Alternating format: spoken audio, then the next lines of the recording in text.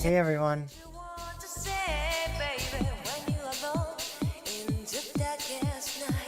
I have no business looking this fresh after the night that I've had. I had the craziest...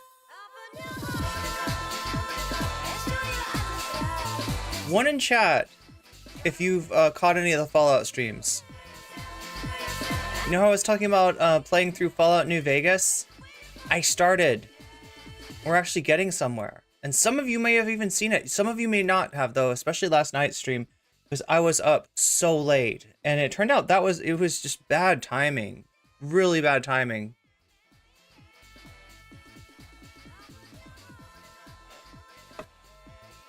But yeah, I'm here somehow, and I'm awake, in spite of everything. We've got a lot going on in the world right now, as I'm sure I'm sure I don't even need to tell you. History doesn't repeat itself, but it often rhymes, and this year is rhyming way too much with 1968 right now, in terms of both the protests on campus and the suppression of said protests from some of the same people that were chirping about free speech because Milo Yiannopoulos could not, get booked on a by the programming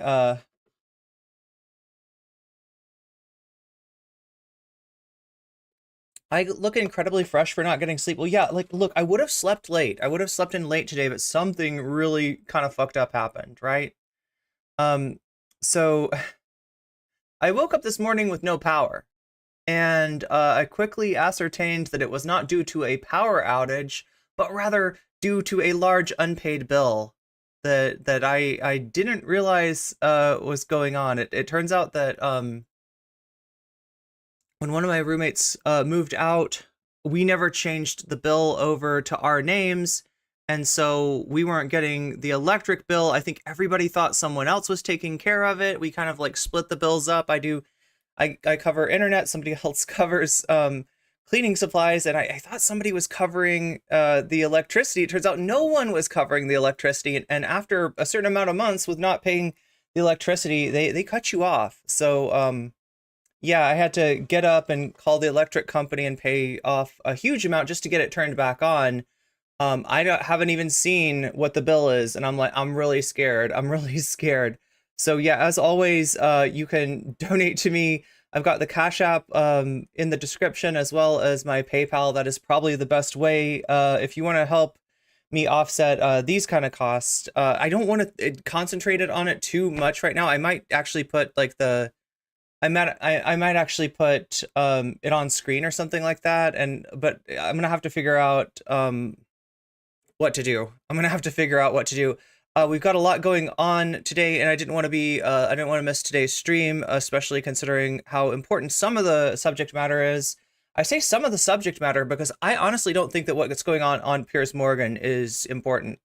I think it is interesting, but yeah, it's cursed. It's really, really cursed. Electric bill rebate situations are always a hassle. I had to pay the tab this month as well. Yeah, especially when you don't know it. Like, and I kind of should have. I don't know. We're just not talking to each other enough is the problem. So I'm gonna have to try to get everyone together and make sure that this doesn't happen again. And yeah, it couldn't have happened at a worse time too, because I'm actually having like trouble paying stuff anyway. It's just a very bad time as far as cash goes. So yeah, anything anybody wants to donate to the Cash App or to my PayPal link would be massively helpful and massively crucial and massively good timing. But like I said, I can't think about that right now, or else I won't be able to give you a good stream, and you deserve a good stream. So anyway, I look incredibly fresh for not getting any sleep. Yeah, thanks. I mean, I'm definitely awake. I'm sure, assuming that's like adrenaline and cortisol that's going. Free speech people are surprisingly quiet when students don't agree with the... Yeah, free speech on college campus was never about students. It's your free speech is your right to have Matt Walsh berate you. Your right to have Steven Crowder ambush you on your way to class.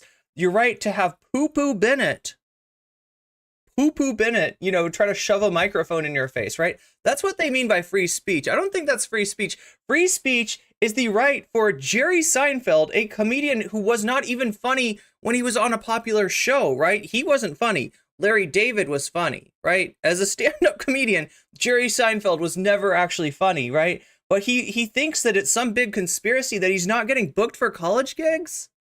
They didn't like my gay French king joke. What's the deal with cancel culture? Yeah, Seinfeld's a right-winger now, too. It's like all the worst people. Right there with you. Yeah, so many compounding expenses. Yeah, it super sucks. It super sucks. But yeah, I'm glad we're here today, and we got a lot to talk about in terms of the protest, in terms of the said suppression of said protests, and also in terms of like how useless Piers Morgan is, like more than usual. I mean, like he's obviously not great to begin with, but he somehow managed to get worse. It's like, you know, Rabbi Shmuley. You remember when Piers was bringing on Rabbi Shmuley and kind of just like what a ridiculous, useless ass clown Rabbi Shmuley is. And even if you're somebody that's like, I don't know why you would be on the fence on this matter, but somehow you are on the fence and you want to get both sides represented well.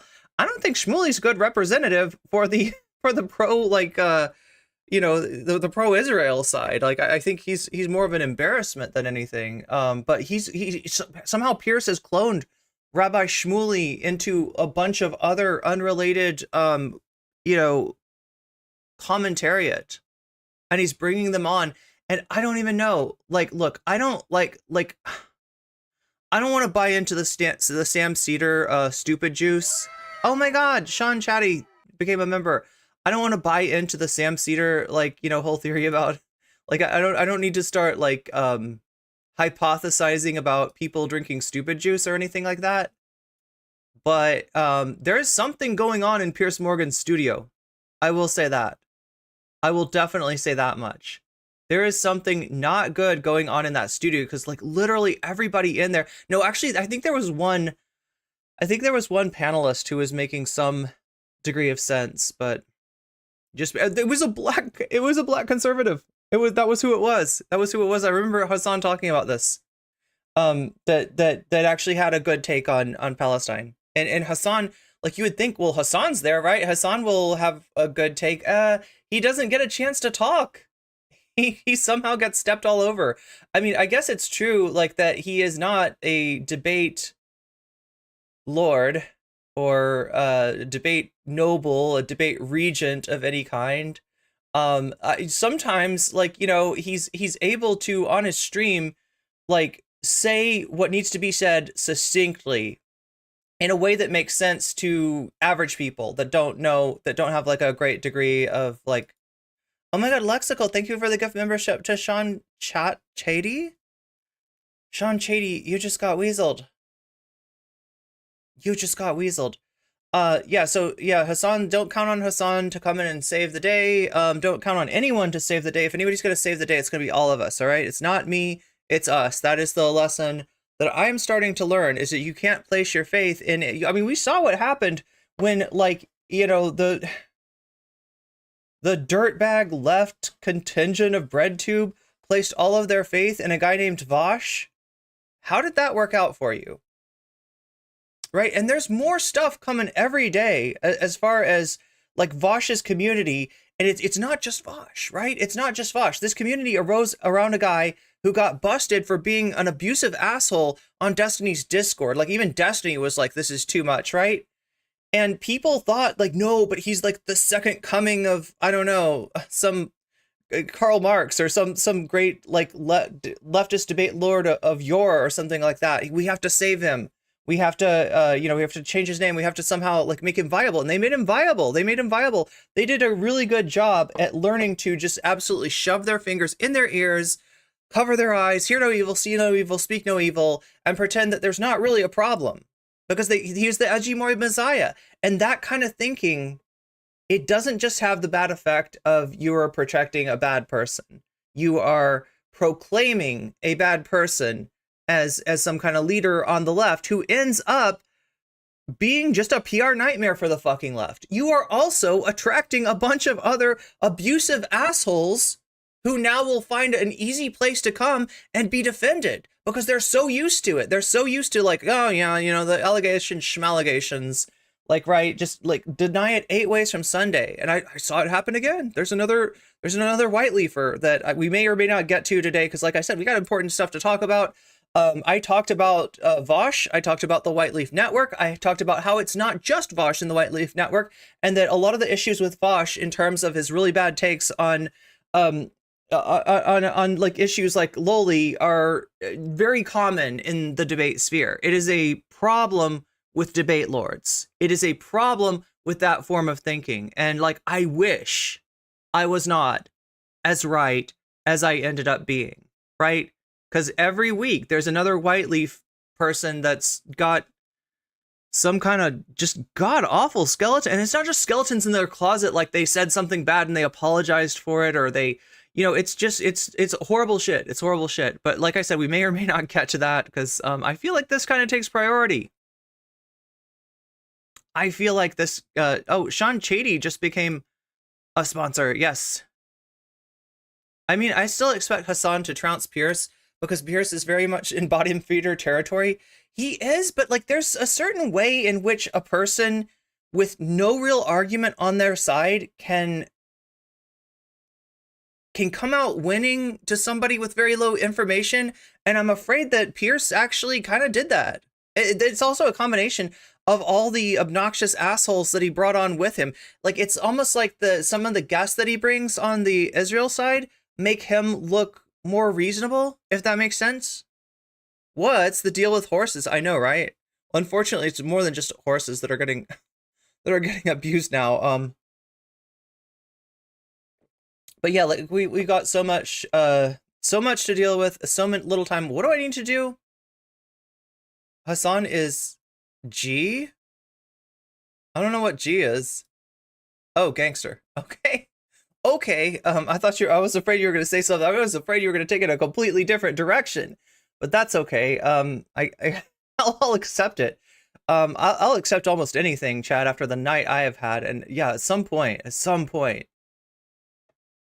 I just need to get some sleep, but I don't think I will. I feel like what I'm going to have to do is some kind of like giant, like, you know, fundraising mega stream where I play Fallout New Vegas to the end. I talk about all the drama, everybody's drama. I'm sorry, people that thought that your drama was not going to get covered. It looks like it's back on the menu now. It looks like I will talk about anything and everything as long as I can get my bills paid for this month, because it is looking rough. It is looking super rough. So as always, I appreciate everybody who contributes to keeping the stream alive, keeping me alive, whether it be over on Twitch with subs and bits and the like, whether it be with helping each other out with things like gift subs and gift memberships, which, you know, are a thing on YouTube, whether it be through super chats, which I'm always glad to read, or whether it be in actually, like, the best way probably is through Cash App or PayPal at this point, because I don't even know I'm going to get through this month, but I'm going to get through the stream. I'm going to get through this month. We're going to make it work. I'm going to have like that exuberance and that that irrational exuberance and that irrational optimism of a vault dweller, because I kind of am a vault dweller. I've kind of been in a vault, and now I'm coming out to the wasteland and seeing what's up. But don't fuck with this vault dweller, okay? I will bite your finger. All right, no spoilers, but I will bite your finger. Okay, we gotta get going here. What do I need to do? I need to turn on, I need to bring in our friends on Shorts. What do I mean by that? I mean that you can watch me in multiplicity of ways.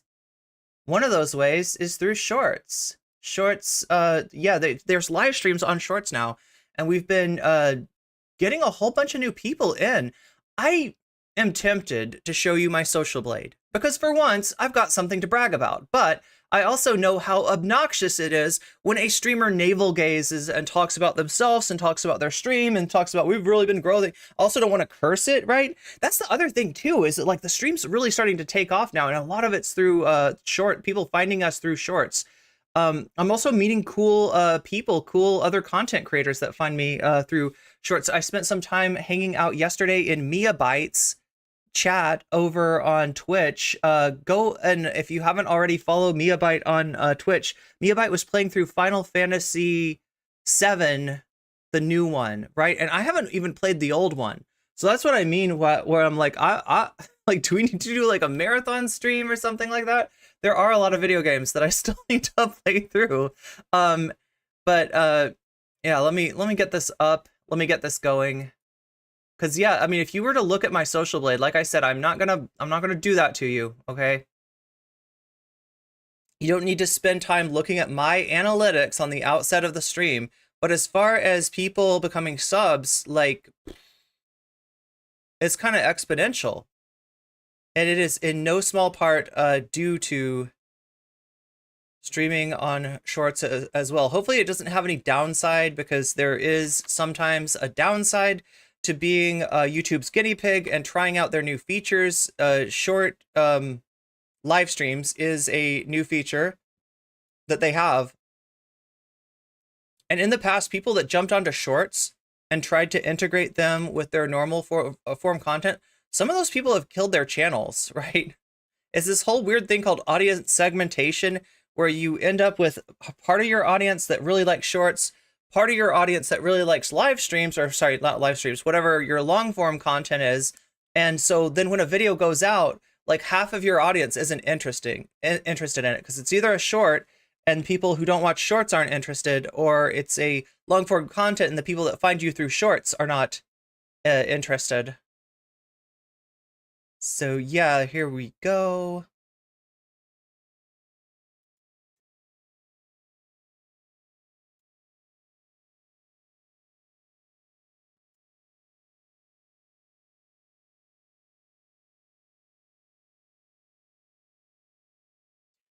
So yeah, I don't think there's any point in streaming on shorts while the stream is getting ready and stuff. But once we start talking about stuff, it's kind of good.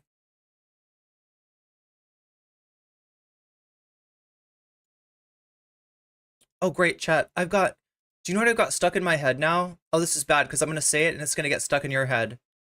You know the commercial for Temu? I've been hearing that commercial over and over again, and now of all the songs, "Shop Like a Billionaire." Yes. No, God, I mean, like, what? Something needs to be said. I feel like anthropologists will look at the Temu commercial and the shopping like a billionaire thing and be like, why were there billionaires? Why did instead of like admiring these people, why weren't people, I don't know, in some kind of revolutionary struggle? They will ask these questions, chat. Your descendants will ask these questions. They'll ask, where were you? What were you doing when the U.S. campuses woke up and started to occupy? Here we go. And I'll be like, I was live streaming, actually. I don't know if that's a good thing or a bad thing. I mean, it's a necessary thing. And given how many people even start off in this lane of content and then find something more lucrative to do, like drama or, commentary or whatever, it's I do feel there's a need to do it. I enjoy doing it. I like doing it. I hope I can keep doing it. I hope I can keep doing it. So we'll see. Anyway, opening up this.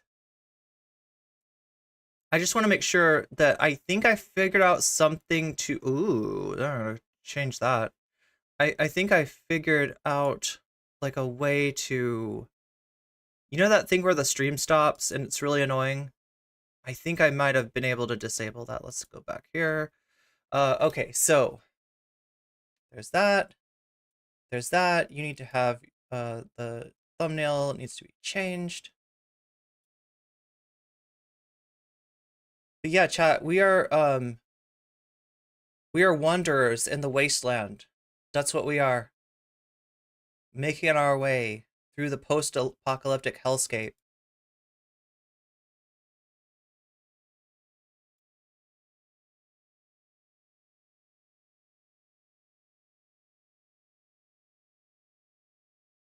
Okay, Okay, I got that. I got that. I'm gonna press the button. I'm gonna press the button.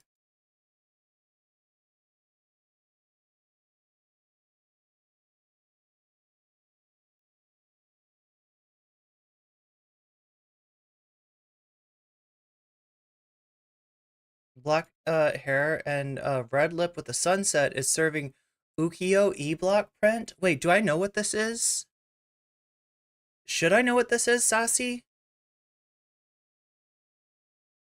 Well, I mean, if you haven't heard the Shop Like a Billionaire song, you're lucky. It's stuck in my head right now. I get the worst songs stuck in my this morning. Like I told you, the horrible morning that the scary like pit of your stomach morning that I had this morning, and the song that I got stuck in my head was like that beautiful morning, from that Kanye song. I don't know. I don't even listen to Kanye. I don't know how it happened. Sometimes I hate shorts because it seems to have nothing to do with the trend of what I watch. That's a big problem. I watched a little of Stardust versus President Sunday over where they were talking about Poppy or whoever. Yeah, President Sunday is such a cartoon character. Didn't she compare him to the Hamburglar? I feel like that was Stardust's one win. Actually, no. So here's the thing. If we end up watching that debate, which, I'm like, if there's an interest in it, people want to, somebody to cover that debate, I will do it. I need to do it. I could use as many watch hours as possible, I guess. The ad money is minuscule. Crackhead Barney is Slade. Slade on the Piers Morgan shit. Like at first I was just like, what are you doing? Like why bring this shit into like, the discussion of what's going on in Gaza? But given the rest of the what Piers Morgan is putting out there, I feel like Piers Morgan deserves Crackhead Barney. I feel like she's like that's that's karma. That's karma, Piers. Like you, oh my God, yeah, we're like I'm gonna have some commentary. I'm gonna have some interesting things to say about that. So what are we doing? Are we fully operational? We're almost operational. There we go. We're going live. We're going live on Shorts. Okay, so here we go on Shorts. And again, you can watch me wherever you want. If you want to watch me on Twitch, if you want to watch me on YouTube, if you want to watch me on Shorts, I am streaming in all those places. So just whichever one you enjoy the most is the right one. Okay, so we're now up on Shorts, and yeah, should I get that reference? Soon Backstreet Boys is gonna be in my head. Wait, every time I look at the date, 4/25? Oh, it's NSYNC. Wait, does NSYNC have a song about the 25th of April?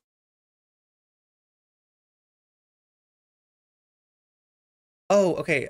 That's a type or style of woodblock print. Interesting. And I look like it. I'm giving that. I'm serving that. Yeah, President Sunday's the Hamburglar. Yeah, that was a pretty good that was a pretty good crack by Stardust. It's gonna be May meme. Wait, there's one from NSYNC that's like it's gonna be May. Or is it's gonna be me? I'm trying to remember. I think I'm like I should know some of these songs.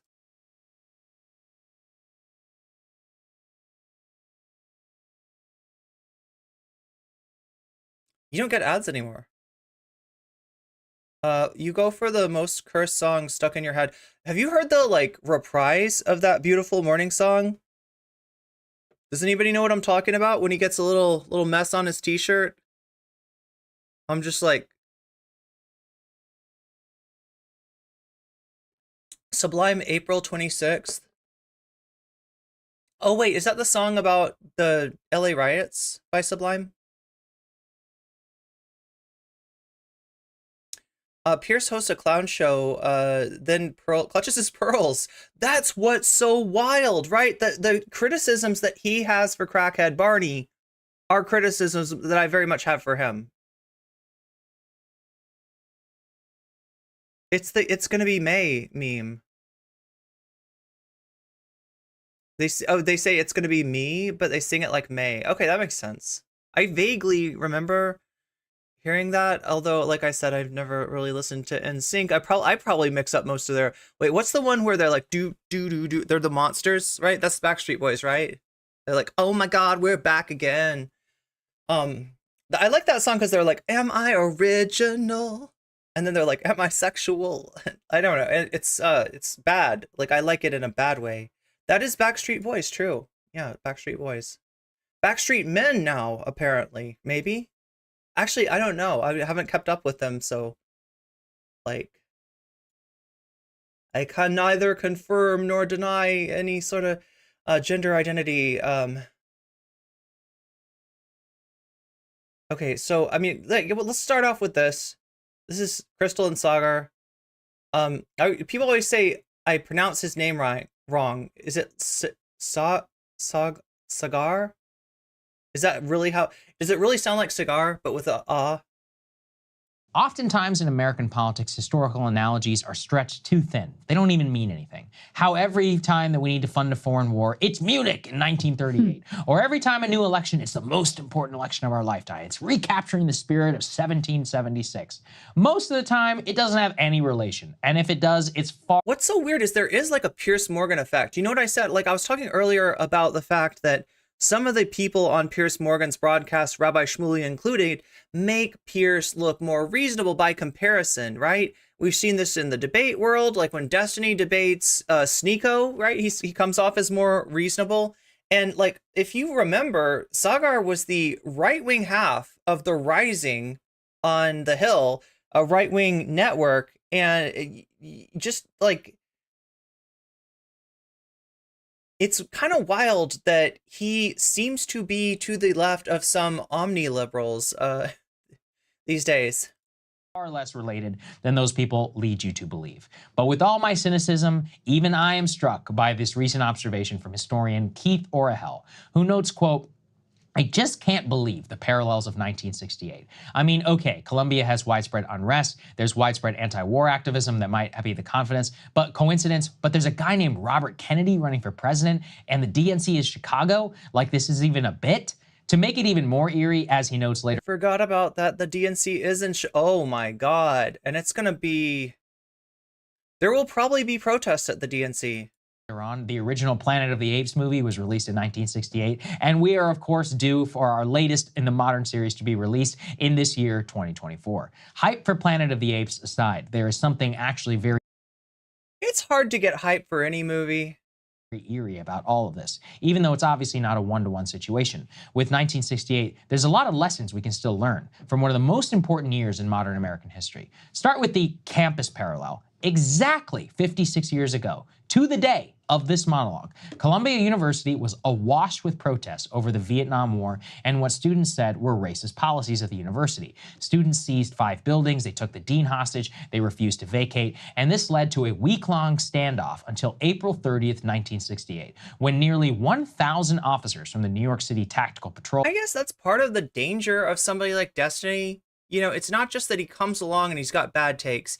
He comes along, he's got bad takes, and he represents them as being progressive. And then you get somebody like Robbie that is literally, like, this is the danger. Robbie, Robbie, I'm getting my Rising hosts mixed up. So Sagar is a libertarian. Am I right? I think Robbie actually might be too. But Sagar's the one who's got, like,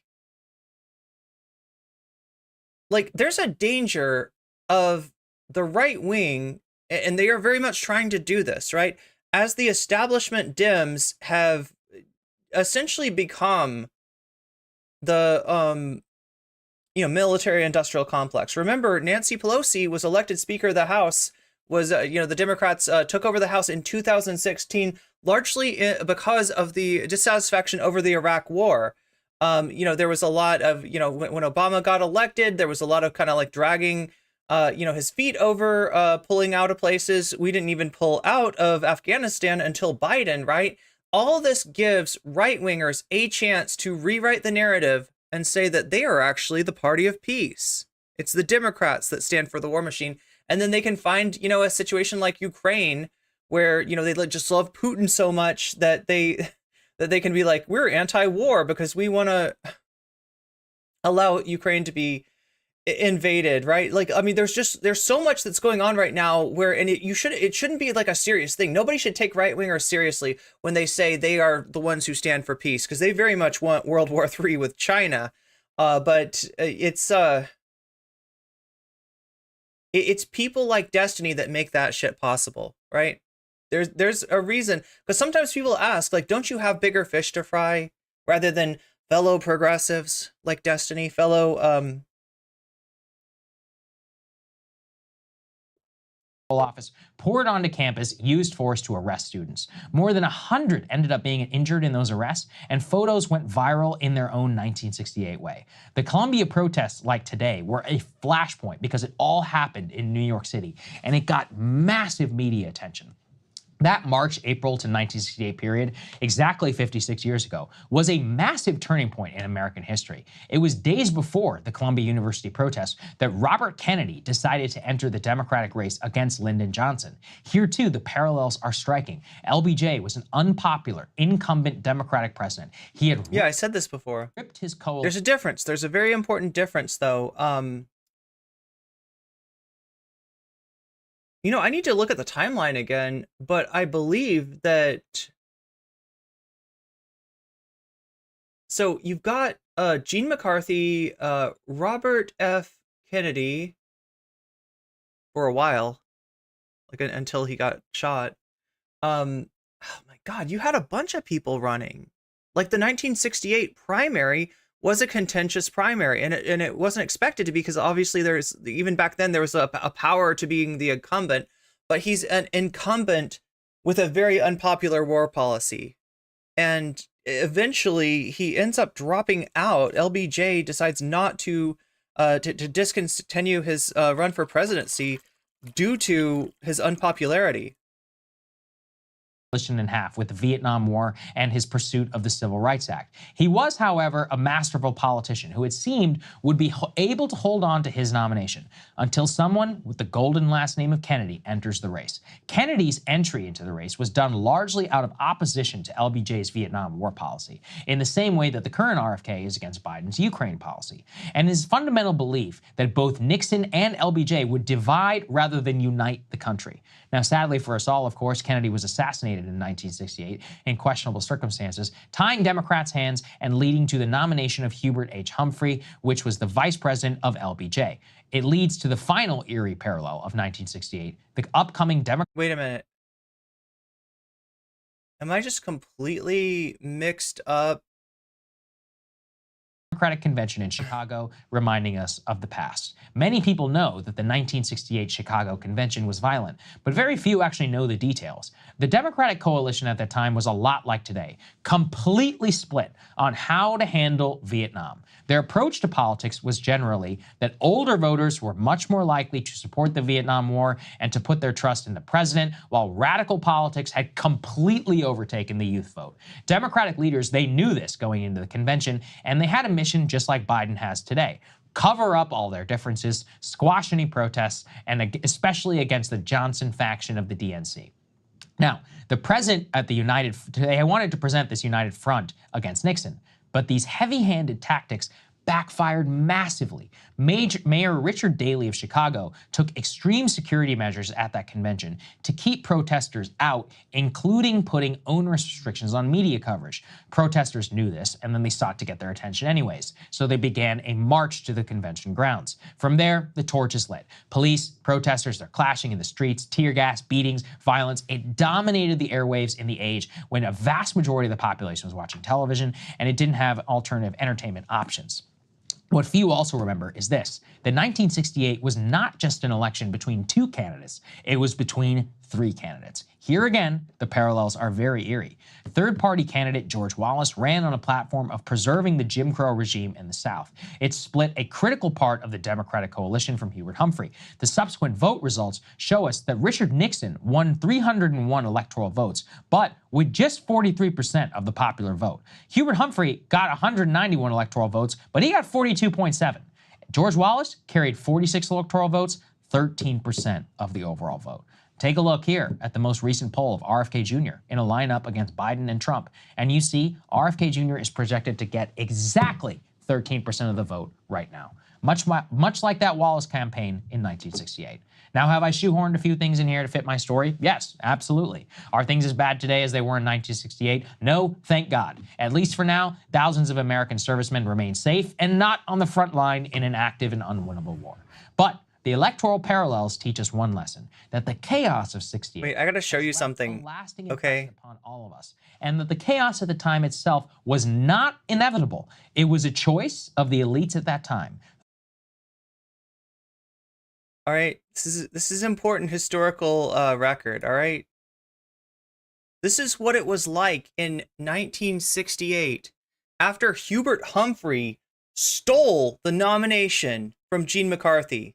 God almighty. You people voted for Hubert Humphrey, and you killed Jesus. That's right. God almighty. You people voted for Hubert Humphrey, and you killed Jesus. I mean, that's right. That much, you know.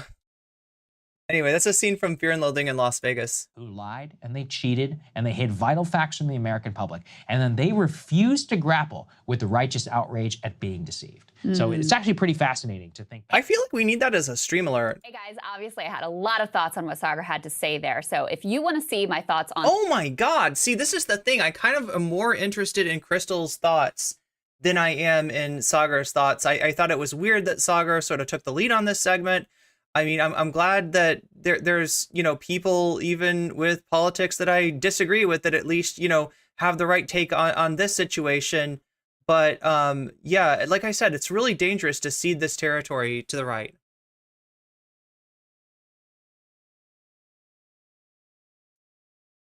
Speaking of ceding territory to the right, guess who's trending? That's right, our friend.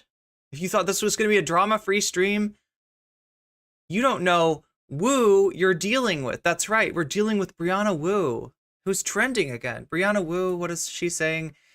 If I seem less charitable to... Okay, so let's switch over so that you could, yeah, see this fully.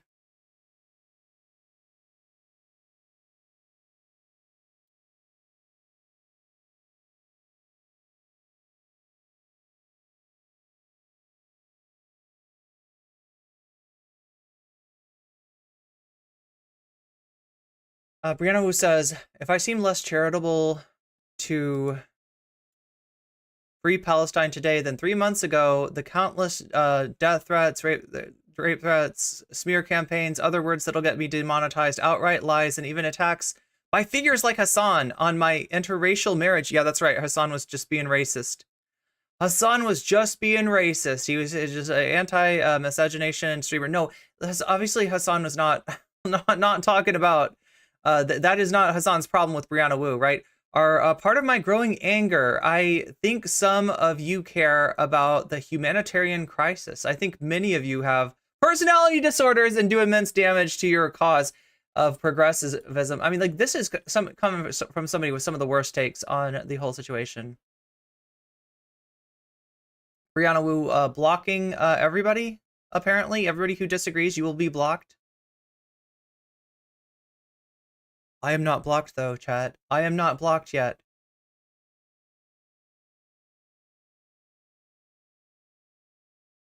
Okay, this is the same tweet. She's basically saying, yeah, that this is making her become a fascist. Like that's this comic. Why would I ever defund the police when they're about to help spoiled children face consequences? She is cheering the crackdown. She is cheering the crackdown for the first time in their privileged anti-Semitic $8,000 a year tuition lives. This is the person that got $200,000. Oh, President Sunday. President Sunday with a good take here. Remember when we're great minds, Sunday. Reminder that Brianna Wu was given $200,000 by her parents. This is so wild for her to say that. She was in university. She basically was given a software development company rather than having to, like, you know, rise through the ranks and work her way up, right? She just got she was in charge of making terrible games too. Just like unbelievably bad games. So yeah, people are noticing all this stuff. Brianna Wu is a fraud. Sure, heck, it's fair to say she's generally a bad person, but we so often forget ourselves and lose sight of this. Please remember that she's also a coward. Yeah, she does block people, so that's true. That's true. Not the first thing on my mind, though. Brianna Wu calling somebody else privileged is hilarious. That's what people, that's why she's getting cooked. Brianna Wu is getting cooked right now. Can anyone distinguish between fascist Tom Cotton and progressive Brianna Wu? Well, let's see. Tom Cotton says, I shouldn't have told you who it was. I should have made you guess. Cotton says, I encourage people who get stuck behind the oh, you know this, right? You know this. This was the tweet from last week. Get stuck behind the pro-Hamas mobs blocking traffic. Take matters into your own hands and get them out of the way. And then over here we have Brianna Wu. If you're going to block traffic, what do you expect us to do? Society is not going to stop. So you can throw your temper tantrum. Yeah, that's right. Like, it's so weird to try to cast the people protesting against what's going on in Gaza as somehow indulgent, spoiled brats. Like, no, my favorite policy isn't being adopted by the government, which makes me feel inferior. No, that's not what people are saying. This is, you know, for once, like, this is Americans, you know, undertaking a fairly selfless act. Look out the window, notice how there are all those cars on the road around 9 a.m. It's called a job. Yeah, Brianna Wu, who's never had a job, is telling me that it's called a job, right? It's just weird to hear this, especially considering, like, I don't want to bring it back to my situation, but no, I'm not exactly rolling in dough here. Don't threaten our goddamn police with violence. Oh my God, Brianna, that's the real problem, is people being violent to the police, not the other way around. Wow. My one Brianna Wu story outside of watching her insert herself into Gamergate was the time that she literally tried to chase clout off of a bunch of women and non-binary people getting harassed by Gamergate, right? Was the time she DM'd me to say she and her friends had discussed it and they all decided that I'm cool, whatever that meant. Yo, that is not a good, that's got to make you question your life choices. The group chat got together, the group chat of Mean Girls got together and they decided that you're cool. I'm just like, am I coming off as a trans med? What's going on? I'm gonna have to rewatch my VOD. What did I say? Like, right? I would be legitimately worried. I would be, if Brianna Wu was like me and the GC, the group chat, you know, that I'm in on Twitter, right, have decided that you're cool, right? If I got a group chat invite from Brianna Wu, I'd be worried. Does Brianna Wu have the worst case of main character syndrome we've ever seen? What does she say here? I would love to take more of a Twitter break. You should. It's very healthy for you, Brianna. It's the best thing that you could do for yourself. We all care for you, and we want the best for your health, and that's why you should take a Twitter break. It's good for you. But the reality is a lot is happening. It's an election year, and I can't sit this one out. Sit this one out, please, Brianna, sit this one out. Solution is to get more distant and give the nut jobs fewer opportunities to attack me. What does that even mean? I don't know what her plan is, but whatever. We'll I mean, like, if we get a chance to, I don't know if we'll cover this today or tomorrow, but like, yeah, there's a whole thing with Brianna Wu and President Sunday, and surprise, surprise, it sounds like she wants to get him demonetized. Now, I'm not making a legal claim there. I'm just telling you what it looks like from my perspective, right? So I'm not making a definite statement there. I would say that just from what I've seen, from the little bit that I've seen, and we'll look into it more, and I'll be fair and everything. I'm not going to try to, you know, railroad like an opinion on Brianna Wu, but from what I've seen, it looks like she's talking about, like, I don't know, getting, what did she say? Get Discord or YouTube to cut ties with President Sunday, right? If I misheard you, Brianna, I apologize and I will retract, but I'm pretty sure that's what you said. And she's also like posited the idea of, anyway, again, from my perspective, right? I'm trying to not get sued here. That have suing Sunday. So yeah, legal action is on the table. I'm not sure what exactly that legal action would entail, but she does have a lot of money, and she's not giving it to Wick to pay for his tooth, which she should, right? If you're gonna trick a failed streamer into thinking that his career is still viable, then the least you can do is pay for a new tooth for the guy, right? I hate to see Wick like this. A piece of shit turf, Brianna Wu, is going after a comedian. Oh God, this is a while ago. Yeah, this is a comedian. This is a trans comedian who was making jokes, which Brianna Wu like reposted as if they were serious, right? Which wouldn't make sense. Yeah. Oh my God. Yeah. I don't even want to go into like I mean, if you want to talk about things that are borderlining on defamation, I would say that the stuff that Brianna Wu said about this trans comedian are are like more along the lines of that. But again, chat, all under the rubric of allegedly. I'm not actually saying anything. I'm just saying. Okay, that's a weird reverse transvestigation of Brianna Wu. I don't know if that's necessary. No one has an issue with protests on campus. Tell that to the Dallas Police Department. The same assholes that refused to go into Uvalde. They don't have problems cracking heads, allegedly, on campuses of Texas universities. I have done more than my fair share. I don't even have an issue with people saying offensive anti-Semitic stuff there. It's a free speech issue, frankly. Handing Free Palestine a microphone has done nothing but help my side. Oh, your side of don't free Palestine. Okay, gotcha.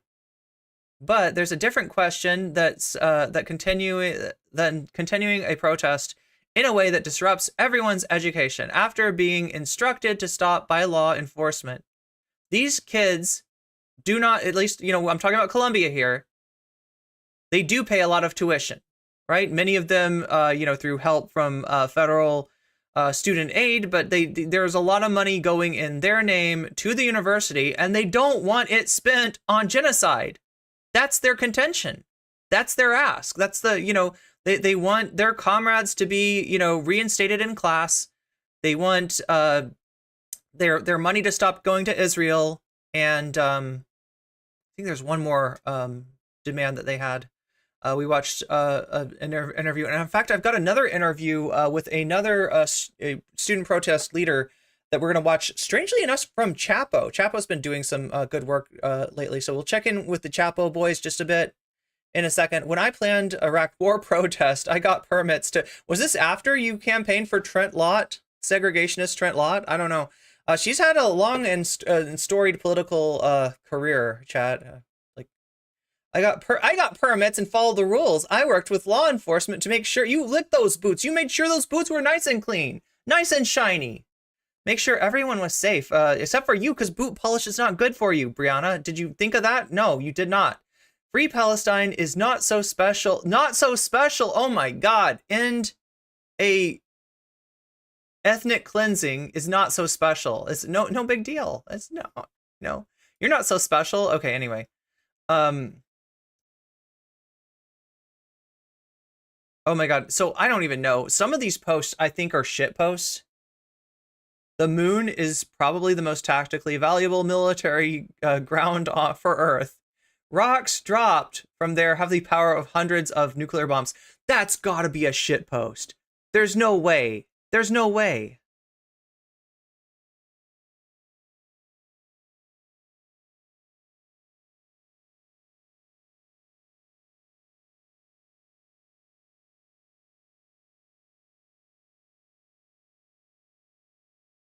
Okay, that's Crackhead Barney. I don't know if we can see that because I remember watching this and I didn't know what I was seeing, and I'm afraid some of it might be against Twitch's terms of service. So we're gonna have to skip over. I hope you don't mind Piers talking to Crackhead Barney. Just saw someone describe Brianna Wu as a female Mitch McConnell. I can't stop laughing. Okay, you know what? Let's not do the physical comparisons. That's all right. We've got enough on. Look at who got mad at me for making fun of Glinner. What? Oh my God. What? Wu must have said something sane. This is Graham Linehan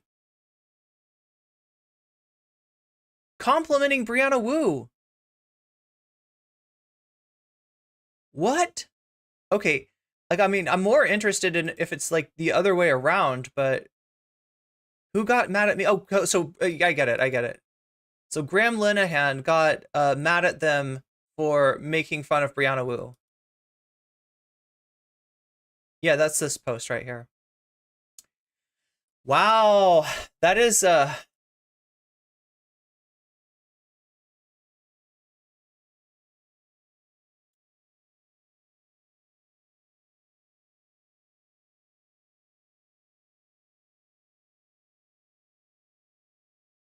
All right, so let's take a look at some of the protests that are going on here. Let me check with chat first. Chat, how are you?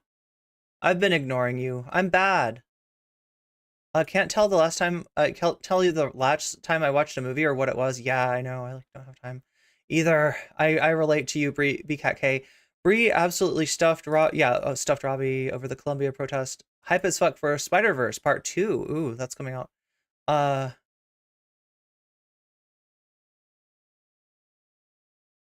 The chances are pretty high these days. In any given year, there's going to be a Planet of the Apes movies.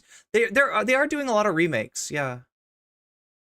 And there have been a lot of Planet of the that's so weird that there have been, because it's kind of like, okay, I remember, okay, my first ever experience with Planet of the Apes was actually in a church basement, right? They had a bunch of board games from, I think, like the 70s, because Planet of the Apes is from the 70s. And one of them was like something to do with Planet of the Apes, like Escape from Planet of the Apes or Return to Planet of the Apes, the son of Planet of the Apes, the daughter of Planet of the Apes, some kind of Planet of the Apes variation, Bride of Planet of the Apes, I don't know. But they had like it was a board game, and I was just like, Planet of the Apes? There's a Planet of the, like, it was confusing to me because it just didn't seem like something that would get made at the time. And yeah, it was definitely getting made in the 70s. Maybe they just like tired themselves out of it by making too many Planet of the Apes, and then people just like, it was like, no more Planet of the Apes. Robbie says he's a libertarian but can't handle a few signs or slogans of legitimate protest. Yeah, Robbie's terrible on this issue. Property rights begin exactly in 1991, and I'm taking no questions. They're really Putin in extra work. Sagar is a Tucker conservative. Is he? They've done a good job of making him. You know, somebody else who's getting like kind of a rehab right now, kind of an image rehab, is Alex Jones, right? Alex Jones. First of all, tweeting out the most obvious thing in the world, Hitler bad. So it should be uncontroversial. Unfortunately, amongst his followers, not controversial or not uncontroversial, right? That's a very triggering statement, right? So you know, he's getting, people are like, oh wow, Alex Jones, like I've literally seen people be like, oh geez, you know, I guess Alex Jones is okay. This is happening with Candace Owens. This is happening with a lot of people. What else did he do? He recently came into a well, I'll see if I can dig up the clip for you. But Alex Jones came into a debate about flat Earth and said it's round. Boom. Right? But like, yeah, people are like rehabbing the guy's image, and it's not like anything's changed, right? He was anti-Hitler when he talked to Kanye. And I don't think that is actually a very high bar or necessarily something that you should, you know, trust, right? That's a pretty easy thing to do, even to somebody that does have some leanings in a fascist direction, to at least disavow Hitler. But it's only because of the rise of Fuentes that's even and to some degree Candace Owens that's even controversial. I even wonder if Destiny himself would call himself that progressive himself. Well, it's what worries me. Look, if he is like, look, I thought I was progressive for a long time because alt-right people were annoying, but the more I look at the progressive movement, the more that I find that my you know, ideology is center right or whatever. If he just said that, I'd be happy. I feel like he does more damage calling himself a progressive than he does just being honest and having bad takes. That label does not even mean that much. The Persian word for boot is Putin. Putin on the boots. Putin on the bootin'. I can't make a joke out of that. Not even I can do that. Actually, the war was more popular among younger than older, according to the Majority Report. Lech, are you talking about the Vietnam War? More popular, or are we talking about Ukraine? So there was a lot of youth support for the Vietnam War. Maybe I should look at that. That's interesting. Matt often has some very interesting insights, and the Majority Report is great for their historical perspective. In fact, a lot of my historical perspective probably comes from listening to Sam back in the day. They are saying it's bad that it's feeling like 68. Well, I mean,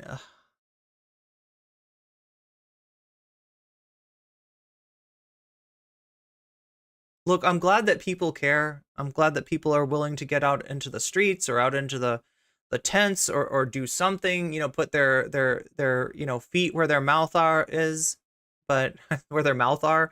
I'm not talking right today. What's up, Dame Owl? Good to have you here with us. Remember the Gore Vidal versus William F. Buckley debate? Wait, fantastic film? We're not talking about Planet of the Apes, are we? Maybe it is. I don't know. All I know about Planet of the Apes is it's got, William F. Buckley. Yeah, right? Wait, no, it's not William F. Buckley. Who is it? Why do I think that guy is, who's the guy? Who is the damn Dirty Apes guy? Who's that guy? It's not William F. Buckley, is it? Why do I think that's William F. Buckley? In my mind, I'm gonna tell my kids that was William F. Buckley. What is that guy's name? And why do I think he's William F. Buckley? He's definitely conservative. Part of Jesus's total international master plan. That's right. That money goes straight to Italy. The World Bank. Sorry, I was just channeling too much Fear and Loathing in Las Vegas today. Electoral parallels. What did Cigar say RFK Jr. represents? He's saying RFK Jr. is running on anti-war. Ooh, that's what Jink Uger seems to think. We haven't talked about that, have we? Brianna Wu, is this about me? Yeah, classic liberal, neoliberal. I changed my ethics because leftists were mean to me. Common centrist or right-wing reaction. Spoiled brats would not revolt. True. Would not have to revolt. Brianna Wu is a narc. Students of UC Santa Barbara have taken over the student services building. Nice. Sick is exactly my thoughts, Sasha G. My thoughts exactly. Cartoon characters are fighting each other. Yeah. President Sunday is innocent. Somewhat. I mean, I'll take a look at it. Look, I'm going to try to be open-minded about this one, all right? They're talking about Xena and Poppy, right? And obviously, I am no fan of Xena and Poppy. However, I haven't really seen a great argument that somehow President Sunday is sweeping for Xena and Poppy, although that's what Stardust seems to think. So I'll look at it, Chad. I'm not going to, I'm not going to start off at I'm not going to arrive at the conclusion before I've even looked at it. Wick is a failed streamer. I mean, not, I guess not. I mean, he's just in this weird limbo because numbers wise, content wise, he's not doing that well, but he's got Brianna Wu to sort of keep him afloat, which is keeping him from maybe moving on and doing something better with his life. And I don't think that's that's something I agree with President Sunday about, right? I don't think that's, neither of us like Wick, but both of us care for human beings, and Wick, as far as we know, until otherwise proven, is a human being, and he should be cared for. He deserves healthcare and dental care and all the rest. President Sunday only just popped up on my radar. What do we think, chat? Yo, it's a mixed bag. It's a mixed bag. So when we're talking about President Sunday, we're talking about somebody who was a Vosh follower for a very long time, although never a White Leaf member. So good on you, Sunday, for not signing that contract with White Nervosa. I bet you're really glad now not to be associated with all the fucking monsters on White Leaf. So he's kind of in the middle somewhere, right? Former Chud Logic orbiter, so that might tell you something as well, but not a Chud himself. Unlike Chud Logic, he's not doing a 6-hour stream on the cast report. I wonder, chat, when I'm talking, the reason that I talk about Chud Logic so much is because, seriously, and I'm not even kidding, early in my career, I had him on Bird Brains, I think, once or twice. I talked to him. I thought he seemed like a level-headed guy. There were always warning signs. He had kind of a relationship with Peter Coffin that I never really understood what that was about. So there were, and he obviously, went hard on the idea of cancel culture. He was always talking to me about woke skulls. But myself, Demon Mama, Chud Logic, President Sunday wasn't really on the scene yet, but we were all sort of, we knew each other. And I'm kind of curious about what other people like Demon Mama, what other people from that time period think about what's happening to Chud Logic, because it's one thing for him to just kind of court like a drama audience, like a Twitch poll's always been about drama, right? When I stood up to Dylan, a lot of those people just like had no empathy whatsoever for for trans people. Like I didn't get a lot of traction on that point of view, but not seeing a problem with somebody platforming, so a debate panelist platforming a transphobe is a little different than not having a problem with somebody being a transphobe and doing transphobic content, and having people yell 41% in his chat. But that's where Chud Logic has come to, and just from the insight that I've got, I think it's personal. I think that Chud's issue with trans people it's not a principled stand or position, because his stand was very different back in the day. It is a personal thing with certain trans people that he feels have wronged him, and one of these trans people I know myself, and I don't have a high opinion of her, but it just doesn't really, I mean, it doesn't excuse what he's doing. Have argued with Wick in Discord VC before.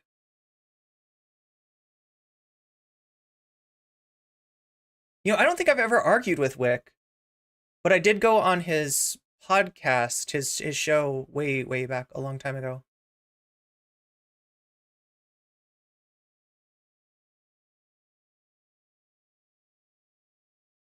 Yeah, again, President Sunday is a mixed bag, okay? And has always been a mixed bag. I remember that he had a slightly better take on the whole situation with Professor Flowers than Vosh and company did, but at the same time, when it was like when it was about EJ and Luna, he was 100% on Vosh's side. So like I said, he's a mixed bag. I don't hate him. I definitely have disagreed with him a lot. I wouldn't put him in the same class as like Chud Logic or Destiny or even Vosh or anybody like that. He was one of the first Vosh writers. And he was a Vosh writer until it became inconvenient. But he was one of the first to get off that Vosh train. So, cheers. Cheers, my dude. Can we get a cheers, my dude? Can I request it? It is my show. I guess I can request a cheers, my dude, if I really want one. But do I want it? Do I need it? I feel... Let's get a cheers, my dude. Cheers, my dude. Love ya. No homo. Cheers, my dude, President Sunday. This is going bad. Anyway, yeah, I'm not to the point where I would like recommend him or anything, right? But I am also not to the point where I wouldn't have a conversation with him. So if that tells you anything, and partly because I'm sure there would be stuff that we disagree on. Wonder if they have a student union at Columbia. I mean, like they have something, right? We're talking about student services at what? Was it USC, Shakespeare? What little I saw seemed all right. Yeah, it's a mixed bag. Oh God, I don't even want to get into it, because if I get into it, I'll either sound like I'm, praising him or that I'm criticizing him. And I've got, both praise and criticism for the guy. So, again,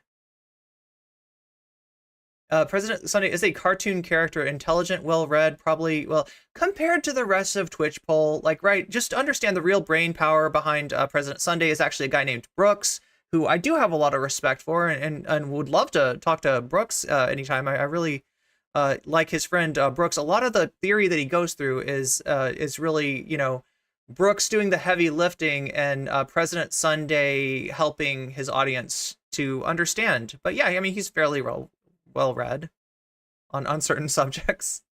I don't hate the guy. Definitely has some bad debate bro takes sometimes. Yeah, and that's why I'm hesitant to get into it, because like I don't want to misrepresent. Like if I talk about his bad takes, if I talk about his not so great moments, then it'll sound like I have, that I'm criticizing him. But if I talk about the things that he got right, then it sounds like and really I'm somewhere in the middle on the guy. Linehan is a UK sitcom writer and a diehard TERF, kind of like Chud Logic. Actually, a lot like Chud Logic, right? There's also something else that is similar. Like there's a parallel between Graham Linehan and Chud Logic in terms of their, I don't know, sexual proclivities, right? It's a weird when somebody that's like hardcore anti-trans is also hardcore into trans people and can't shut up about trans people, right? But it's not many such cases. Many such cases, chat. Chud's not alone in that.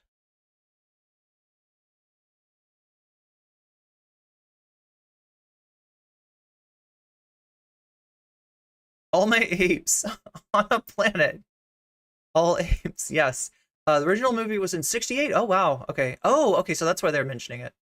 Sequels in the 70s. Yeah. It looked very 70s to me. But then again, the 68 kind of looks like the 70s to me. Except for Woodstock. Woodstock definitely looks like the 60s. Wait, Weirdo was talking about 68? Wait, Weirdo?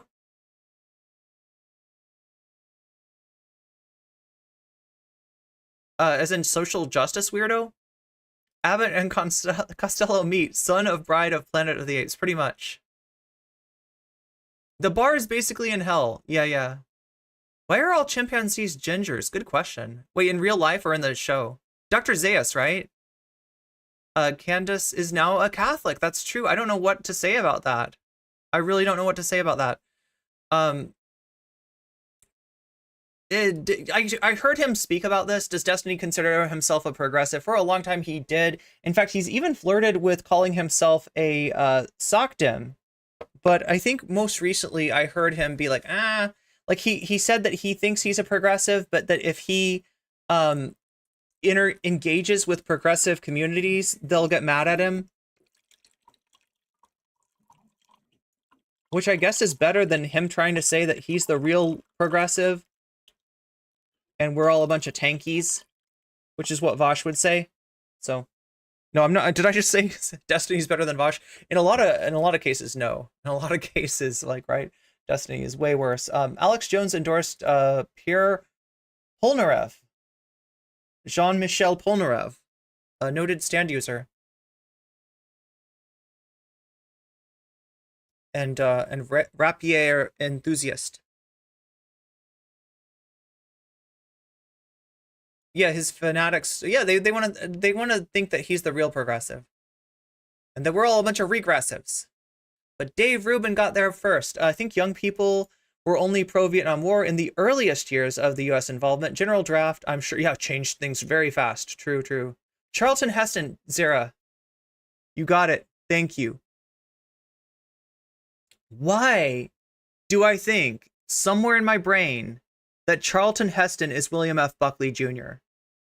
They're like not even the same age, right? It's Charlton Heston. Vamps knows it. MIDI doctors know. Everybody knows it. Everybody but me knows it. David Packerman also calls himself progressive. Come to think that incremental change just means status quo. Ontology Dragon, you are on it today. Charlton Heston. Old school YouTube chat is wise. Yes, yes, indeed. Gonzo, NCC Gonzo journalist streamer. I mean, wait, would I be the first one or no? Isn't there another Gonzo journalist streamer? Who am I thinking of? There's somebody else out there that kind of like flirted with the idea. Oh no, God. Oh God, now I remember. It's Andrew Callahan. Andrew Callahan called himself a Gonzo journalism. You're right, Spoops. You're on it. Channel 5. That's yeah. I mean, and I guess he fits the, you know, as far as like Hunter S. Thompson's like innovation was to call out the fact that there is no objective journalism. Now, that doesn't mean that, you know, you should get out there and just spew bullshit, right? Oh my God. But now they're freaking communist invading radicals, even in my Shorts stream. Welcome in, Shorts. I'm going to get to you in a second. I'm just reading through trying to read through all of YouTube chat, and then I'm going to read through Shorts chat, or Twitch chat and Shorts chat. Progressive Victory, PAC is bailing out failed streamers, but kicked out Woo for reasons. Did they kick out Woo, or did Woo remove herself? So-called progressives. Now I feel like I have to read everybody's chat, because I'm reading a lot of them, and if I skip somebody's, they're going to have reason to dislike. They're not dislike me, but be upset. And I don't want you to be upset. I want you to be happy. I want to fulfill all your dreams and wishes to the extent which I can, with a little pixie dust, right, chat? Just sprinkle me all over the place and you can fly. But you got to think of good things. Because I'm plumb out. of good thoughts. No, I don't know. I'm just like I said, like, you know, dealing with a lot of financial woes today, but I want to get through the stream because it's important. Progressive Victory, yeah, Pack. Chud Logic's videos, manifesto video was about Dr. K are fun. You know, that might be one you know, thing I actually disagree. What is 41%? It is a statistic, right? That at some point somebody pulled a statistic that, like, I think it was supposed to be like 41% of trans people at some time during their life attempt to unalive. And to, like, most empathetic people, that is, you know, a reason to care about trans rights.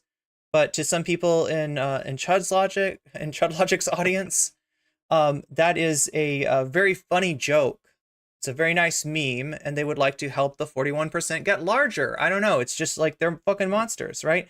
And Chud is not exactly the same. He has gathered this audience. He has found himself appealing to this audience, but he's very much having a Sneeko moment. Remember I showed you that clip of Sneeko? Do we need to go back to that?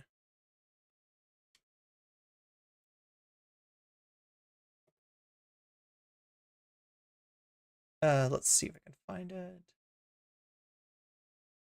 My bookmarks, there's this. So yeah, Hubert Humphrey was the vice presidential candidate. Gene McCarthy was the candidate. Now, like, it would be easy for me to say Gene McCarthy was who the hippies supported.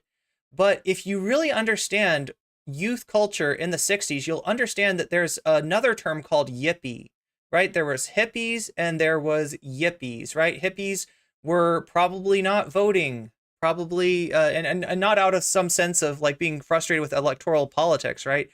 Their revolution largely was a revolution of the mind, a revolution of the lifestyle, and then yippies were the ones that were would actually cut their hair, and I'm not, like, saying this to try to, you know, suck the yippies collective dick here, but you know, they would do they were like the Howard Dean kids, right? They would try to, like, clean themselves up and go out and be like, have you thought about Eugene McCarthy? He's running for president, and I feel like, you know, we really need him. And the people would shut the door in their face, or brandish a shotgun, or call them hippies anyway. So there was really no winning, right? Same with the Dean crowd, right? There's nothing that they could do to really convince the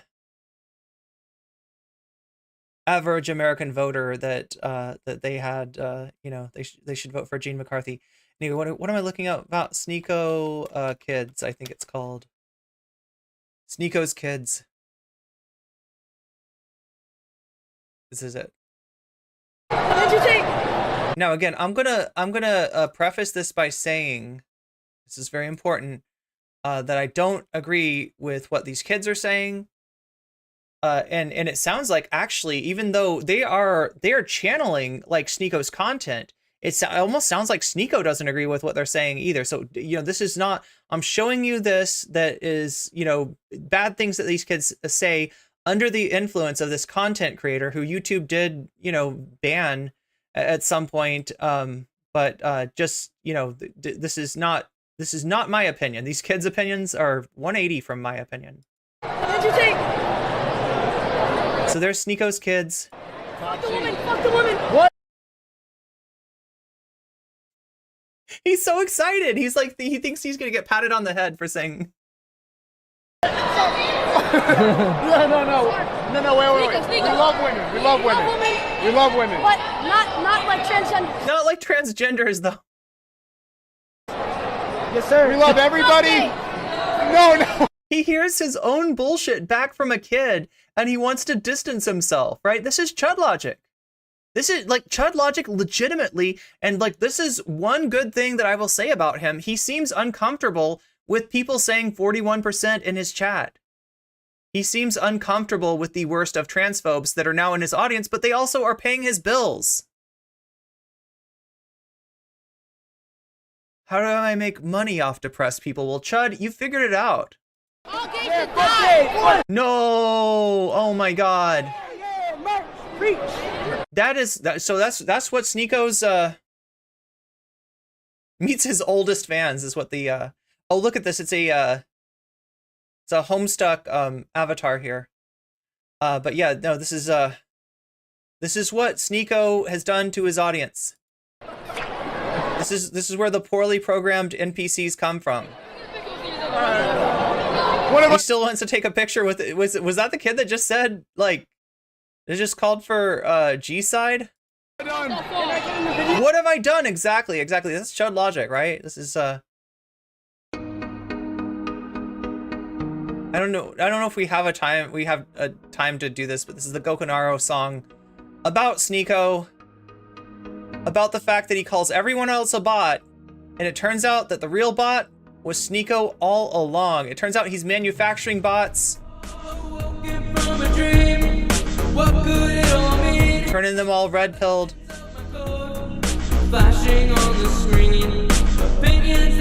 Anyway, check it out. It's a Gokunaro video called Poorly Programmed NPC, and it is a insightful look at what Sneeko's doing, and it actually, I think it applies to Chud logic too.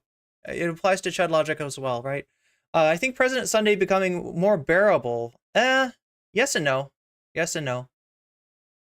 Stardust criticisms of President Sunday seemed petty to me too, for the most part.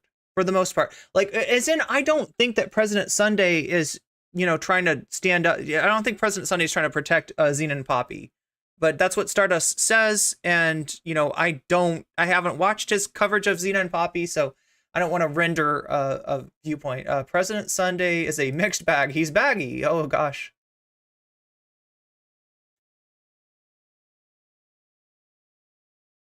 I don't hate President Sunday. Yeah, that's the problem. Shakespeare is talking about this. I don't hate President Sunday nor his community. I think when we spoke on stream that he really engaged with me and was worthwhile, if only he hadn't soured on me because of reasons. Yeah, so what Shakespeare is talking about is some things that he did that we talked about. Shakespeare and I talked about on stream. Of course, this was clipped or linked by his community, and like at the time, he just didn't want to hear anything bad about himself. Now, there was, compounding factors. There was another streamer too that maybe had some, less cogent criticisms of Sunday, that maybe just wanted to start up drama with him for drama's sake, and maybe he associated me with that person for whatever reason. It's not somebody that I it's not somebody that I am talking to anymore, though.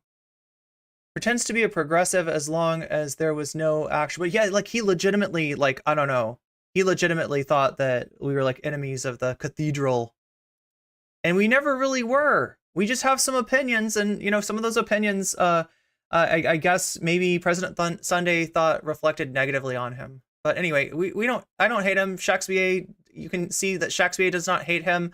There has been some weird stuff. Anyway, that's all old, that's old drama. No, it's particularly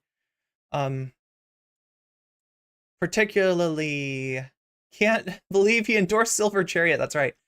Police at Emory University have arrested the chair of philosophy department. That's interesting, and worrisome. But you will have to send me that link on, maybe you already have on Discord.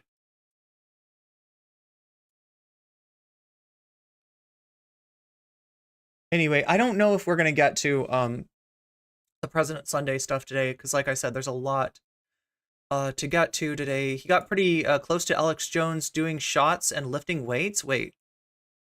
Oh, we did cover, I covered Tyler Oliveira.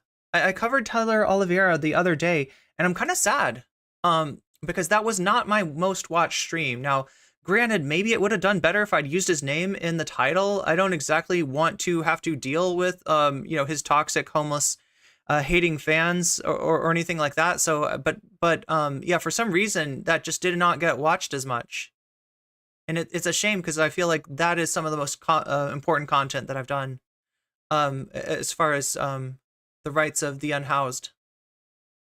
Quietly waits for a full apparatus of totalitarianism to descend. You have such a good chat. I know, and I want to read them all. I want to read you all. Newt is very on brand. I love Newt.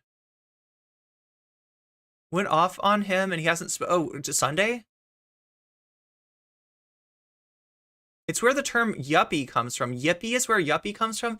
Yeah, I mean, I guess so. I guess that makes sense. Or maybe from hippie. Yeah, because like the yuppies, the 80s self-obsessed, you know, young urban professional types, a lot of them were hippies, had been hippies, and had, you know, what a difference a decade makes. They're voting for Ronald Reagan a decade later. Sneeko, always shocked by the consequences of his own actions. As is Chud, but I feel like Chud's a little bit more okay with it, because again, you got to make money off those depressed people, right?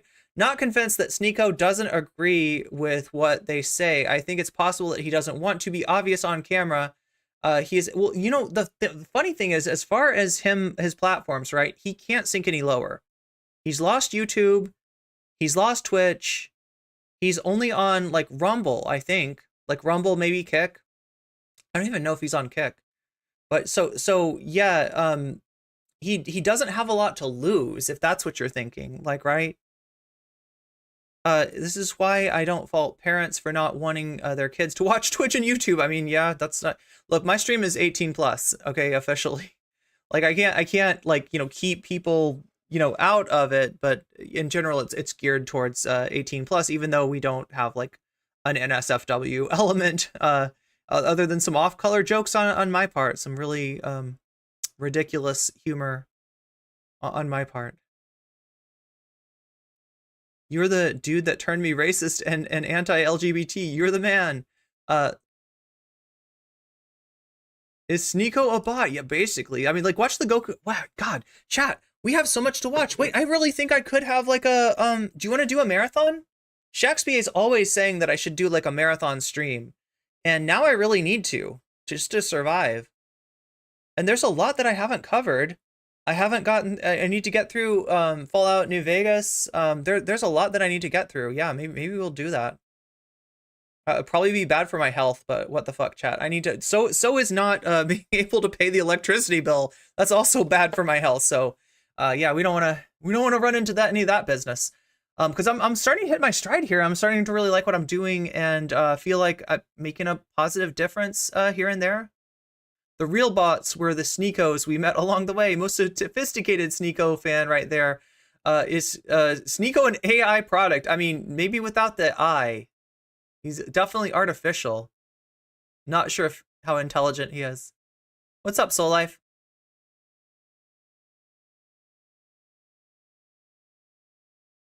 Technically part of President Sunday community. I'm sure he'd call me a tanky. Really? Does he go hard on the communists? Because that's my other problem with the Vosh community, right? They don't know what a fucking tanky is.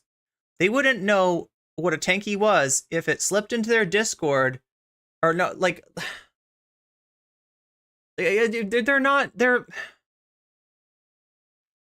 worried enough over people like Infrared Haas, right? In fact, didn't Sunday do a moderated debate? Oh no, he was in a debate with Infrared Haas, like somebody that I would not platform. He asked to debate me, and I told him no, because I don't want to fucking debate, you know, a weird champ Nazbol like that, right? I even feel like calling him a Nazbol is generous, right? This is the thing with the Vosh community. They're so worried about the tankies that they're not even noticing the you know, the red-brown alliance bullshit that's rising up right around them. Hello, Jackson Hinkle. Oh my god, Omega Star.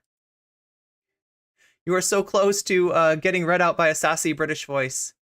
The Voshite, is anyone to the left of a liberal is a tanky, according to Voshites. Wait, what? Why can't I show your... Oh, I know. You probably... Wait, what am I missing? I vote for a marathon stream. Your vote is counted. See, you didn't get read out by a sassy British woman, but you did get read out by me. I mean, I feel like I could do a sassy British voice if I worked on it. I'm not exactly GLaDOS, though.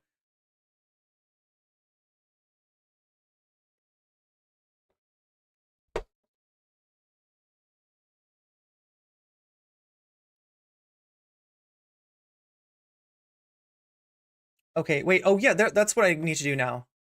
Wait, are you shorts, chat? You are. I can tell by the waves. I can tell by the way the chat moves that you're shorts, chat. I gotta change it so I don't lose track of you and think that you're the other stream. There we go. Thomas Jerome says, argued with a Vashite last night on Doomed. Interesting.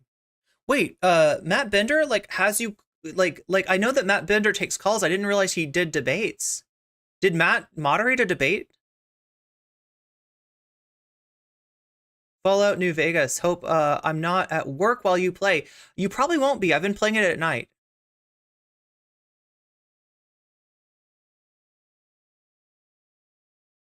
No comment chick, Pioneers Youth Division. Trying to read through a little bit of yippies were just preppy hippies. They kind that protested at Disneyland. I mean, opposite of a hippie in the 60s was a conservative. Yuppies was the 1980s young urban professionals. It was during the Reagan era, but weren't a lot of them retread hippies, Genie Bottle? At least, like, I guess I wasn't around for any of this, so I can't say for sure, but...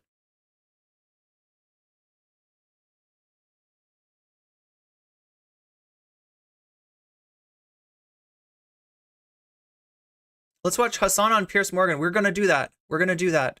We've got a lot to watch. Yeah, there's actually an interview that was it Will Miniker of Chapo interviewed somebody from the movement. Yo, YouTube Shorts is kicking ass today. Isn't that wild? 2 super chats from YouTube Shorts.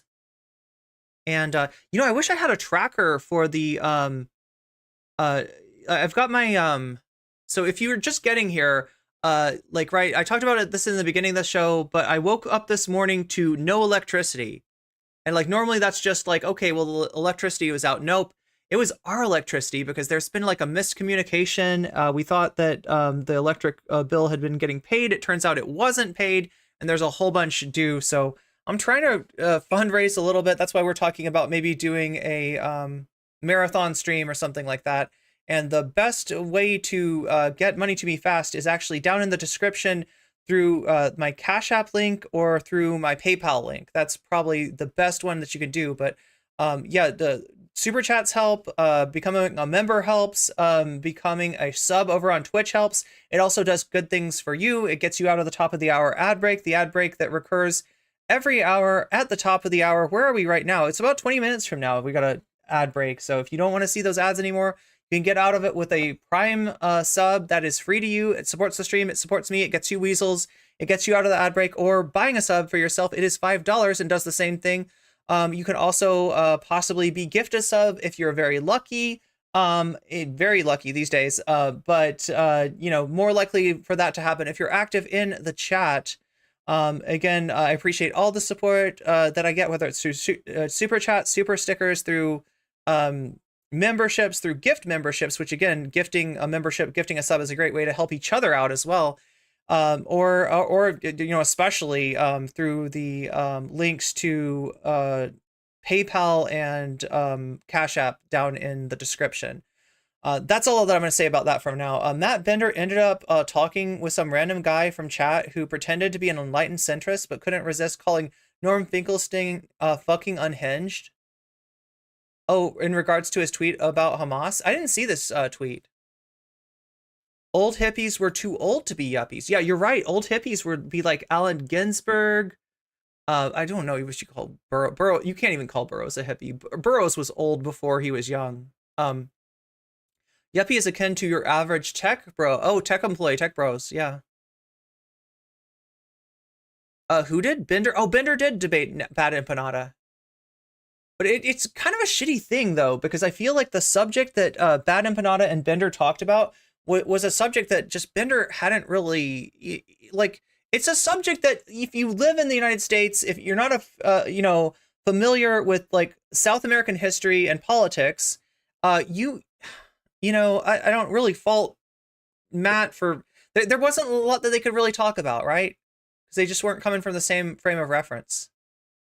And obviously, you know, Bad Empanada is just spoiling for a fight with anybody associated with Sam Cedar. So, let's see if I can read some more of, I'm reading like a lot of chat today, but I hope you don't mind chat. I mean, you are chat. Does chat mind that I'm reading chat?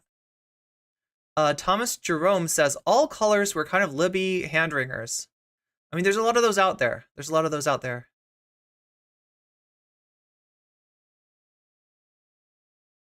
It was in chat. Oh, I see. Was the last caller who expected a standing ovation, but I went, well, as a third world denizen, yeah, not kind of disagree, right? I missed most of Bender's stream last night. Vosh Defenders in the chat or caller. I don't know about this, FG. I'm just reading the secondhand from chat. Oh, Manope, I'm so glad you got your new oven.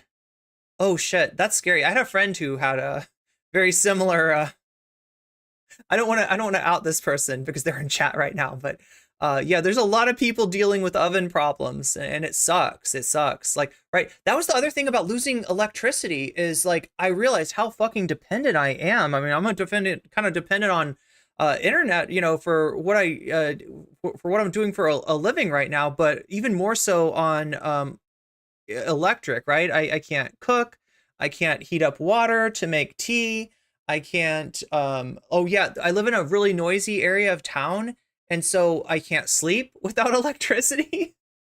It's bad. It's really, really bad. So I'm glad at least, you know, I was able to get it sort of taken out. What is a tanky is the question. Oh my gosh.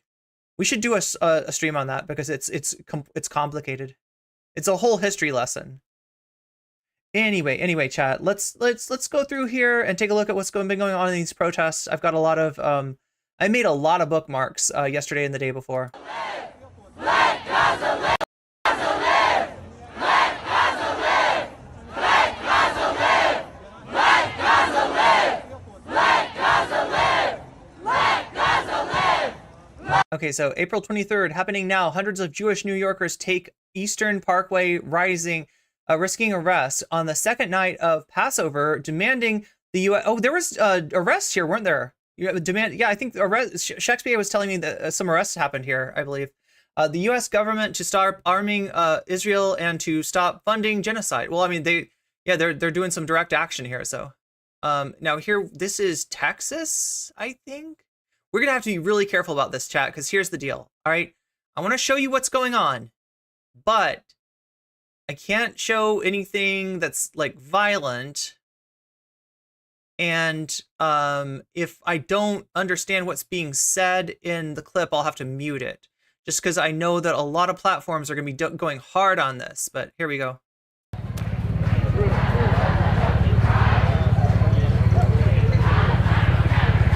Excuse me. So you can hear chants in the distance. I think this is Texas.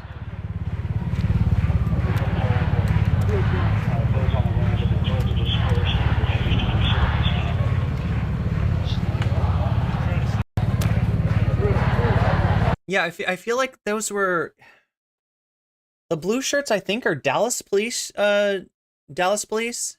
Am I right about that? Literally in Austin. This is Austin. Why wasn't Alex Jones down here then?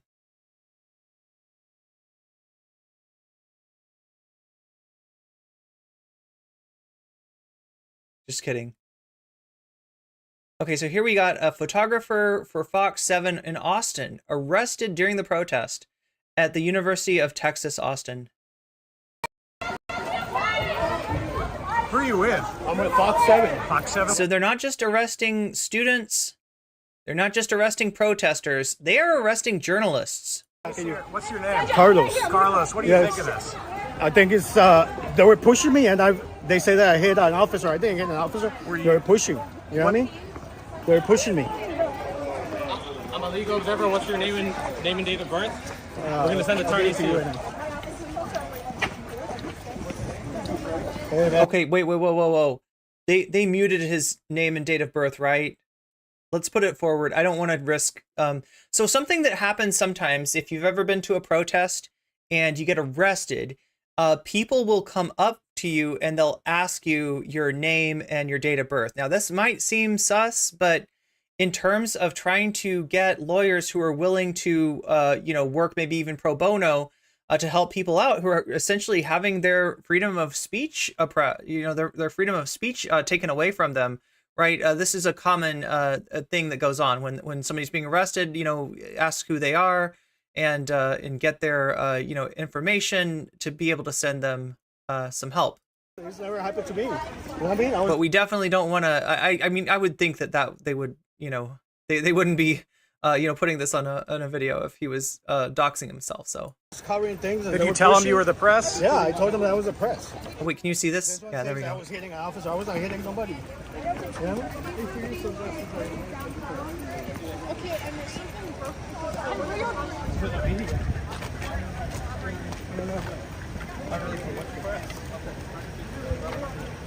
Anything stat? Does Stag sticker poke me? Nothing on you, just these?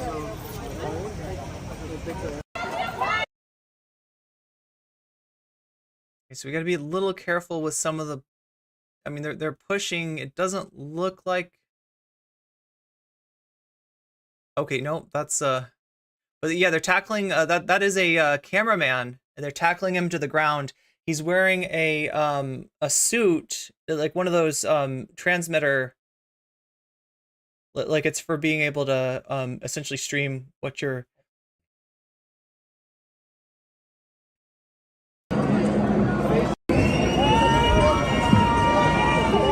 This is in LAPD moving into kettle student protesters. USC President Carol Folt was ordered. Also, Shakespeare, if you want to send me links, I saw that you had a link earlier. Send it to me on Discord. That's going to be the best way because your links were getting cut off.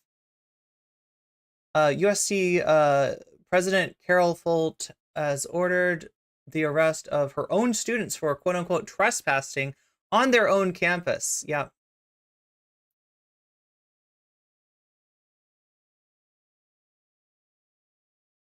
This is more LAPD coming down to arrest students at USC.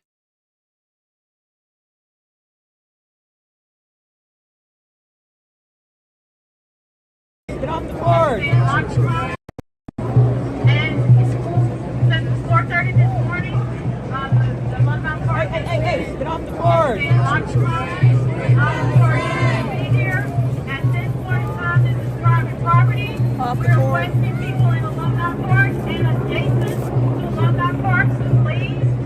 You have 10 minutes to leave the park. So this is a dispersal order being given to students. If you do not leave the park, you will be subject to criminal trespass. And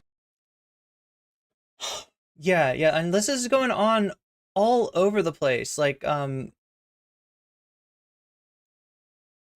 see if I can. I gotta open up another window for Twitter here. The bookmarks are weird. They're very useful. I'm glad to have bookmarks as an option on Twitter, but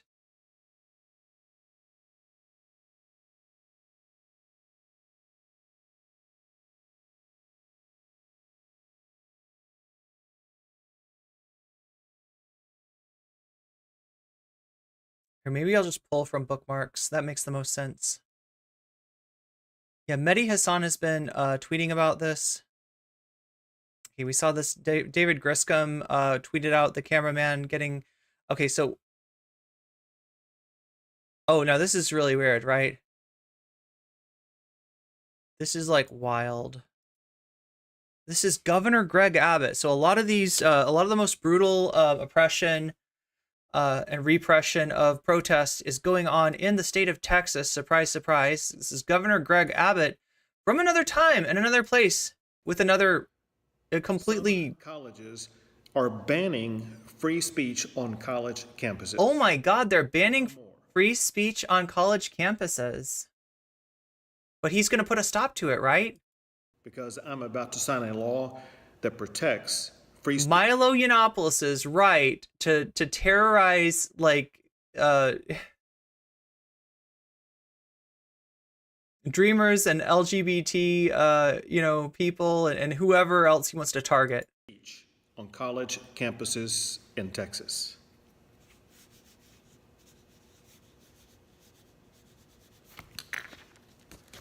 Shouldn't have to do it. First Amendment guarantees it. Right? Yeah, you should be able to protest on college campuses. Interesting how the world has changed. Wait, did I even there it is. I mean, you heard him, but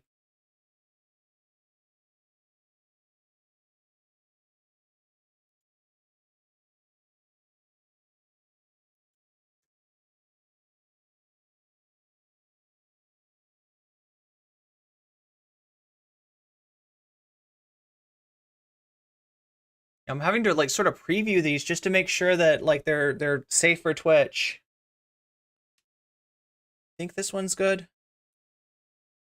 Copy the link.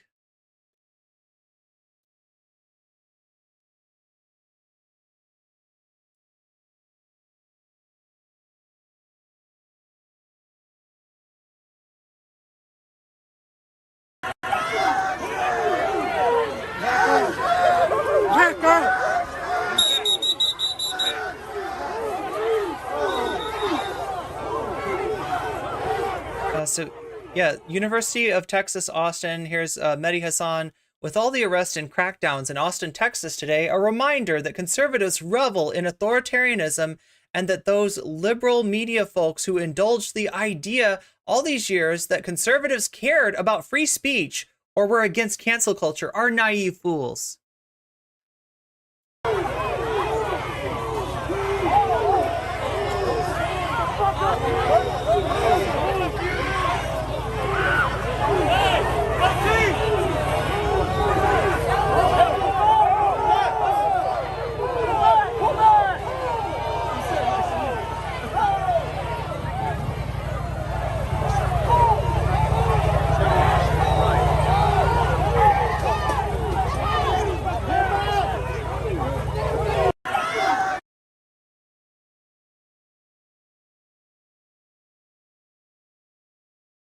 See what else we've got.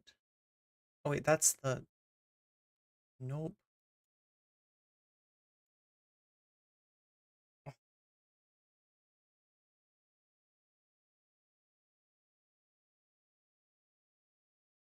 Sorry, chat, I'm like got links all over the place. I'm getting confused. Oh, here we go.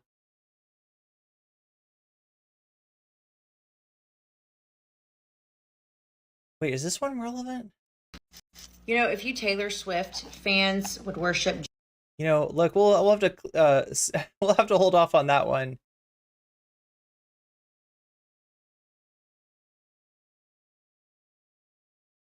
Okay, so that is, and anything else is going to be a little bit dangerous to show you. I will give you a little preview though of what's coming up here.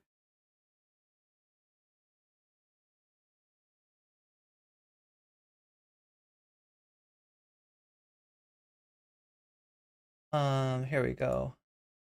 So like I said, we're going to watch the Hasan on Piers Morgan thing. Somebody had some opinions about Hasan, right? Another streamer. This is Asmongold.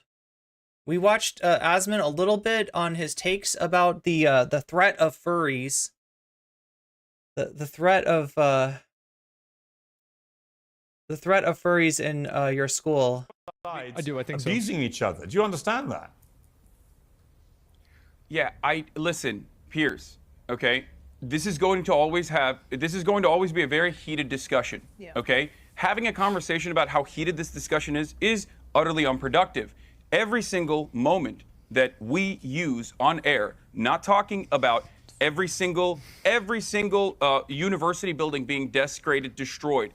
The fact that we're having this conversation on the eve of hundreds of mass... I don't really give a fuck about what Palestine's problems are or Israel's problems are, but if somebody is blocking the road, I do care.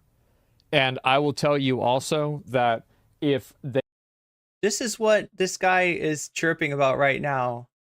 I don't really care what's going on in Palestine or Israel particularly. He just does, like, you know, trying to be a fucking fence rider on that, right? At this moment, right? But don't you block the streets. Don't you get in the way of my treats. I need my treats. I need to... They are blocking the road and I'm trying to get through the road. I will reflexively be against them.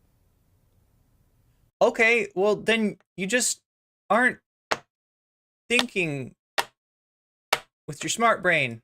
Like, what are you for? Okay, let's vote against. Let's vote against it. I'm sorry, we're voting for preserving oxygen on the planet, but since you're voting against it, I guess you don't need the oxygen. Let's hook you up to methane or CO2 or some other form of gas that's a lot harder to breathe and to live while breathing than oxygen. I'm sorry, you just voted against your own oxygen supply, Asmon.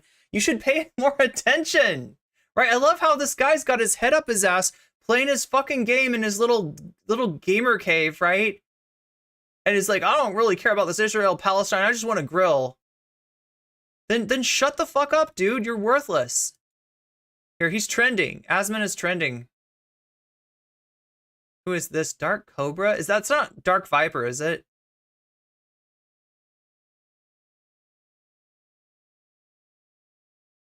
Here's more Asman. We'll take a look at this too. What gives you the unique moral authority to break the law because of what you believe in? What gives you the right to do that?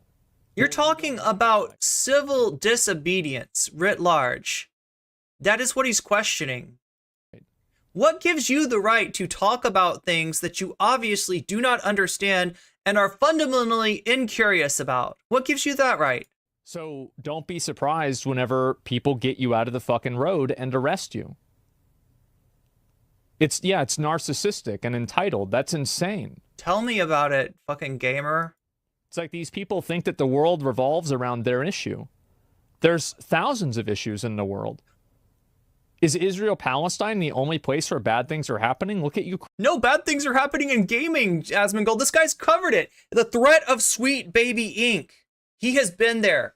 He has been there to expose the threat to gamers that Sweet Baby Inc. and their diversity agenda implies, right? What an asshole. Like, this is literally what his beat has been bitching about diversity in games. No. What if everybody acted that way? The world would be... What if everybody acted according to their own empathy for other human beings? And when there was a fucking ethnic cleansing going on, they stood up and they refused to let it happen. Then guess what? A lot of these bad things wouldn't fucking happen. You can't realistically act that way.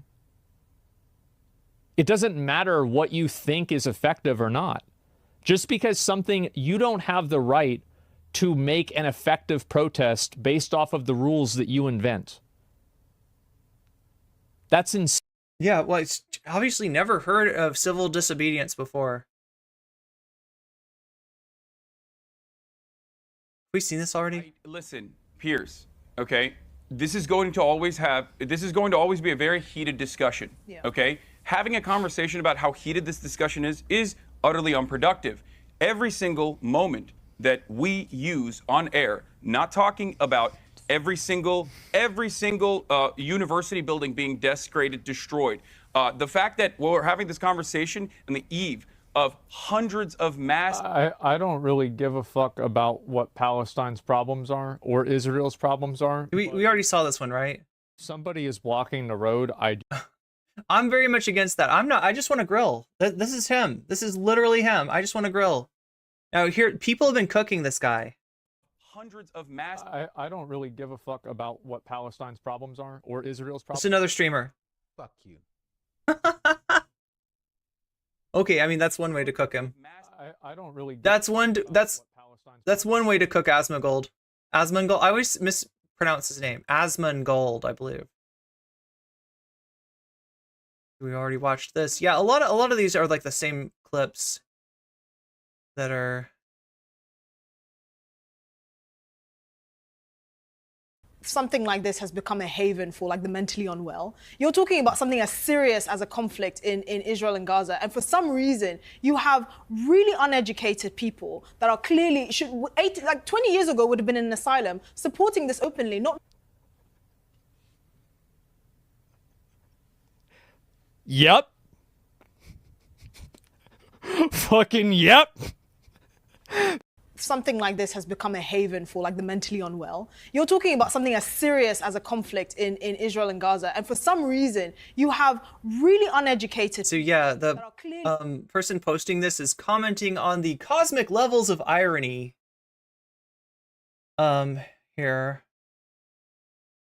But yeah, well, I guess we'll watch. I'll try to track down the Asmongold video. We'll watch the Hasan video. We're gonna watch a I've got a lot actually to show you today, so This might even end up being a marathon stream before the marathon stream, chat. I don't know when I'm going to sleep next. Or if I'm going to sleep next.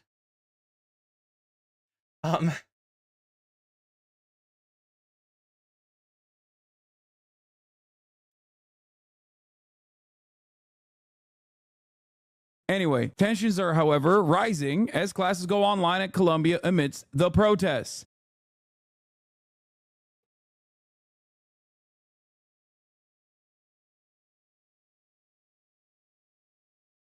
Okay, we'll take a look at a little bit of Hasan's coverage of this, and then...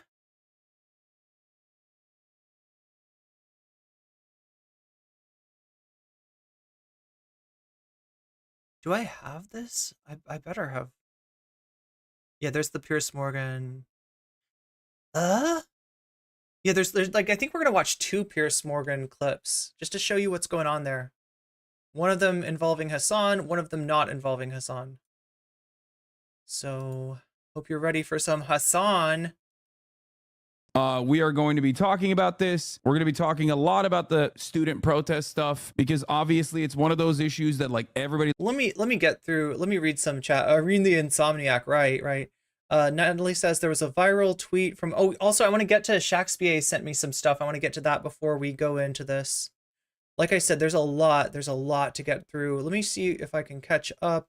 You just understand there's a lot of chat coming at me, and I am trying to. Where is the Elon Musk very disturbing tweet? Oh, him commenting? Yeah, thank you for DMing that to me, Shakespeare. I'll get to that in a second. Okay, so here we are. Is you have a soul here? Oh god. Sorry, that's a chatter conversation there that I'm highlighting.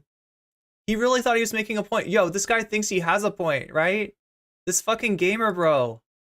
He thinks he has a point. Students and activists have begun encamping and protesting from Chuck Schumer's home. Yeah, that's one of the things that Piers Morgan is complaining about. I don't think the Chuck Schumer thing had happened yet, right? Chuck Schumer, if you don't know, is the Senate Majority Leader. That is oh my God, I didn't even warn you about the top of the hour ad break. Senate Majority Leader Chuck Schumer. Essentially like the Speaker of the House, but for the Senate, if that makes sense. And Piers is complaining about, I think it was Mayor Eric Adams of New York City got confronted on a plane. Let me get to the super chat. I'm glad that people care. I'm glad that people. Oh, is that maybe that's not a super chat? But I'm glad that you're so Omega Star, thank you for the 5 gifted memberships. Superstar Barbie, Michael S, Server Error, Jason Santiago, and one other person have now received weasels. That's the gift of weasels. That's the gift of weasels.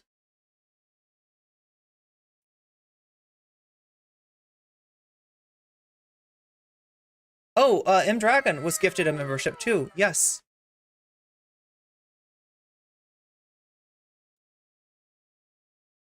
So where was I? I was reading through the comments, through the chats.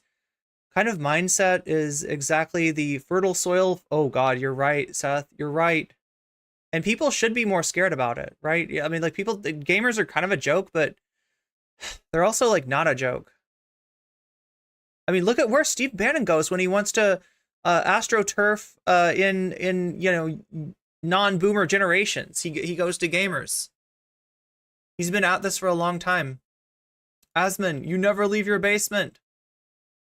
Literally, child. The funny thing too is he could. Anyway, there's a whole thing with Asmongold, and the way that he lives. But I'm not gonna clutter shame him or trash shame him or cockroach shame him or anything like that. It's the irony though is that he does have enough money to not live like that and to not really have to do any work in that.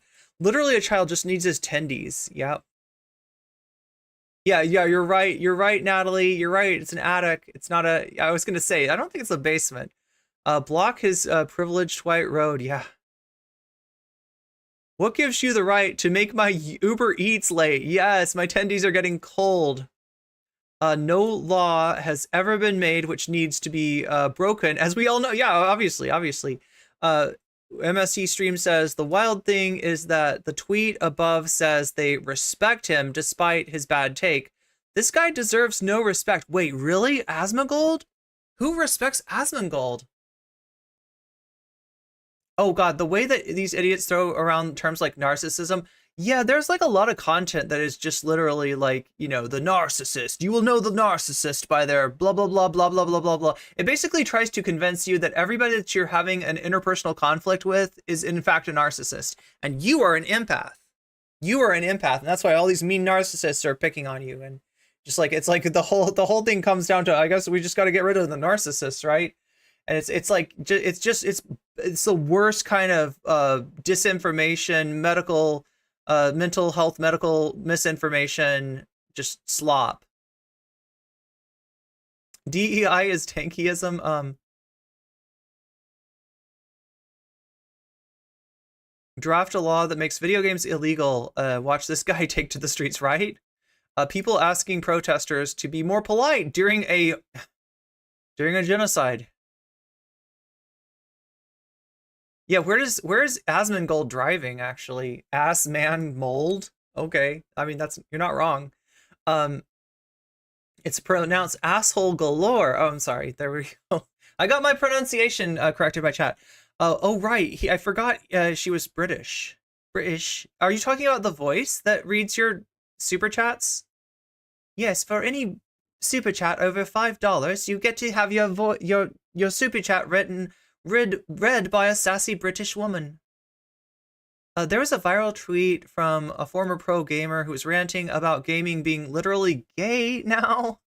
Gaming is gay because you can't yell slurs. Oh, it's definitely gay if you can't yell slurs. There's nothing gayer than not saying your gamer words, I guess.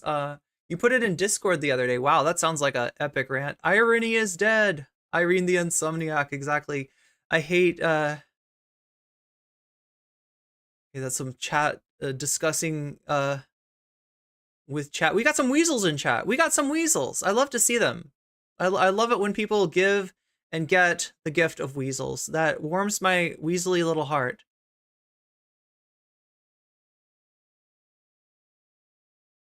Xylitol, does he? I thought Xylitol like made a video critical of Asmongold at some point. I haven't really kept up with Xylitol. If you don't know, that's Hasan's name for Xanderhall. Xanderhall got one shout out on Hasan, and it wasn't even his name. He said, "What is that? Is that Xylitol guy? Yeah, fuck him. I don't like that guy either." Narcissistic personality disorder is real. Oh yeah, no, I'm not trying to deny that. And it affects people's life. Demonizing mental health. Yeah, that's what I mean. Is it's just like, it's not good information. It's not, and going around diagnosing everybody who disagrees with you as a fucking narcissist, I don't think that's very helpful. And I think that there's also like probably a non-zero number of people with, you know, NPD that are being convinced with these videos that they are actually the empath, and they're going around being like these narcissists, right? I feel like I got that weaponized against me at some point by some Twitch poll cretin, some Twitch poll ghoul. Gaming, all the gaming I do is in fact gay. Well, I mean, that's based, Amal. That's the best kind of, that's praxis, is what I'm trying to say. Hasan is a bit of a doofus cat daddy. I will not pretend that I don't ever disagree with Hasan. I do find myself disagreeing with Hasan. He is doing some good coverage on this issue, though, from what I've seen. But yeah, I'm not afraid. You know, I'm not like a. I don't think there. I mean, there are Hasan orbiters, right? I'm definitely not one of them. So weird. He has read one tweet. I think I made a tweet once. Hasan read out on stream, but before he even said my name, he started to say it was like random small, and then he just shuts up. So that's I got xylitol too, I guess. So weird but he wasn't complaining about me. He actually, I think he liked my tweet. Not that it's, you know, not that I'm trying to get Hasan's seal of approval. Again, like I said, there's a lot of stuff that I disagree with Hasan about. So weird. In fact, I mean, I'm not particularly pleased with his performance on this Piers Morgan show. I don't know what he thought he was, who he thought he was helping, what he was doing on that show, but it just did not go well. It's so weird to complain about diversity in a fictional work. Like, it doesn't matter, in my opinion. Like, why do the color of someone's skin or any details take away from the story? They always try to claim that it's shoved down their throats or it's like forced diversity, when in reality they just want to have their stories from the 80s and 90s retold over and over again ad infinitum, and you know, no one can ever the character could they would, you know, if you listen to these assholes, there would be no Miles Morales, right? We would be lacking Miles Morales. Join the super diversity force and the no comment chick pioneers.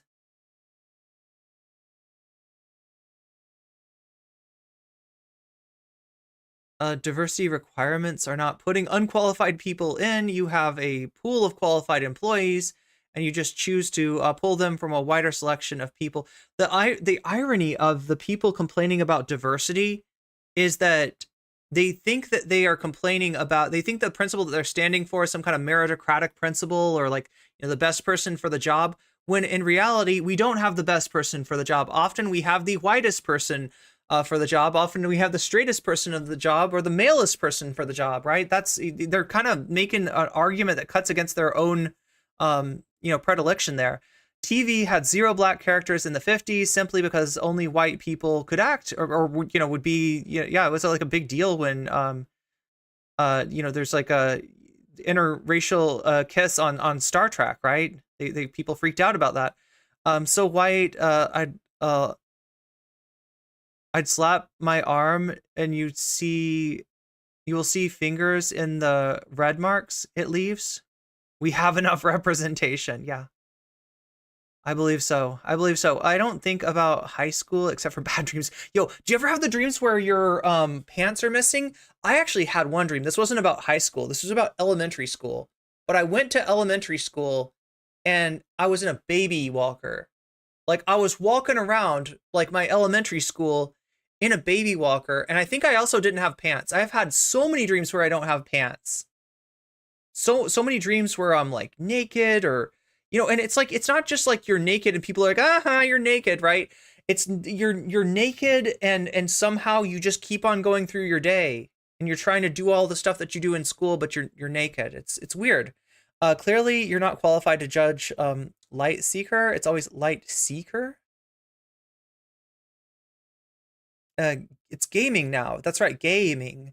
It's right there in the title. I'm not defending the setting of other people's land, settling other people's lands. However, I'll say that children have little to say on where they live.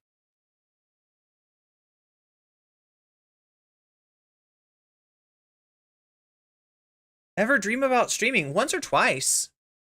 Once or twice I think I've had stream dreams. Oh, the other thing that I have sometimes is that when dream characters actually show up in the chat, I mean, it's probably too early, right? But I used to do like an overnight shift of streaming. I used to stream overnight, and in some ways I miss it. It fucks your world over, right? Because all the things that you need to do, all the people that you might need to call, and, you know, like, there's so much stuff that can only be taken care of from 9 to 5. And when you stay up till 5 in the morning, you are not there in that 9 to 5 world. And that 9 to 5 world, unfortunately, is pretty important. But yeah, I would stream overnight and have a lot of fun with people. It was vibes. It was wild. But it just kind of, I could remember having classes like early in the morning, and they were like, you know, because it was during the lockdown, and I would just turn on my my notebook and fall asleep. Like, right, I'd be in a Zoom class, and I would fall asleep. I would sleep through the whole class. It was bad, but it was also good. Some great memories there. Anyway, we think we are.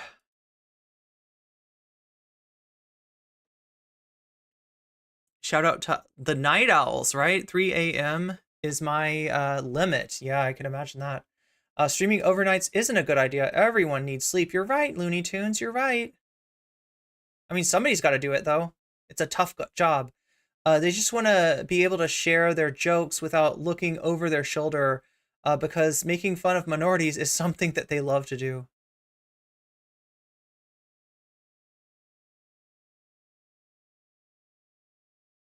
You thought he did well? Well, I mean, I'll watch it again. Look, here's the thing. Like, the people that he was dealing with were ridiculous. And they wouldn't let him talk. And, you know, he wasn't able to get his points across. There were some moments. He had his moments there. I don't know if it's, I mean, I guess it's being received positively. So, you know, maybe like, what do I know, right? Maybe I don't know what I'm talking about, but it just, I don't know. I feel like people, I wish that somehow people would just let Pierce's content just die its own death, but that's not going to happen. I always have dreams about showing up and it's like a final test. Yo, the worst is you have dreams where you're in school and it dawns on you that you were registered for a class that you have not been going to at all. You have never been to the class. You don't know who the teacher is. And you're just like, there's a final for this class. And I'm already failing. Great. Always have dreams that I'm late for class.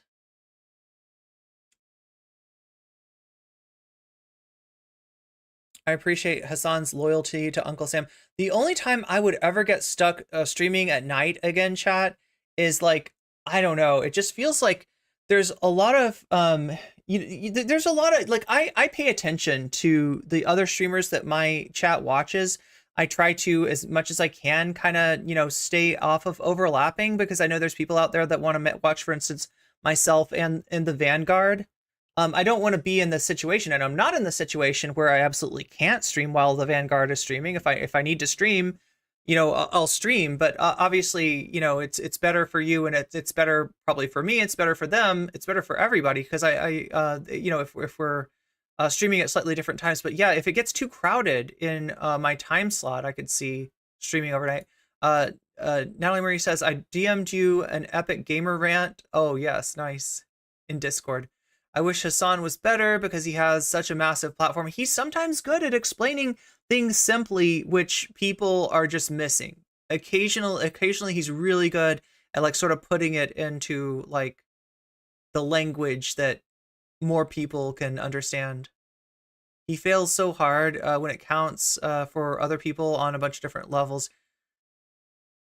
Yeah, like I said, I don't always agree with him. I think he's doing good work, largely on Israel, Palestine. You have dreams where you're registered and just forgot about it. Yeah, me too. I have that too. Just like Irene said, get those dreams for the final exam, and I don't know I registered for the class. That's so terrible. That's the worst. It's the worst. I don't know. There's some bad dreams, right? I've had some really bad dreams before. Oh my God, the worst one. I was like, I was on one of those riding lawnmowers and I fell off of it. And it was like a Stephen King movie. The lawnmower that I just fell off of, it's still going and it turns around and it comes back and starts to run over me. And of course I have like sleep paralysis and I'm like, get up, get out of the way. The lawnmower's going to run over you. You don't want to get chopped up by a lawnmower. And I just can't seem to move. The sleep paralysis dreams, those are scary. I really don't like, because like it's the worst thing in the world getting owned by a lawnmower traveling at like 5 miles an hour. It's like, just get out of the way, roll out of the way. And it's like, I can't, I'm sleep paralyzed. You don't go on Piers to debate, you go on to get scolded by a jar of stale mayonnaise. Ew, now I just imagine that stale mayonnaise. Hasan did what he could in those circumstances. That's true. We got the trucker army in chat. Welcome, AC. Most important to schedule during the day. I need my rest to be active for the gains. Gains are important, and sleep does affect your gains. That's true. That's a good point, Daymel.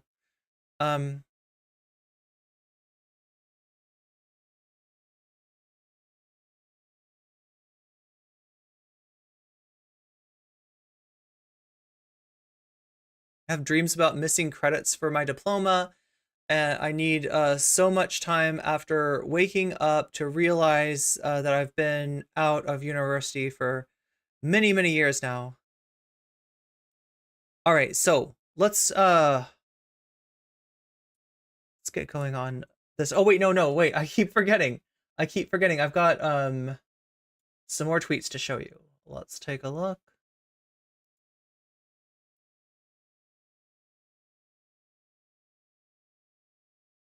Okay, and if you're sending me anything, especially on Discord, just make sure that, yeah, this is a picture. So Palestine Solidarity March at UC Irvine happening right now. So UC Irvine, we can add that to the list. Just as long as you make sure that there is nothing that is like violent or TOS or shows a body part. Twitch is very, very persnickety, I believe is the correct Midwestern word. Chair of Philosophy Department at Emory University, Noel McAfee, has been arrested. We're watching thought being policed in real time. For Israel, the U.S. has lost all credibility on the world stage. Oh my God. I got you. I'm so sorry. I'm so sorry. Is there anything I can do for you right now? Yes, can you call the philosophy department office and tell them I've been arrested? Philosophy department? Yes, call the philosophy department office. I will. What's your... I'm chair of the philosophy. I gotta say, at least she's getting arrested in flats. That's, I mean, I'm sorry, of all the things to notice, chat. Of all the things to notice, but... I don't know, though. I've had bad experience with flats. Anybody else? Like, I unironically feel like a lot of my heels are more comfortable than my flats. I don't know. Maybe I just have bad luck with flats. I got you. Don't trip. I got you. Meow. I'm so sorry. I'm so... Okay, so yeah, that's going on in Atlanta.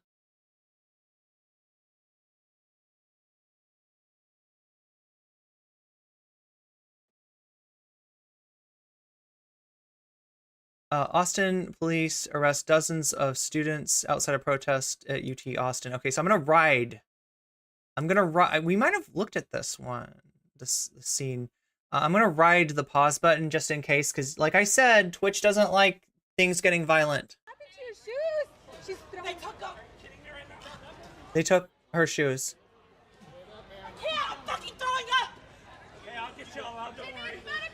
Okay, we're gonna fast forward past the throwing up. We're trying to get her to medical attention over there. Come with us, ma'am. Ma'am, come on. Almost there. How about just let her go and get her medical attention over here? I love how like the cops are like, no, we're like actually helping here. We're gonna get her medical attention. That's what we're doing. We're not suppressing free speech. We're helping the we're public safety out here. Oh my God. Oh my God.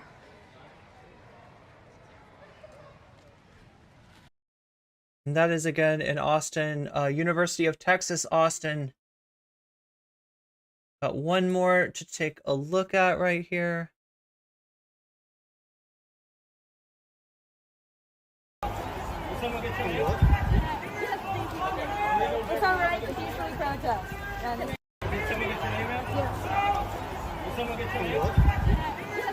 Okay, luckily you can't hear her say her name.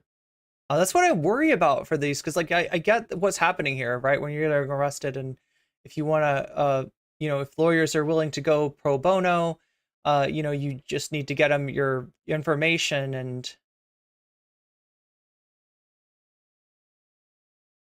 cowardly police pick on a young girl and arrest her at a peaceful anti-genocide student demonstrate. A peaceful anti-genocide student demonstrator at the University of Texas arrested for having a conscience and a freedom of speech. It's all right to peacefully protest, is what she's saying.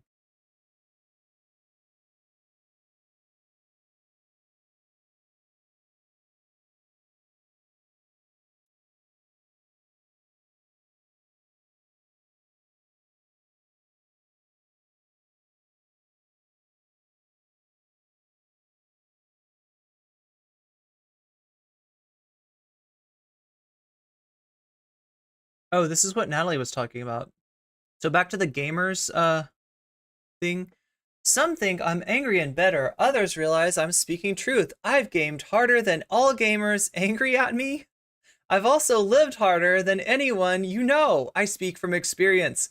I preach what I preach. Yo, I've gone through all kinds Like I'm just imagining them talking about like the video games that they've beat on like hard mode or something. I don't know. What is adversity to a person like this? I preach what I preach. You're preaching what I preach for those without a voice. For all the gamers that can't speak up and don't have the social media clout to get 936 likes on their tweet. I preach for the silent majority who are afraid to lose their jobs because of a wrong tweet.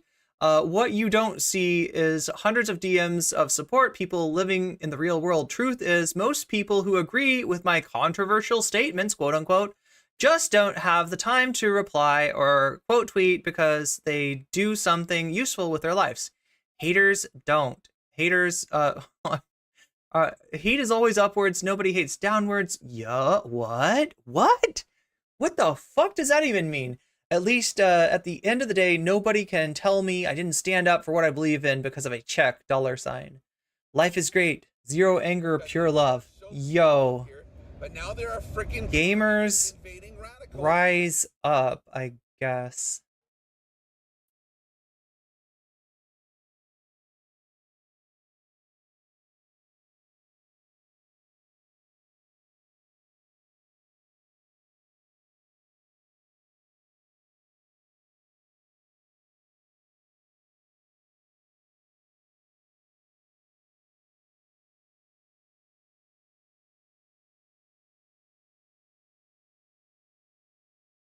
Oh god, like I was saying, there's a lot that I want to cover with you. I'm just going to give you a little taste of that, or not even a taste of this right now. I just want to mention this, right? Do you remember a year ago, this guy he was a millionaire and he decided to become homeless to show how easy it is to make $1 million again. And didn't end up being so easy. More people have made videos on this, including one by Voidzilla.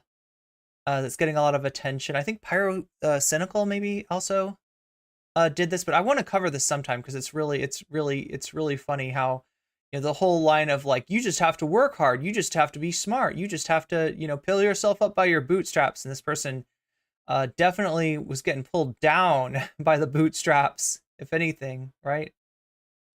Loves campus craze, campus crazies, you know, free speech on college campuses, all this kind of stuff is like very salient, a better word for it, and it's something that the news loves talking about, and it's also a phenomenal distraction away from the major point of contention here, which is Israel's doing. Oh, did I miss something, Natalie? I didn't show the first rant.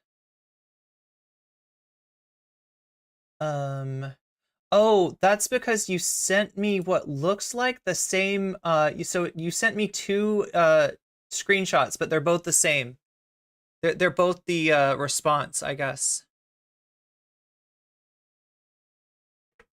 But that's really easy to do. I've done that myself. A genocide in Gaza. Israel's doing a genocide. Israel, when it's not doing a genocide, is still an apartheid regime. Both of those things are completely unacceptable. They're inhumane and must be put an end to. But of course, you know, as mass graves are being uncovered around hospitals in the Gaza Strip, as Israel's pulled out of certain areas in an effort to invade Rafah, which was the final area that all the millions of remaining Gazans were pushed into. You know, the media, of course, will hyper focus on this dumb shit. And not only will they hyper focus on this dumb shit in productive ways to go, hey man, the kids are all right, let's listen to what they have to say, seems like they're actually correct, seems like they're on the right side of history again, you know, like they were during the anti-Vietnam War protests. They were on the right side back then as well. They were on the right side of the anti-war protests during the Afghanistan invasion, during the Iraq invasion, again and again and again and again. They've always been on the right side, which we fucking love looking back at 20, 30, 40, 50 years later and going, they were so brave for doing that. We love them. We love them for doing that. But right now, them. Let's kill them right now. Right now, while they're doing it, we should kill. Yeah, no, what he's talking about is like the people's ability to recognize sometimes like the right side of history, you know, post it happening and kind of claiming like that, oh yeah, no, I totally believe in this. I would have been out there with the Freedom Riders. I would have been out there in Selma protesting, and you know, half of the time at that moment while they're saying that, they're standing on the wrong side of history in the modern struggle. Let me just read what Natalie, so that gamer tweet that I read, it started off, the original post was, I used to be a gamer, professional at that. Gaming got gay. And I mean literally, gaming got gay? Is there like a new controller that you have to like insert into your throat? And like, I don't know. That wouldn't necessarily make it gay either. What does it mean? What does it mean for gaming to become gay? Like, I don't know. My mind goes in a South Park direction for whatever reason. If it used to be an escape from the woke. That's what gaming's all about, an escape from the woke.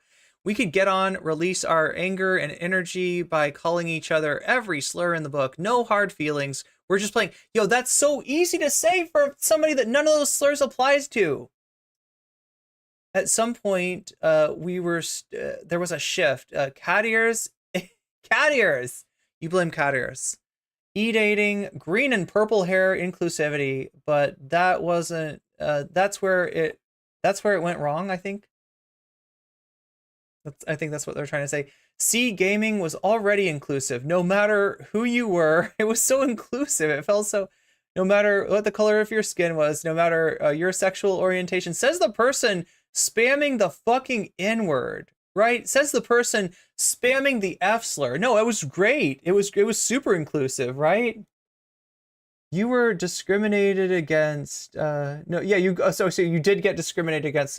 So they like the fact that they call like other straight people the F slur, the fact that they call other white people the N-word, it's like somehow makes it equal. It was a war zone where you could let it all out. We were all equal. Then they took over, or them, they, them, get it? Whatever you call them, equality went out the window in the process of combating discrimination. Became less inclusive. One side was allowed to exist. They were accepting life is all about narrative. Watch the movie Gamer from 2009. There's a movie called Gamer.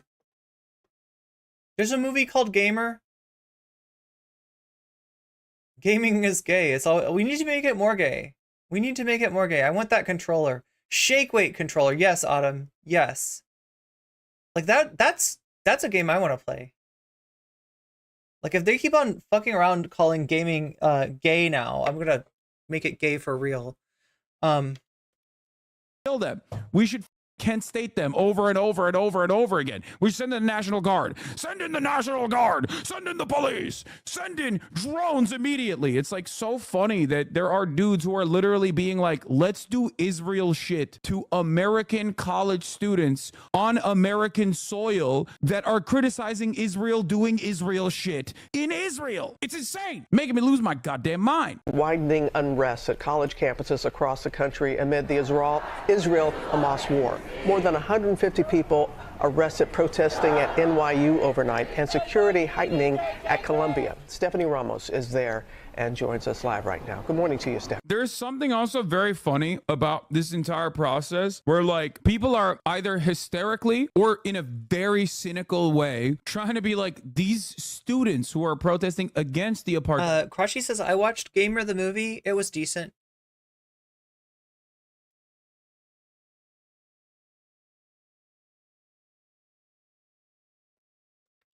Against the genocide I'm gonna go grab some food really quick. Of course, Jewish students as well, and that they are harming the safety and security of our Jewish students, which once again ironic because there are Jewish voices that are at the helm of these anti-Israel protests.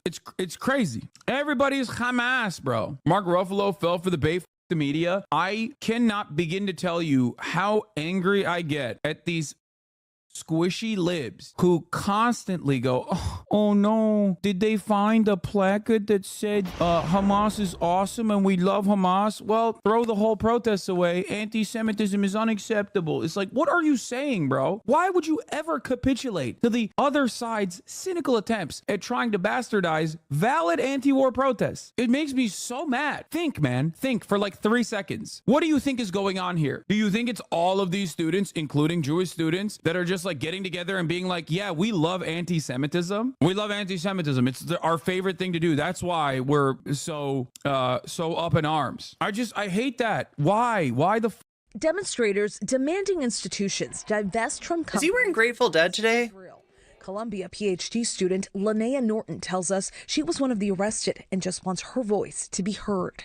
We were all just sitting cross-legged together in a circle, and then the NYPD came in and arrested us one by one, immediately zip-tied us with our hands behind our backs.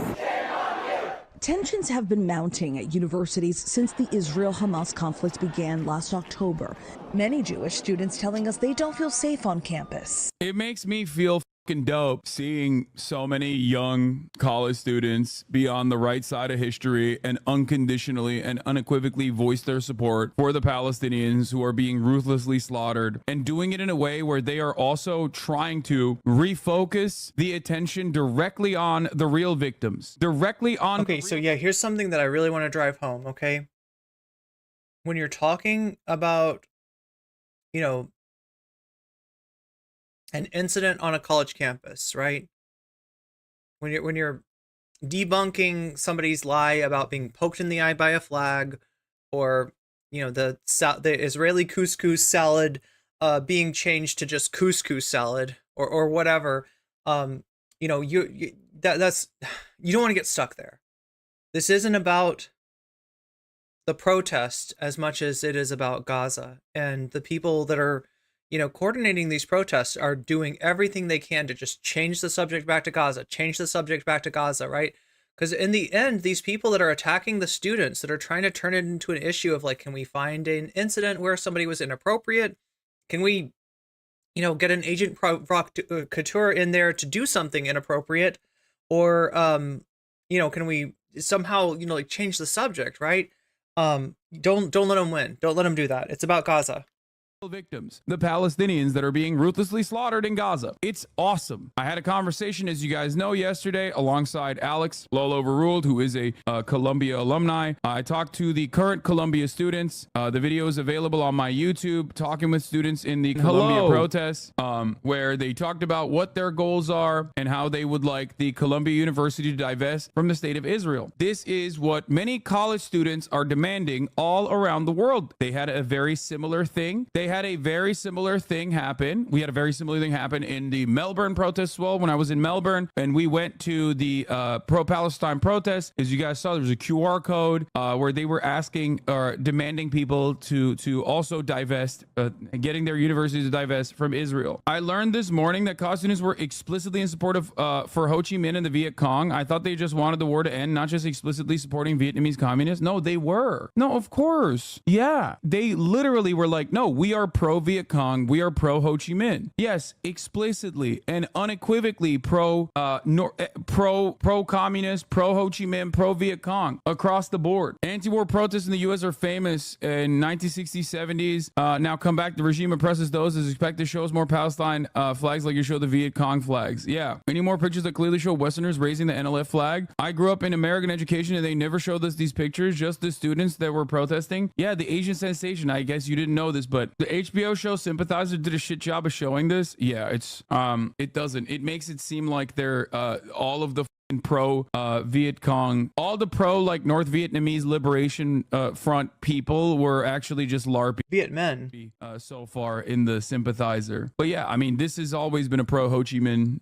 This has always been a pro Ho Chi Minh community in general. Obviously, he also was an Ameribu as well. If you are a communist and also an Ameribu, then I will have a special place in my heart for you. God, sometime I would love to do like a history. This would be like a long, the Vietnam War is usually thought about the conflict between the United States and the United States, its puppet government in the South, its allies with the ROK, you know, which in the starting I think in the 50s and going through the 70s, right? That's usually when we say the Vietnam War, that's usually what people are talking about. However, Vietnam has been fighting a liberatory struggle for much longer than that, and they have had a lot larger set of enemies before the United States. There was France. France tried to, you know, colonize Vietnam after the United States. Vietnam dealt with China. Oh yeah, directly before France,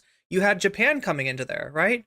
Like Vietnam has done a lot to try to get itself free, including diplomatic efforts. Like Ho Chi Minh went to, I believe it was Paris, to try to, negotiate and get freedom from his country. Instead, he had like a puppet government instituted in the South, and this whole idea of the domino effect that we got to stop Vietnam from selecting the government that they actually want, because it's going to be like a domino. If we let this one fall, then the next one will fall, the next one will fall. And for that, 55,000 Americans, and who knows how many, hundreds of thousands, I think, of Vietnamese perished.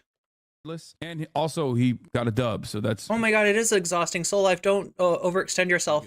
Not many of those in the long history of real existing socialism and anti-imperialism. Well, oh yeah, Brianna Kabowood saying, mass graves found in Gaza the same week the media complains about... Yeah, that's what I'm talking about. They're changing the subject. And you're going to see more of that on Piers Morgan. You're going to see more of that in just a second on the Piers Morgan show. Complaining about college students. The obfuscation America is running for its proxies is disgusting. Absolutely. Well, there's a good amount of dubs there, actually, and anti-imperialism. So, do we have the flags ready for kickoff? When's the war? When we go to war with China? I feel like if that happens, it's not going to be, flags are not going to cut it. But yeah, the fact that people are trying to say that this is unconscionable, unacceptable, inappropriate in 2024 is pretty funny, though. It's got the same vibes as being upset at the American Revolution. You know what I mean? Like, wow, what did they do? Those guys were really fucked up. Not capitulating to the British Empire. You know what I mean? How dare they? Can't believe they were waving the stars and bars, dude. This might be a spicy take, but I can't get too excited for the American Revolution. For the record, I'm not a Tory. I'm not for reunification with the UK, especially not now. But yeah, like the people that benefited from the revolution, the people that like suffered in the wake of the revolution, like there's just like what I'm saying is like just to be really clear, I'm not saying I'm pro like imperial British government, but I can't get excited about a war between two countries, or between two factions that are both gonna, steal more land from people already living there, in other words. What the f is that about? That's really messed up. And it's like, what are you saying? They won. We know it was bad. We know it was unconscionable. We know it was literally completely unacceptable. How are you going back when you have the benefit of hindsight and relitigating things from the wrong side? It's not like it's 1960, bro. What the f do you mean? Stars and bars. Yeah, I want to say something about that, right? So, as far as the American zeitgeist, and this is just, me consuming American media, filtering like what people thought about the Vietnam War through, I guess, like a cultural media sort of lens. I feel like the United States did recognize the Vietnam War as a mistake, as a injustice, and as a vehicle for a ton of war crimes at some point in the 80s, in the 90s, maybe. I feel like the zeitgeist of the United States had accepted that, but I feel like somewhere in the interceding years, some people like lost that, and it's just wild. It's just wild. Like the shit that we were doing in Vietnam was dirty as fuck, right? There are still, there people got birth defects, right, from the sort of weapons that were discharged there. Not to mention the My Lai massacre, not to mention the like I said before, the puppet government that we tried to install, not to mention the false flag Gulf of Tonkin incident, which it started the whole thing off. Like the United States was dirty as fuck in Vietnam. You cannot look at that and be like, oh no, the US were the bad guys, right? South Vietnam would have been better off just accepting our puppet government. Isn't the U.S. flag the Confederate flag? You're right. Sorry, I should have said the U.S. flag specifically. I know. Stars and stripes is how you say it in the U.S. flag. Stars and bars, the Confederate flag, but stars and bars sounds way cooler than stars and stripes. Stars and stripes just sounds kind of lame. Why are you, Hasan, Israel, not letting Kaya, Palestine, roam free and keeping her prisoner? Why can't Kaya, Palestine, have free roam, sovereign? And why is she being kept prisoner? Couple different reasons. One, because unfortunately, when she gets free roam and is not laying on that bed, she ends up laying on the floor, and that fucks up her elbows because she's really heavy, and it ends up creating hot spots on her elbows. Like it's just like it scabs, and it creates these like weird spots on her elbows where there's like a lot of pressure points. How has this hit you, the demonstrations over the last couple of days? It's not only like mentally exhausting. I found this past few days it's been like physically affecting me, and I got told that the Israeli flag is a Nazi flag. New York. Oh no, dude, that's crazy. What? I feel like so much of the conversation just kind of stays at the talking points and the feelings of some students over the actual arguments being made, over the actual harm that is being that a lot of the pro-Palestinian students are being subjected to. It's just ridiculous. It's like, yeah, let me center this conversation around the feelings. Let me center this conversation around your feelings, actually, and not the fucking ruthless massacre of tens of thousands of fucking Palestinian children. You know what I mean? How do we always center the feelings of Zionist students? Like, it's crazy. And no, don't try to do that thing where you're like, oh, I can't believe you're fucking saying Zionists instead of saying Jewish students. No, motherfucker, I'm saying Zionist students. You want to know why? Because there's anti-Zionist Jews being arrested right now. Ain't nobody gives a fuck about their fifis. Why? Because they're on the wrong side. Because they're on the wrong side according to the American State Department. They're on the wrong side according to the media. They're on the wrong side. Even though 50 years from now, we'll look at a fucking snapshot of those brave souls. You know what I mean? Reddit take on the protests are some of the worst comments I've ever heard, ever read. I know. Reddit is just don't go on Reddit. Just don't do it. It's ridiculous. Governor Kathy Hochul calling for dialogue. People need to find their humanity.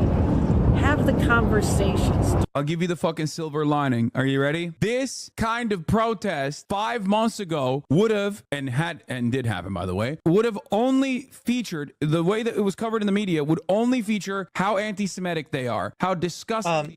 Hasan better be a JoJo fan. I feel like there was at one point like did he have like a Jotaro?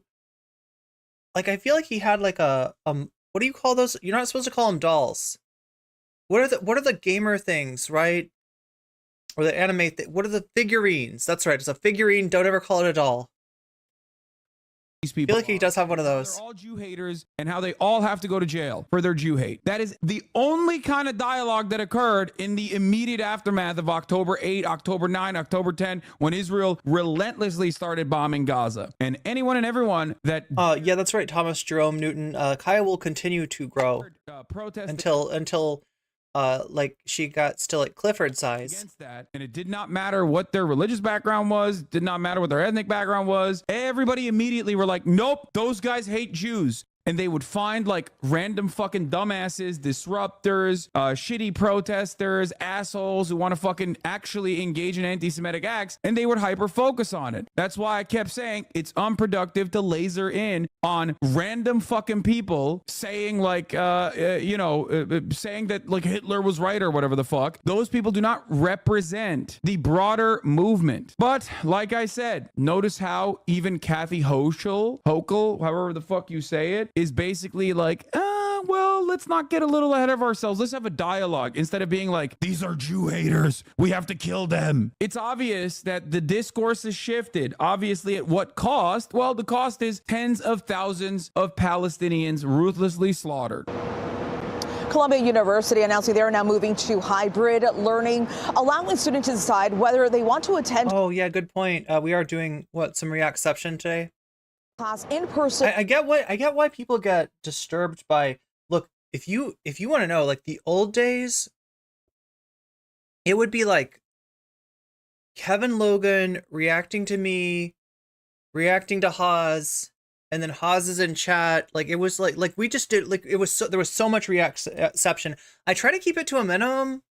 Like right now I'm watching Hasan react to what's going on, just in preparation to watch his take on, or watch his performance Piers Morgan. But I feel like back in the day, especially when it was like drama, especially when it was like the Dylan thing, and it was like Demon Mama doing a video on me, and I react to that, and she's watching me in the video, and she's like, "Oh, that would be very funny, NCC. You're trying to dunk on me with my own joke. If only you could tell it correctly." She was joke scolding me, chat, unironically getting joke scolded by Demon Mama. But we try to keep it to a minimum because I get that it gets hard to follow, right? If I was reacting to Hasan, reacting to Destiny, reacting to Hasan, reacting to, I don't even know, Chud Logic, right? Then you'd be rightly confused. Or online. Colombia's president. Oh my God, chemistry sucks. Free Palestine. Which chemistry? Are we talking like intro? Are we talking like? Are we talking organic? Now facing growing calls for her resignation from influential donors and alumni like the New England. Yeah, immediately all the donors are like, yeah, you didn't kill the students. That's really fucked up, man. All right. Patriots owner Robert Kraft, who says he is now reconsidering his support for the university. Robin. All right, Stephanie, we appreciate your reporting. And all of this we know is coming with College Commitment Day for high school seniors just over a week away. Let's break down where these protests are coming from. Oh, hell yeah, dude. Yeah, where are they coming from? George Soros. It'd be really funny if they were like, yep, George Soros. Let's break down where these protests are coming from. We're going to get like it feels like we're doing news coverage or like sports coverage. Is doing this because it's like I'm Brian, and today I'm going to be talking about how these anti-Semitic protests are actually being sponsored by big Jewish donor George Soros, the puppet. Oh, is that really where Fox News is going there? What's up, kid suicide master? What a funny way that would be to just like stop the anti-Semitism, stop the anti-Semitic hate. Organic is such a bitch, yeah. Oh my God, why am I like using bitch as a, anyway, I'm a bitch, chat, just for full disclosure, but organic chemistry, the other thing about organic chemistry is that like I feel like the way that you should learn organic chemistry is to learn about the atomic forces at work, learn about the charges, right? And my organic teacher, he was just like, no, just learn the reactions. If you take an alkyne and this and you put them together, you know, do you need UV? Do you need heat? Do you like, right? You know, what do you need for the reaction to happen? And what comes out of the reaction? What are the products of the reaction, right? And I couldn't learn like that. I legitimately wanted to get in there and just be like let's understand why a backside nucleophilic attack happens. Right. That's what because I felt like if I learned that, then I would really understand it and internalize it. And as it is, I can't remember very much at all from organic chemistry, even though I did have a rehash of it in biochem. You know, that's why you take it before biochem usually. I just can't remember the reactions and all that stuff. I mean, like it was just rote memorization, and I really wish they had, you know, gone in depth with us and let us understand like what's actually happening in the reaction. Like, why is this doing this? I don't think it's George Soros, by the way. And I don't think they're going to say George Soros.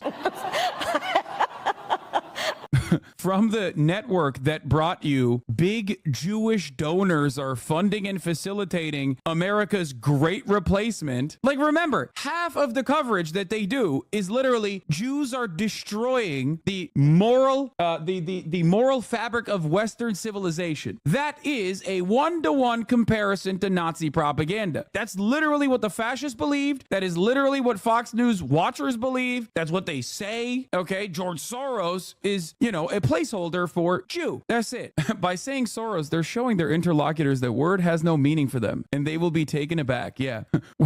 Hold up, guys. I dropped a big Soros bomb, a big one. And I used that to show my interlocutors that being anti-Semitic doesn't scare me.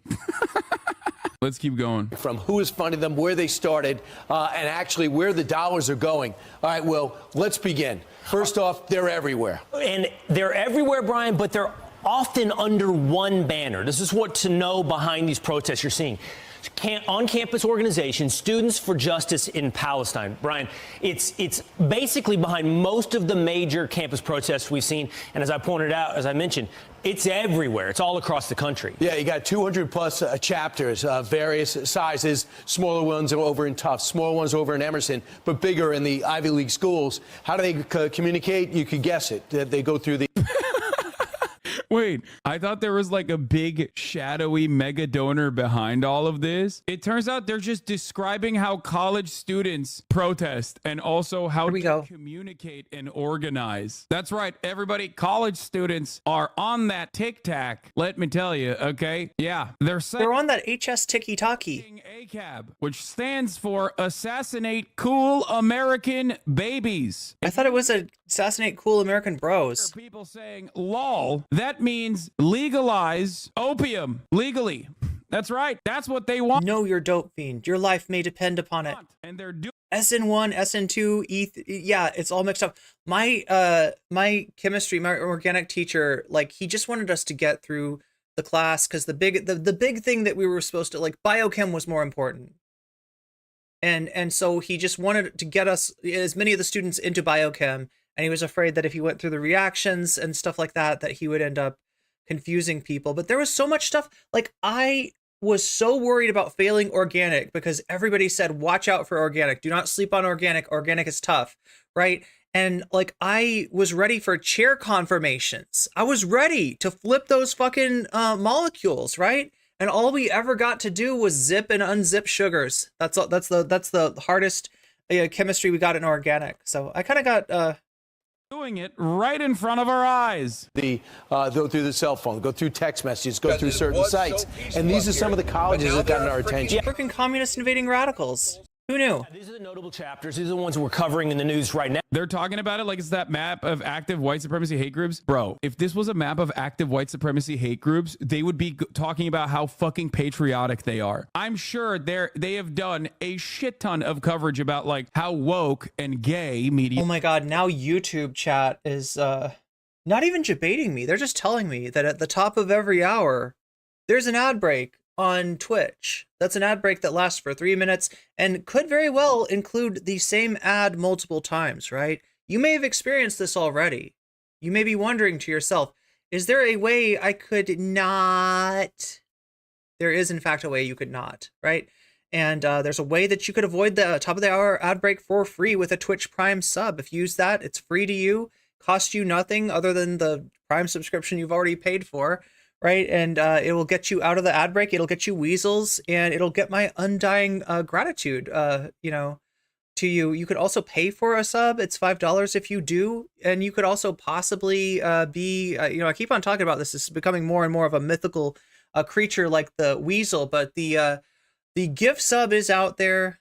It possibly, people sometimes are very generous when they can be, right? Because you don't want somebody to, like, you know, be generous with money that they don't have. But sometimes people are very generous on Twitch chat in terms of they realize that other people are getting stuck in the ad break. They don't like to see that. They want to welcome new people into the community, and they want to, most of all, give the gift of weasels. But if you want to get the gift of weasels, your best bet, be active in chat, because otherwise, how are they going to know to give you the gift sub? They're going to give somebody else the gift sub otherwise. So yeah, I haven't been doing the ad breaks very reliably. This is, I think, the first one I've done so far, but there it is. It matters is, or all these like right-wing tracker accounts are, and right-wing tracker media operations are, for looking at a bunch of brave patriots, you know, the Gravy Seals, doing what needs to be done, right? And greatly overemphasizing or how much they're like hyperventilating about that sort of thing. ACAP, assassinate cute American babies. Now they're making the most noise, you know, Berkeley, NYU, Yale, Columbia. But again, I think the important point is 200 plus chapters across the country for Students for Justice in Palestine. So they've been there. They've been I've been kind of sleeping on this, and I feel like everybody's been sleeping. This is wild. This looks like an election map or like a sports thing, right? Does it feel like a sports thing?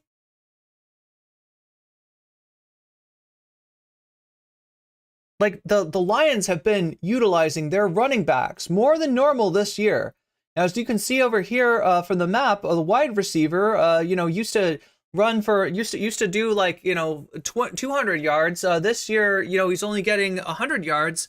And it looks like they're giving it to the running backs more and more. You can see our offensive linemen here, seasoned veterans of Super Bowls past, really good at making those blocks, opening up a hole for the running backs to get through the defense. Now they're going to be up against some inside linebackers that are going to try to disrupt their plans. Like, it feels like sports. It feels like sport. Doesn't it feel like a football chat or something? Underneath, waiting since October 7th. There's been a lot of talk about the... Yeah, they've been waiting. Ooh, they're waiting to hatch out of their... in the shadows. They're like, oh, I can't wait. Also, the TikTok thing, like, is huge, right? Look, so if you don't know, Republicans and Democrats hate TikTok. Republicans because they don't like the fact that the young people are tending to be more left-wing, right? They don't, go back to Libs of TikTok, right? That's what Libs of TikTok's whole thing was, right? They see TikTok as a woke app. And like, I don't know, compared to YouTube Shorts, maybe, right? But that's not much of a comparison. That's a very low bar. So you got Republicans that hate it. You got Democrats that hate it because they've been, clips of Biden, just trailing off into nothingness as he speaks, clips of Biden tripping and falling, clips of Biden mumbling, right? There's lots of bad clips of Biden. So the Democrats don't like it. They also don't like it because a lot of Democrats are, very much in the, in the pocket of the various Israel lobbies. And they don't like to see how much of like a PR beating that Israel is taking on TikTok. So you got the Democrats and the Republicans finally agreeing on something, that they hate this new app and they hate Zoomers and they want to take their app away. But no, before you think that they're going to take it away, right? Because that is one possible outcome, right? They have voted on a bill to basically say that TikTok has one of two options, right? It can close down and no longer be available to Americans, I guess, unless you use a VPN, right? Not like young people know how to use VPNs or anything. But yeah, TikTok will no longer either no longer be available in the US or the alternative is to sell it, right? And the buyers that have lined up for TikTok include Trump administration alum Steve Mnuchin. That's who's looking to buy TikTok. I wonder they're going to try to do an Elon Musk with that. I mean, on one hand, I want like Steve Mnuchin to lose some money. On the other hand, I mean, he's never going to lose enough money to actually affect him in any material way. And, he's just going to ruin the platform. They're talking about students like they're the guys that did 9/11. Brother, if Republicans, right-wingers... and oh, yeah, we're going to get to the Alec Baldwin thing in a second here. Although we can't really watch I don't think we can watch the Crackhead Barney clip. Reactionaries across the board had their way, we would be proud. I feel like Twitch is just too sensitive about wardrobes and outfits, and I've seen people get in trouble for that shit before. I don't want to test the Twitch. I don't want to test Twitch's moderation. Executing every college student in Guantanamo Bay. You've already lost 50% of your IQ. Let's go for 95%, Richard. We would be throwing them in Guantanamo Bay. I think some of the reason why at least a lot of right-wing Americans love Israel, other than the theological justifications for Armageddon, other than the fact that, wait, Alec Baldwin was on 30 Rock? Did he shoot anyone there too? Aligns with the State Department interest, other than the fact that they are enemies of our enemies, Muslims, is also the underlying feeling of jealousy that Israel gets to do advanced fascism so openly in broad daylight. And it's exactly that kind of advanced fascism that many of these guys desperately want here in the United States of America. That's why I always joke about how so many of these people want to do Israel shit to the fucking students that are protesting the Israel shit that Israel is doing to the Palestinians. They only have one note. It's just full throttle, baby. Let's go. Let's kill them. Let's fucking arrest them. Lock them up. The fuck we doing? I feel like sometimes it's they're a little jelly beans that Israel gets to do it and we can't do it here. The pro-Israel because of the massacre they suffered. But believe it or not, if you go on TikTok, there are more things Stand with Palestine from October 7th, even the following week, than there was Stand with Israel. So the big question is, well, who's behind students? They're like, we're not able to get this propaganda that's been so fucking easy for so many years. It is not hard to get Americans to make decisions based on like perceived racial lines of things, right? And you know, despite the fact that no, Israel is not like a you know all white country or anything like that. The perception of Israel as the forefront of Western civilization out in the Middle East, as the only democracy in the Middle East, right, gets a lot of people on board, gets a lot of people online, right? They cue right into the, like, you know, if they want to think of a Palestinian, they're remembering some movie where like a terrorist raises a curved sword and does some, you know, tongue like cry, like some cry with, I don't know what it is, right? You know what I'm talking about.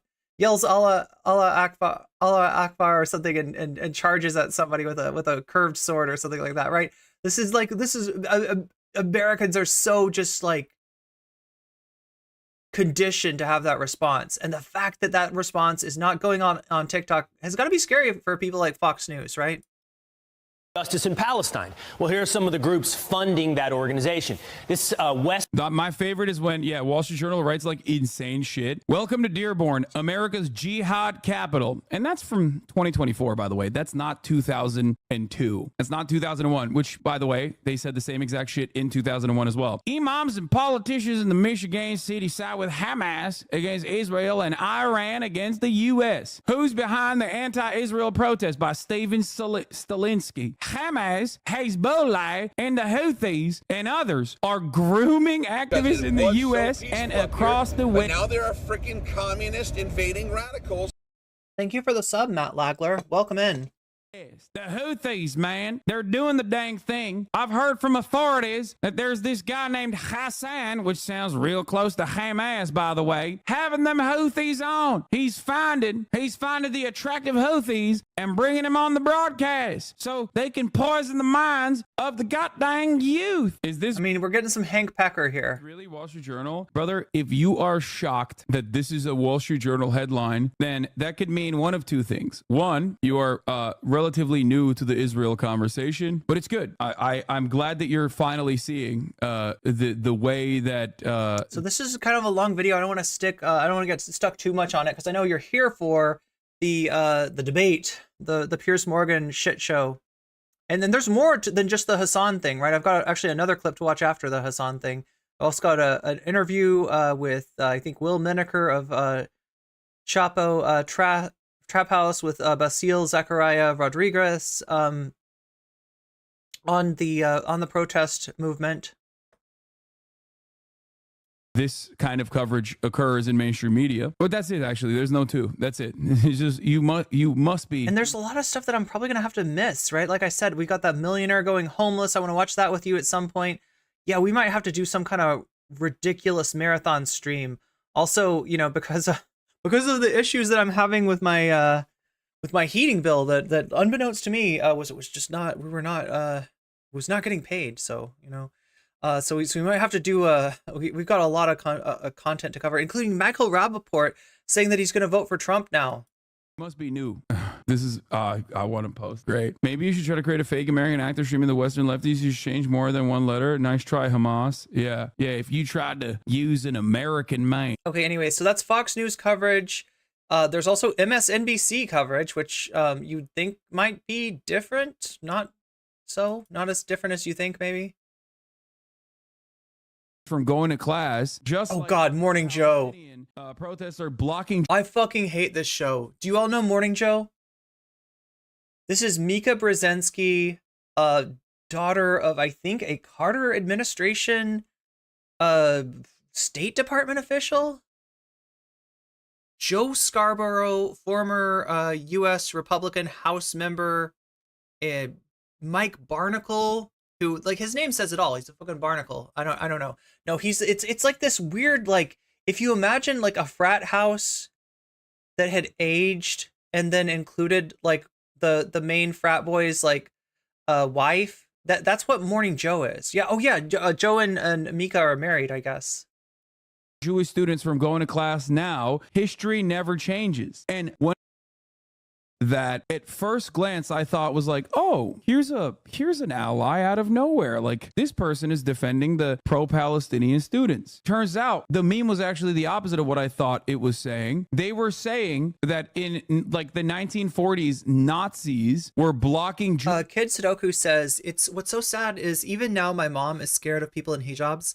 She knows how ridiculous it is, but she's grown up scared and it's hard to get rid of. Yeah. I mean, you get inculcated. American culture inculcates you with this kind of fear. Students from going to class, just like the pro-Palestinian protests are blocking Jewish students from going to class now. History never changes. And when I saw that, it broke my fucking mind. I was like, I cannot comprehend it. So now every time I hear somebody talk about like making the college campus a safe place for all students, obviously at first glance, I'm thinking, oh, they're pro-Palestinian. Like, they're saying that students should be able to demonstrate, express their, especially anti-war protests. Like, this seems like a valid form of activism, and it is it's perfectly legal in the United States of America, and it's a good thing, right? Turns out, nope, they're using that to say no. Actually, it's Jewish students that are somehow being harmed by these fucking pro-Palestinian. No, it's more than that, even, Hasan, right? Because there's Jewish students. Jewish students make up a large amount of the protesters, right? So, but it's certain Jewish students. If you're a Jewish student and you think that Israel and the IDF has never done anything wrong, that is who is being protected. That is who is being, like concern trolled on behalf of, right? It's not even about like Jewish students. Which, of course, is comprised of Jewish students, Jewish anti-Zionists. Exactly. As well. But, we don't talk about exactly. that. And that's what the college campuses are fucking up on. Not making this a safe space for the Jewish students that are attending class. Why? Because there's pro-Palestinian activism happening on campus. Family office chairman and billionaire donor to Columbia University, Leon. Yeah, we love billionaires, don't we, folks? Yeah, no, totally. They should shopping like a billionaire. Shop like a billionaire. No, I'm probably getting advertised by them. I'll get in trouble if I say anything about that brand. Definitely control and dominate this conversation. Oh, by the way, documenting Jew hatred on campus, one of my favorite groups of all time, obviously. The pro-Hamas... What happens if I sing the ad that you're getting? Encampment at Columbia University on YouTube. Have visitors from outside the university. One of today's visitors includes Motaz Aziza. Yet Columbia professor Shai Davide has been barred from campus by university, claiming the administration can't ensure his safety. We call on all Jewish faculty to publicly condemn the pro-Hamas takeover of campus. And wait, I thought he got banned for harassing students for wasn't he like doxing people? Order be restored to create a safe environment for everyone, including Jewish students and faculty. There is nothing funnier to me that demonstrates perfectly, where this hyperventilation is coming from than looking at a Palestinian journalist who literally documented the genocide of his people, had his friends and family members mercilessly slaughtered by the Israeli state in front of his eyes, only to survive, only to get out and become someone who will speak on those conditions from his own personal experience, immediately being called Hamas. Once again, it's just Israel shit. It's literally just Israel shit. That's it. It's just Israel shit. It's more Israel shit. They're like, hey, why can't we do some Israel shit here in America? What's going on? This is objectively no different, in my opinion, than like a white supremacist turning around and being like, I feel less safe on campus because there's blacks around. Okay? That's it. Just a random black guy. They're like, I feel unsafe on campus because somebody didn't like my White Lives Matter shirt. Like, right? That's the equivalent.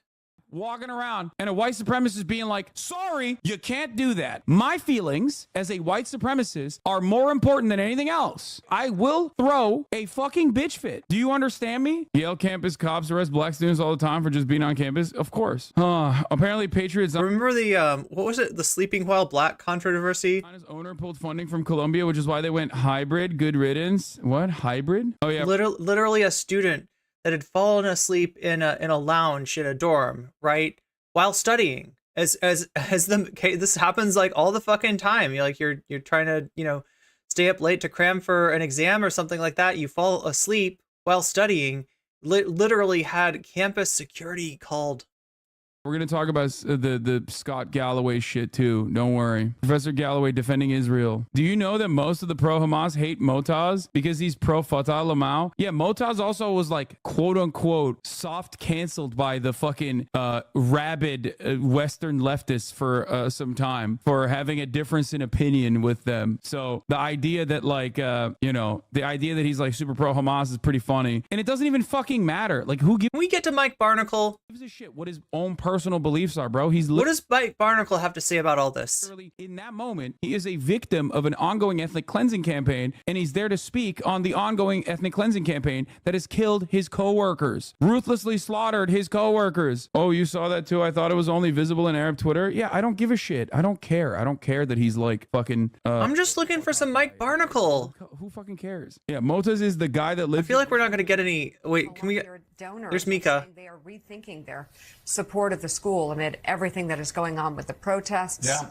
And Andrew joins us now. So yeah. So Andrew, I agree with Mr. Cooperman. I think maybe they were a little slow to it. I know this will make nobody happy, but I think Columbia is a good example of where they're trying to do the right thing. Now, it was Columbia where students... Here's what happens when American educational institutions become dependent on capitalists. Took over, during the Vietnam War, students took over the president's office and everybody thought that was so cool and so noble. Younger people like me grew up in the... What is this? It's the unknown. Like, what? Mm-hmm. What? I was always... This is Willie's chocolate experience. Welcome, Paul Baker. Afraid to knock on the president of the university's door. There's nothing cool about... We're secret chocolate makers that live inside of the walls. That's what we're doing here. Anarchy and chaos on your college campuses, and I think... Okay, those are deep memes. Anarchy and chaos on your college... Anyway, we got enough. I thought we were going to see some Mike Barnacle. He's like the only one on Morning Joe. Oh, there he is. There's Mike Barnacle. Let's get him. Let's get some Mike Barnacle in. We got to have some Mike Barnacle. It's part of your complete media breakfast. There he is. There's Mike Barnacle. I told you. The protest, world's oldest frat boy. And the violence on campuses during the Vietnam War. Right. There is a... Wait, what is bro saying? The clip that we... Me on this issue, or that my customers will turn against me on this issue. So there's a pull going on here in terms of all of it. One of the elements that Mr. Cooper mentioned in the clip that... There he is. And listen, crusty old Barnacle. Reference the protests and the violence on campuses during the Vietnam War. Right. There is the violence on campuses during the Vietnam War. That was the real concern. That was the real concern. Violence and chaos on campuses during the Vietnam War. Not people dying in the war itself. Night and day difference. There's a difference between that period of time and today. Yeah, the night and day difference is that this fucking... Wait, what is Barnacle saying? He thinks that this was like unironically, there's probably more danger as far as somebody, I don't know, getting hurt at like a Vietnam protest. The protests that have been going on have been, peaceful. Demon probably would have been on the other side back then as well. Or actually, you know what? These are the exact... I mean, we can look him up. He's old enough. Same fucking people who were probably... He's old enough. Pro-Vietnam War. What the fuck's he talking about? He's probably a campus conservative. It's the night and day difference. It's ROTC. Imperial Army doing unimaginable cruelty to the native population. It's almost identical. The only difference is that, I guess the opposition, they're yearning for freedom and emancipation is the same, but anyway, Chad, I don't want to hang up too much on this, right? I just have a fascination with Mike Barnacle. He sucks as always. Brave counter protesters, and then we'll go to the Piers Morgan thing. Especially when they're protesting, they very openly put the fucking swastika up there. They'll fly that shit. We've seen many such examples. Very odd. Saying that they shouldn't actually be using their... What do I race as in Mario Kart? What are you talking about? Look what they did to this woman. Guys, last time it was Princess Peach. Trigger warning. Trigger warning, trigger warning, trigger warning. I'm about to show you gruesome imagery of a brave, lone Jewish counter-protester. You're about to see some real...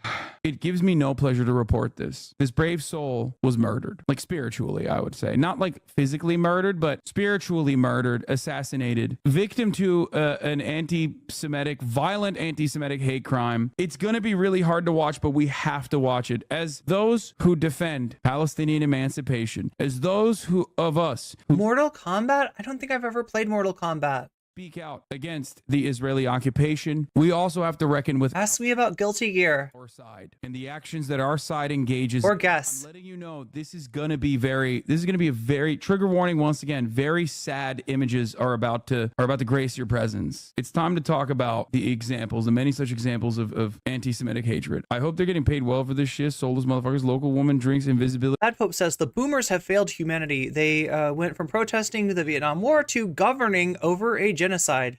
Potion they learned nothing from history. Weird pathing through crowd. They learned nothing from their long lives. You're supposed to get wise when you're old. They went the opposite direction. They were wise when they were young, somewhat. Some of them were really cringe, though. Let's be real. Some of the boomers were always cringe.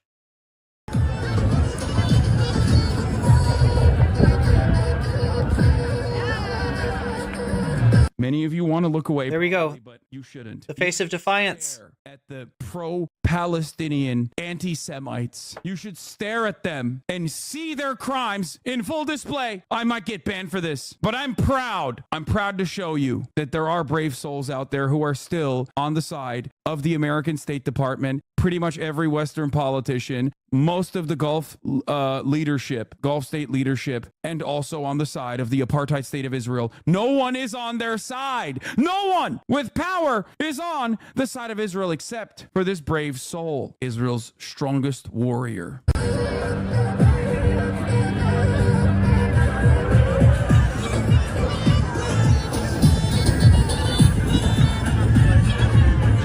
Do you hear that in the background? That's anti-Semitic music. Everybody knows zurna, the flute-style horn instrument.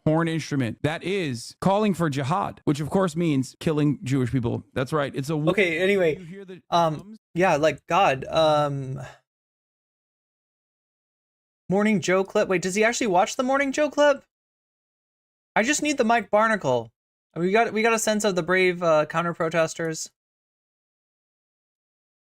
Man, it's like, yeah, other bad things happened and these guys didn't protest. I hate that. First of all, you don't even fucking know that. Like, what is this argument, man? This is literally the fucking, oh yeah? You think you're homeless here in the United States of America? Well, what if you were homeless in fucking Rwanda? That's not an argument. You can't point to other bad things to be like, guess what, dude? Why are people not protesting these other bad things? Okay, well, they're protesting this bad one and you're defending the bad one right now. Yeah, it's the classic, oh, you're not a fan of genocide? Name every genocide. Can't believe it, dude. Seems to me like you're a phony anti-genocide. Name all their albums. I didn't see colleges burned down. 500,000 Arabs killed by Assad. Saddam Hussein killed over 1 million Muslims in wars. This guy's still relitigating the fucking war on terror. The horrendous waste of innocent human life and resources that represented. Motherfucker has not learned anything from history. I gassed them. I didn't see protests. Yeah, no, you know what we did? We killed more Muslims then. That's what we did. I didn't see people protesting against Saddam using American weapons as they were killing other people. Yeah, guess what, dude? ISIS did that too, okay? Another one of our phenomenal achievements in the fucking Middle East. And we didn't protest that either. Fucked up. There. Yet your school is... I can't believe these children were not protesting things that happened before they were alive. Like, the argument here is so... Anyway, this is more Morning Joe cringe. Let's see if we can we get some Mike Barnacle? We go on to kill 400. Scott Galloway. Dude, you're just a Nazi, bro. You are. Like, we are the bad guys, okay? This is bad guy talk. Just saying. He's doing bad guy talk right now. Like 9/11. He's talking about right now. Like 9/11. Incurred into Texas. And on a per capita basis, killed 35,000 people. 1 million 33,000 excess deaths in Iraq as of June 2006. What? That's not even complete? That's not even, that's anyway, chat. We need to find Hasan and Piers. That's what you're here for, and that's what I'm gonna show you.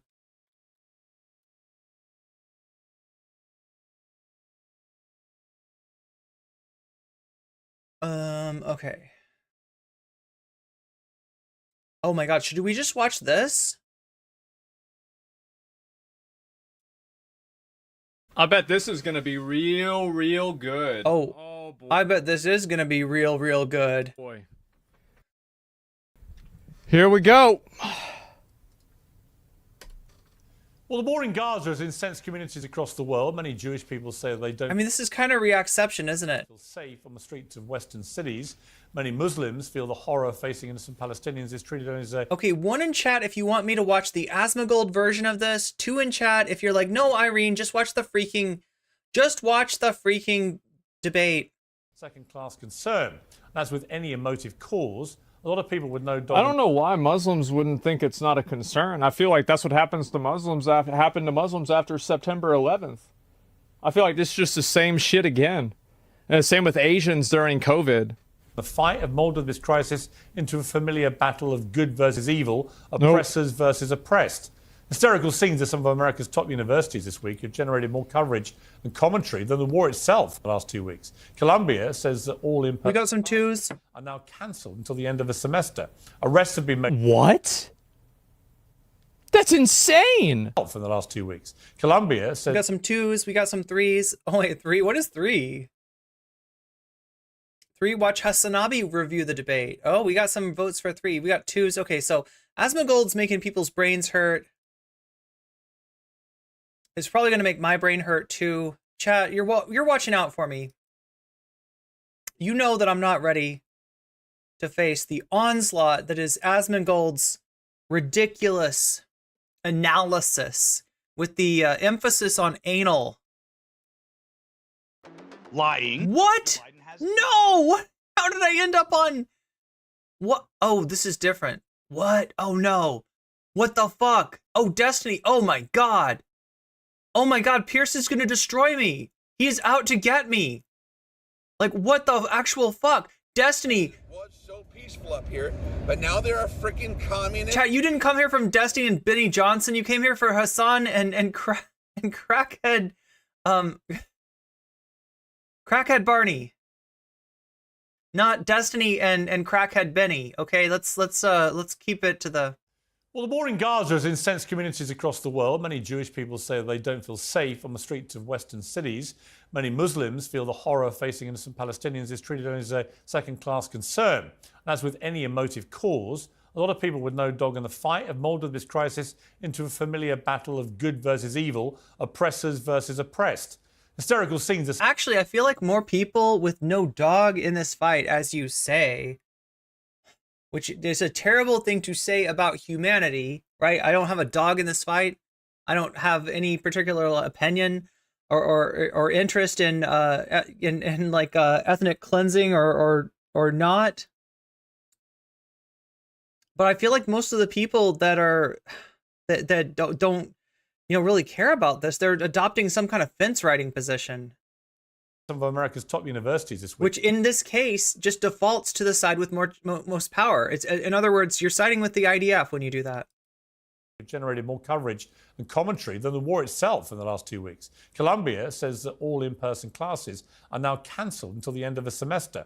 Arrests have been made at encampments. I got some questions in Shorts chat about what is a blue name, what is a green name. A blue name is a mod, so be really nice to them, okay? Be respectful to the mods because they have power in their hands, right? A green name is somebody who is a member, so somebody who supports the show or somebody who's been lucky enough to be gifted a membership by somebody else wanting to give the gift of weasels. What is the gift of weasels? Can we get some weasels in the chat? Have we got some weasels? If you get a green name, you can post weasels, right? We're trying to take over the world. Like eventually maybe workers of the world should unite. But for now, I recognize that the class consciousness is not strong enough for that right now. So the best we can do is have the weasels of the world unite, and we're trying to spread the weasels. So we're spreading the weasels on Twitch, we're spreading the weasels on YouTube, we're spreading the weasels on Shorts. And, you know, there's no better gift than you can give each other than the gift of weasels. Outside NYU and Yale.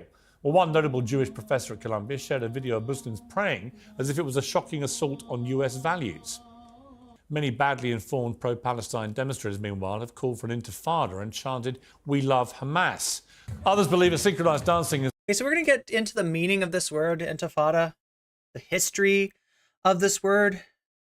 ...is a long-lost secret to peace in the Middle East. Well, these people are all spending $80,000 a year on tuition, but clearly many of them haven't found Wikipedia. He just, like, I don't know. Did he just say that he thinks these protesters think that the dance is like this kind of dance? Like, if only people would do this, there'd be no war in the Middle East. Everybody would be cool. Everything would be chill. The dance is like the solution. I don't know if that's supposed to be a joke. And this virtue signaling fever is now emboldening a growing number of people to confront... Look, the weasels are representative of something greater, okay? There's simply no connection to the war. This was New York Mayor Eric Adams, berated for supporting genocide. First, you've got to see the weasels. Mm-hmm. Took his seat on a flight. Are you Eric Adams? So yeah, that's Mayor Eric Adams. Yeah. You support the genocide in Palestine. There are homeless people all over New York. You're always partying. You don't actually care about the citizens of New York. People cannot afford food. You keep cutting the education budget so you can fund the police. And this so-called performance artist has dominated time. Okay, wait, was that also Crackhead Barney? Was that Crackhead Barney? Timelines for days. I'm sorry to be using these words, chat, but that is literally the name of the person in question. I'm trying to remember what there's a backstory. Previously seemed impossible, an outpouring of public sympathy for Alec Baldwin by doing this. Put innocent people in jail, Alec Baldwin. Oh my god, for a second I thought he had like a gun under his shirt. Free Palestine. Why does he look like he looks like Daniel Day-Lewis from that movie where he unalives the guy with a bowling pin, kinda, at the end of the movie? Palestine, Alec, just one time, and I'll leave you alone. I'll leave you alone, I swear. Just say Free Palestine one time. One time. Or no, I think he just has the wrong button buttoned. It's one of those issues, and it makes the overshirt kind of bunch. One time. One time, Alec. You know he's a criminal. You know he's a criminal. Come on, Alec. Just say Free Palestine one time. Just say I'm the third revelation one time. Israel, Zionism. Please say it.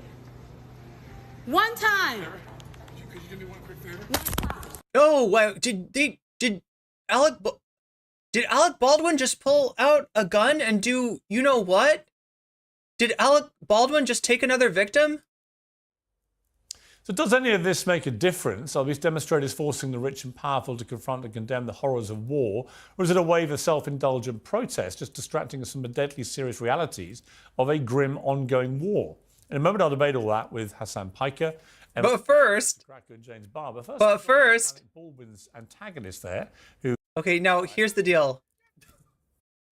I have some concerns about the wardrobe that and in particular Twitch's policy enforcement on the wardrobe that Crackhead Barney is.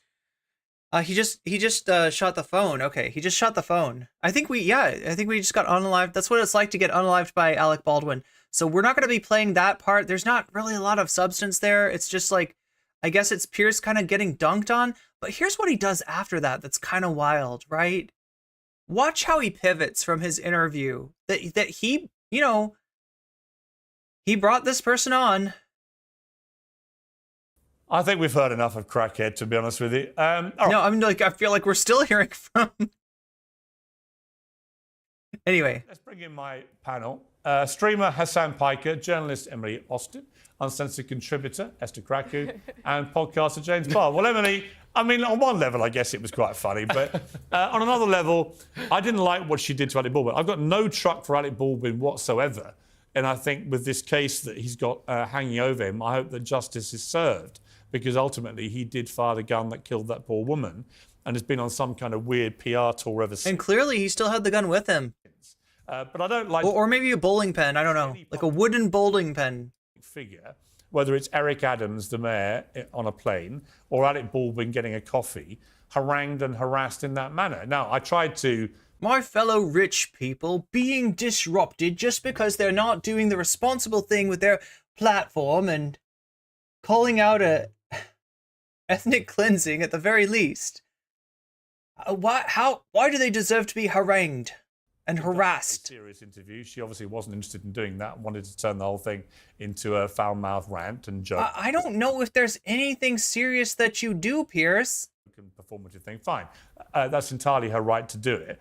But what did you think of these harassings, not just by her, but by other people, of public figures? You tried to conduct a serious interview with crackhead Barbie? Well, no, I was asking her about a viral video of her harassing Alec Baldwin, which I do actually think is a serious thing. I do actually think public figures should not be harassed in that manner. I've had a bit of it myself, and I think it crosses a line, right? And Alec Baldwin, you know, as far as I'm aware... It crosses a line. Where's your line? Where's your line when 35,000 people are no longer alive? Where the fuck was your line then?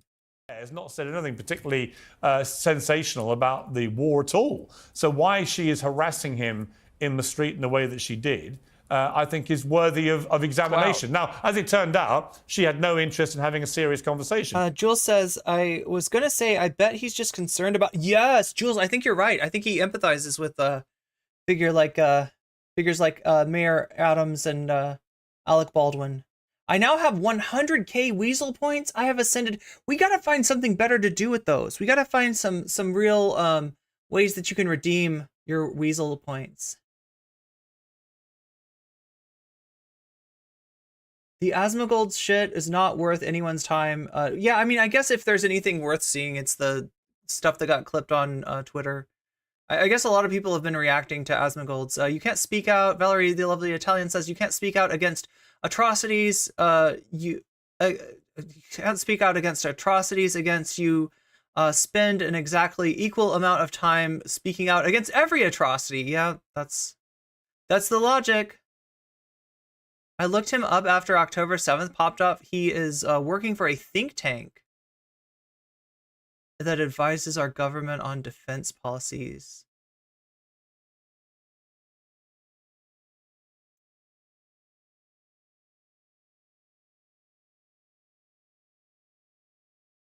All I had to do, says Gaius Fracking Baltar, all I had to do to be groomed, quote unquote, to be a pro-Palestinian. This is a comment on I think the Morning Joe, or was it what they were saying on Fox maybe?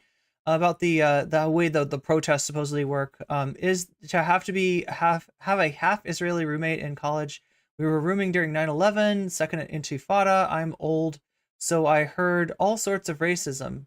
The most memorable bit was overhearing him watching the news about something related to the second Intifada with his girlfriend. He remarked, "We need to just unalive enough of them until it isn't a problem anymore."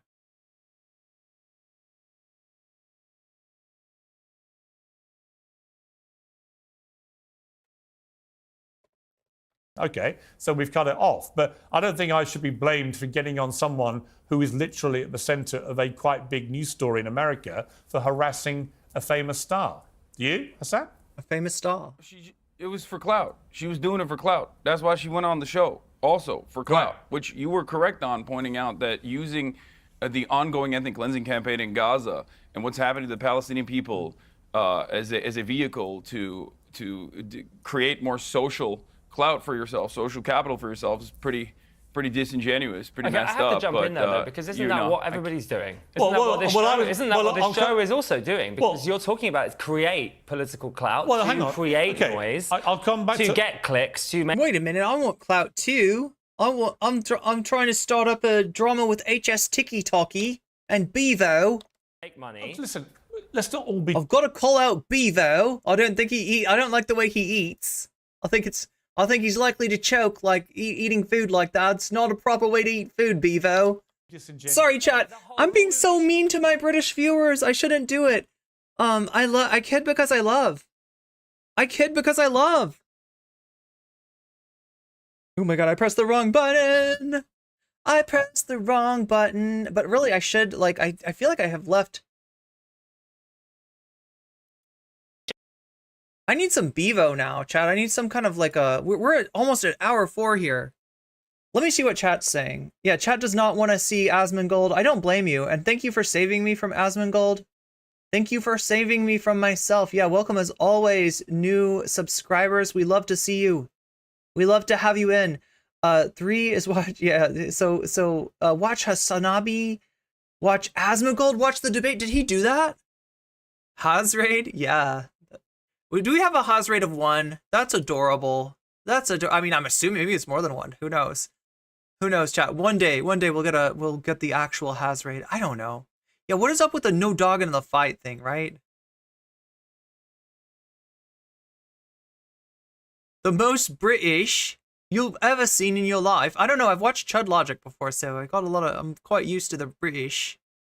I'm quite used to the sound of a British voice commentating on the events of the day. Chud loves it when people do his voice, by the way. Make sure, yeah. All content creators should do Chud's voice. Have been reborn into your stream from shorts. Yo, Timothy Jones, welcome. And again, whichever stream suits you best. If you like shorts, hang out in shorts. If you like... the Twitch experience, which is kind of cool. I hung out in a Twitch chat. Yeah, I haven't done this in a long time, chat. Like, I mean, if you know the history that I had with Twitch politics, there was a while that I just didn't want to have anything to do with anybody on Twitch. But I hung out in a Twitch chat recently. It was Mayabyte streaming Final Fantasy 7 Rebirth, which I haven't even played like 7, like the first 7, like the one with polygons, right? I know about it. I know about the materia. I know about the Gaia Force. I know about the giant Buster Sword and all this stuff. But I haven't ever played it, right? So I got to watch a little bit of the remake or the reboot. It's a reload, isn't it? Yeah, reboot, reload. Being played by Miabyte. So yeah, I did get to hang out on a Twitch stream. In fact, and I gotta say, it's kind of posh. There's something about a Twitch stream. It feels like going to one of those theaters that has the chairs that you can lean back on. It's like the soft, like like chair that you can kind of like lean back in, like, right? It's there's something nice about it, but it's also just like one of those places. The popcorn's gonna be really expensive, so yeah. Otherwise, you'll be seeing the top of the hour ad break every hour on the hour for eternity. And actually, Crackhead Barney isn't that different to you. Well, actually, I actually subbed to Mia for that reason. I was like, I want to watch this and not have ads served to me every hour. Crackhead Barney said it herself. She said, we're no different. And I kind of agree with Crackhead Barney. Okay, so I'm not going to like a lot of what Dude here has to say, but I kind of agree with Dude here. I don't think that Piers is all that different than Crackhead Barney. I don't think that Piers is all that different from Clout Goblin what's-his-fuck over here, right? I think that these are fundamentally unserious people. I didn't think I'd say If you think there's any correlation... A cinema with an open bar? I mean, that sounds even more posh. ...between what she just did on... Novara comment check? Screaming over someone. Well, yeah, I'm just saying that like it's like a luxury experience, but then again, it's also the 3 minutes of ads. I don't know. Choose your poison, choose your treasure. not letting them speak. Right. There's definitely a correlation. Well, you think there. that I've treated you like she treated No, Ali I'm Baldwin? just That's right, Thomas. Clout recognizes clout. that I think that actually you aren't that different. You're trying to do the same thing. Ridiculous. I'll come You're back to just that. doing it in a different way. No, it's a preposterous suggestion. I do not do what she does, right? But Hasan, here's the point I would make to you. A lot of people think a lot of these protesters at universities in America are performative. The ones who are chanting their support for Hamas, the ones who are chanting about intifada and protecting... Your wife objects to you giving the gift of weasels to others? It's not about a violent uprising. Interesting. But a lot of that is not only performative, but public demonstration of support for terrorism. Absolutely not. I don't think that. I mean, all protests are technically performative, obviously, but there's a very clear-cut goal for the group of students at Columbia and many other universities. I've got a request to slip. Oh my God, Omega Star with the community sub to Squishmallow Dragon. Why do I get the best named chatters? I swear to God, Squishmallow Dragon. I never would have imagined, but here we are. I'm imagining a Squishmallow Dragon.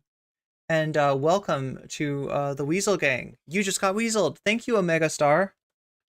I was in Melbourne not that long See, it does happen. And I The attended mythical creature sometimes exists in Twitch chat. Palestinian protests there, Palestinian rally there, and the students there were also demanding the exact same thing. Yeah, actually, Jules, Hasan did say Crackhead Barbie. I think that a lot of people don't expect Crackhead Barney's name to be Crackhead Barney, but it is. So Hasan was turning it into Barbie in his head. That they divest, their colleges divest from a lot of the companies that are aligned with the state of... Oh, we're already 9 minutes in. In operations in the West Bank. A lot of... A good call, AC. Yeah, there was stuff in there that Twitch is not going to like as far as Crackhead Barney's wardrobe. Companies that are playing a role in the regular maintenance... One day, Ash Sarkar and Irene on the same stream. The apartheid regime of Israel and helping Israel conduct an ethnic cleansing campaign. That is the ultimate goal. That is why they're trying to very clearly cause a little bit of a disruption and engage in... But are you comfortable? Okay, but are you comfortable, the most American thing you can do... Are you comfortable with the disobedience. ones who are seen chanting support for Hamas or chanting about intifada? I am perfectly comfortable with people chanting about the intifada. As far as the Hamas thing goes, any kind of protest is always going to have a litany of random people, but ultimately it doesn't really matter. You have to look at the actual tangible goal. Okay, so here's the thing. You can control, maybe, the actions of one person, and that's you. That's you, right?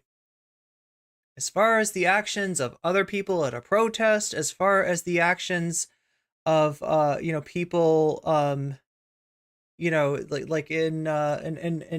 can't control, right? So we got to get out of this mentality of do you condemn Hamas, because that doesn't fucking matter, right? That kind of that kind of dynamic is going to exist as long as the dynamic of the IDF and what they're doing to Palestine exists, right? That is not a question of morality, right? Unless you got a member of the organization sitting right in front of you and you want to, interview them and debate them, right? That's a question of inevitability. As long as shit's like this, shit's going to be like that, right? So we got to stop getting into these traps of the morality of different actors in a violent conflict of oh yeah, but who, you got to pick one. No, I don't fucking have to pick one. I don't have to endorse one or the other. It's not like that, right? Hasan gets into this in just a second. The protest movement is stating they're interested in.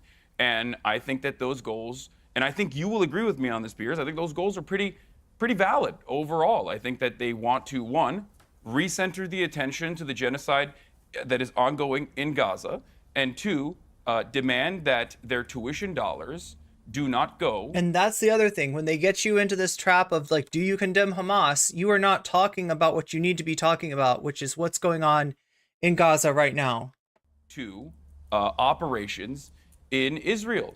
I don't know if you're aware of this, but there's a campus. There's going to be a sister campus that is being built in Tel Aviv right now for Columbia University. Why am I concerned? It's a tasteful showing of skin.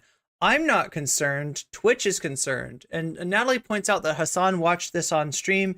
Yeah, he also watched Destiny on stream while it was still illegal to watch banned streamers, right? Hasan is making Twitch so much more money than I probably ever will, and therefore he gets to live by a different set of consequences, right? But I get what you're saying, you know, and it does suck. It does. I should be able to show you this. And if it was a YouTube only stream, no problem. No problem. But Twitch is just weird and inconsistent. And like when the hammer comes down, it comes down and there's no explanation. They don't even let you know why you were banned. You just get the thing you were banned and they give the general policy that you broke. And half of the time, like people don't even hear back from for an appeal. Or if you do, they just deny it, right? I don't know. I'm just being overly cautious. That Columbia University, which once housed the likes of the late great Edward Said and many others, and that currently has many Palestinian students who pay tuition for projects such as this one. Communist invading radicals. Protest taking the eyes off of injustice is a whole new dumb take. Who said that? Will not be able to go to that sister campus. I find that abhorrent, but it's everyday existence All right. in Israel. Let me bring in Emily. You've been listening to all this. Your response? Alessandro says, I kind of agree with Hasan, but Hasan here clearly lost his temper super fast and kept losing the thread. Yeah, well, I mean, this is the thing too. Like, right, he's up against people that are just talking bullshit. And he gets, like, the bullshit works. They're whatever those tactics are, right? Because these aren't good. Nobody on here is making an actual argument for, you know, like making a good argument, you know, for why the protests are bad or anything else, right? There's no substance here at all, but it is distraction, and it does serve to distract people that aren't picking up maybe on what Hasan is saying, and it's just the theatrics of the debate that sort of, you know, end up like winning the day. And like I can tell that, you know, the audience that this person is going for, which is not a very thoughtful audience, but is an audience that does exist, is actually, you know, it is potentially working on that. It's just so frustrating because it seems like in maybe like a more controlled situation, it would be easy to push back on the bullshit that you're about to hear. Because this is some bullshit. This is some classic bullshit here. But I don't know. Like there was something going on. There's something going on Pierce's show where like all of his debates are like this. I don't know how. Yeah, and even Hasan kind of just like ends up just getting swept along in the circus. Unfortunately, he does have a few poor places where he pushes back meaningfully. With all due respect, Hasan, why do you feel that Columbia, or any college for that matter, owes you to divest from Israel? Why do you think your opinion is correct? So wait, why do you think that Columbia owes you, Hasan, not a protester, not a student who's paid like a ridiculous amount of tuition or is responsible for the pay, you know, like is, you know, federal aid or even like loan money is paying for that tuition? Not the real question, because that one's easy. That one's easy. My tuition money goes to pay for this shit, goes into Columbia. Columbia's financially not divested from Israel. So my money is, you know, some portion of my money is being used for something that I really, really don't believe in. Right? That's the answer. But of course she asks it in a meaningless way. Why do you deserve to, like, why should your opinion matter? That's just like your opinion. Like, this is like Asmongold's take earlier. I heard the classic buzzwords: apartheid, discriminatory, ethnic cleansing, and genocide, which is funny because it's all the exact opposite. So if I may ask you, what about Israel is a... It's all the exact opposite. Let's roll that back and see exactly what we are turning 180 degrees. Buzzwords: apartheid, discriminatory. Okay, so what she's saying, it's the opposite, meaning that Israelis are the true ones that are suffering apartheid, suffering discrimination, ethnic cleansing. Suffering ethnic cleansing? It's really the Israelis. That's what she just said. This is incoherent, and it should be easy to push back on, and I'm not sure why it's not. I'm trying not to be too much of a backseat driver. Like I'll be honest with you. I don't like the way that this debate went by and large, right? Because I know that there's an audience that she's courting that she's absolutely able to talk to, and that is actually, actively slurping up the slop that she's throwing out there. And it should theoretically, in a controlled environment, be really easy to. I mean, this is not hard shit. This is somebody that should get dunked on really hard. Like, this is like somebody pitching. What is it called in baseball? Like an outside. Oh my God. There's like one kind of pitch that's like really easy to hit, right? And pitching like a really easy to hit pitch against like a all-star batter, right? So it should just be like, oh yeah, home run, grand slam. You knock it out of the park, right? And it doesn't happen. And that's why I'm wondering what's going on Pierce's show. Like, how is he able to engineer such a phenomenal shit show? And genocide, which is funny because it's all the exact opposite. So if I may ask you, what about Israel is apartheid? You also just said the students in Israel, the campus in Israel would not allow Palestinians to join. So here's what I'm saying. That's a good question. And that's a question that I don't feel like it gets answered. There is a little bit of what Hasan is doing, and I don't know if we'll have time for it later, but there's another Piers Morgan debate with Crystal Ball, where, she's doing kind of the same thing. This would be potentially a teaching opportunity. Now, you've always heard me say that debate time is not time for education, right? And what I generally mean is that if the person that you're up against just fundamentally does not understand the concepts underlying the discussion, you're not going to teach them there. They've got no motivation for that. And if the audience, doesn't understand, it's pretty hard to. You can't do the teaching while somebody's like shooting at you, in a debate, not literally, but rhetorically shooting at you, right? But I feel like if this was a controlled environment and it was just like, all right, Hasan, she's asked a very good question. How is it apartheid? Hasan could answer that question so easily. And it would be great for Pierce's audience to actually hear that answer. I don't think they ever do. I don't think they ever get a chance to. That's not what's going to happen. Instead, what do we get? We get a gish gallop. We get a gish gallop. Here we go. Are you confused, or do you know nothing about the country of Israel? Because let me remind you, Jews are not allowed in the West Bank and Gaza. However, Arabs have... What? I am pretty sure that's not true. No, wait, I'm sure that's not true. Where is she getting this? Where is she getting this? The only thing that I could think of her possibly saying is that, like, theoretically, people aren't supposed to settle the West Bank and Gaza, right? But they do settle the West Bank. It's continuing. It's not supposed to happen. There's been all kinds of efforts to curtail it. There's virtue signals even from Israel's government about like curtailing it. But realistically speaking, it continues to happen, and there continues to be settler violence. And there continues to be a dispossession of people in the West Bank. I that's the only thing I can think of that she's saying. Full Israeli citizenship, have the rights, are members of the Knesset, which is the equivalence of, you can think of Congress, and even prosecuted a former Prime Minister, Ehud Olmert, an Arab judge. So what apartheid exactly are you speaking about? What genocide? What ethnic... That's like saying that... Cleansing. And secondly, how dare you say it's okay to... Yeah, he's trying to come in. Okay, so Piers, like, what are we going to do here? Right. So anybody that was like a serious person like Piers Morgan and really wants to get this back and forth, really wants to like have this dialogue, right? Okay, she asked a question.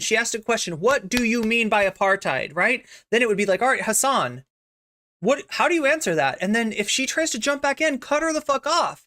Because what I want to hear here is his answer to that question. I really want to hear Pierce's audience have to contend with the very... the undeniable reality of what's going on in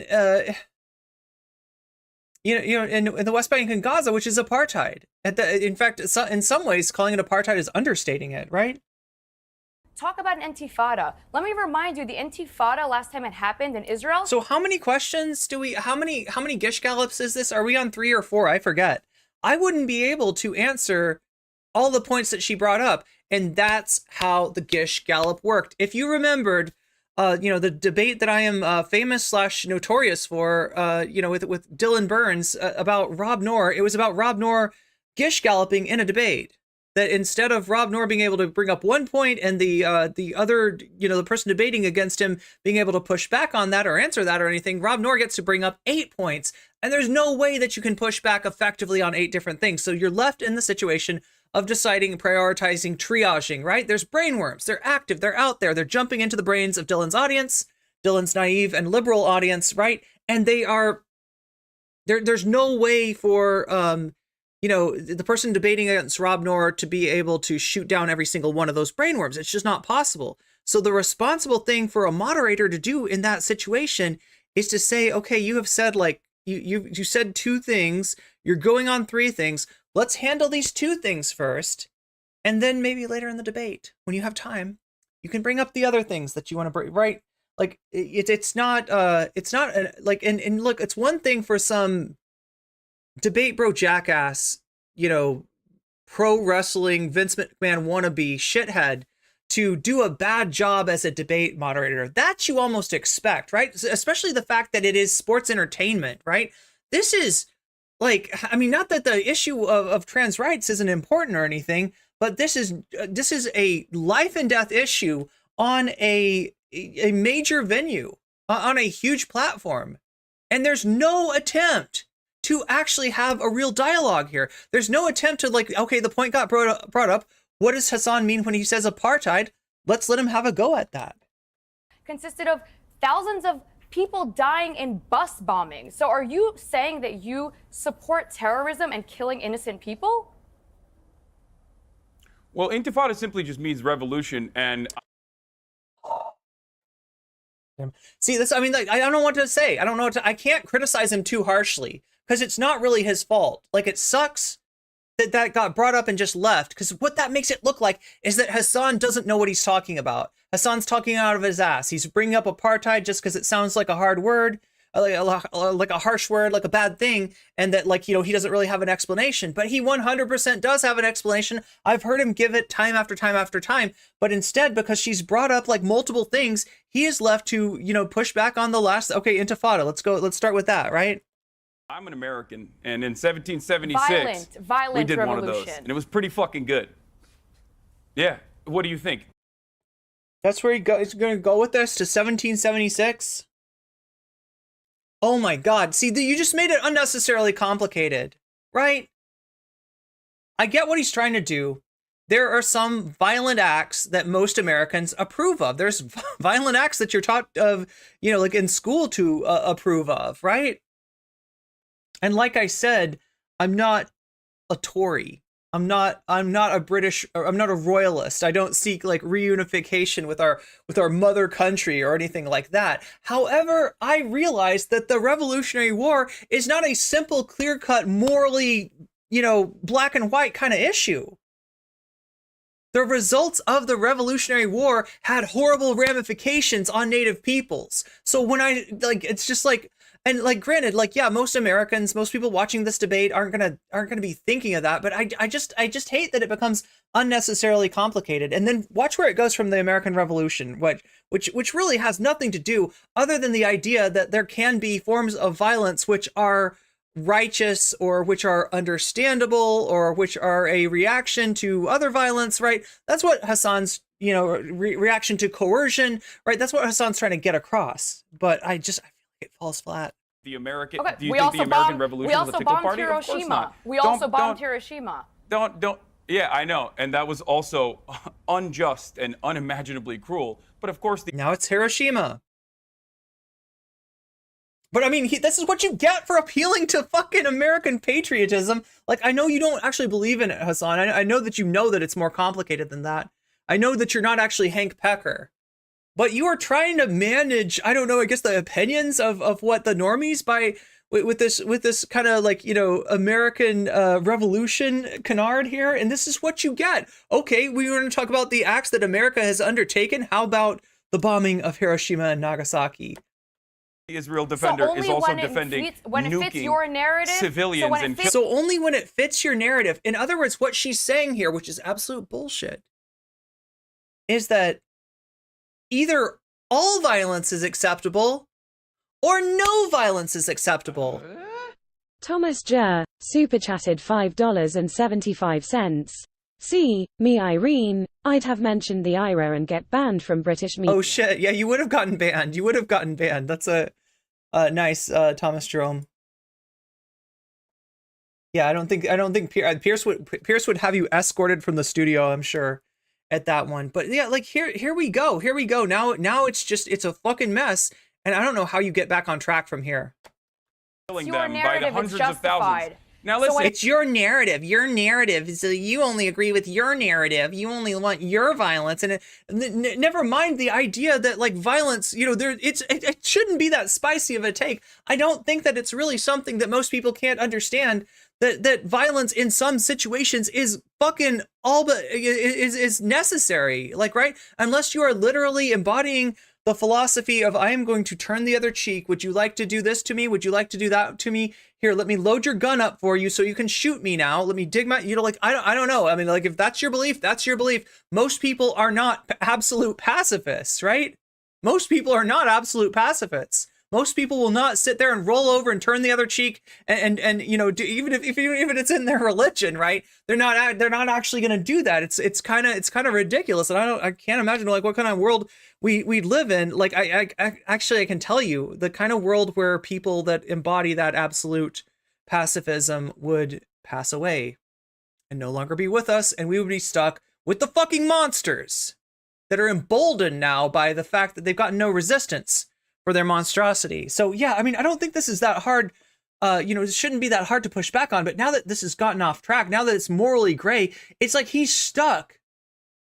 He's gotten himself enmeshed in this sticky morass, this sticky moral morass that he is now, you know, just like, I don't know how he pulls himself out at this point. Listen, let's get back. But again, I blame Piers Morgan more than I blame Hasan. I blame Piers Morgan for allowing the Gish Gallop in the first place, right? This is a bad faith actor. We hear a lot of bad faith accusations from Vosh, Destiny, and the like. Most of the time, it's just bullshit. Most of the time, they're just like, you know, it's just words to them, right? I'll be a bad faith actor, right? You know, you say something I can't react to, so I call you a bad faith actor. In this case, this is what a bad faith actor looks like. This is what somebody who has no interest in having any kind of discourse in you know, in the back and forth really has. But yeah, thank you, Thomas Jerome, for the super chat. Refocus the conversation to the points that you made. Let's refocus the conversation to the points that you made. Okay, look, you said, just to remind everybody, I'm actually moderating this. But no, you're not. You fucking asshole. You are not. That is the problem. You are not moderating this. And like, I don't know. He must like look at his analytics and have decided, have made a conscious decision to not moderate it, other than what, to like jump into the fray and to make it more like, you know, now you're arguing with both of them. Like, you let her Gish Gallop. That's an interesting point that Emily just raised, Hasan. It does seem that you're very selective about the violence that you support.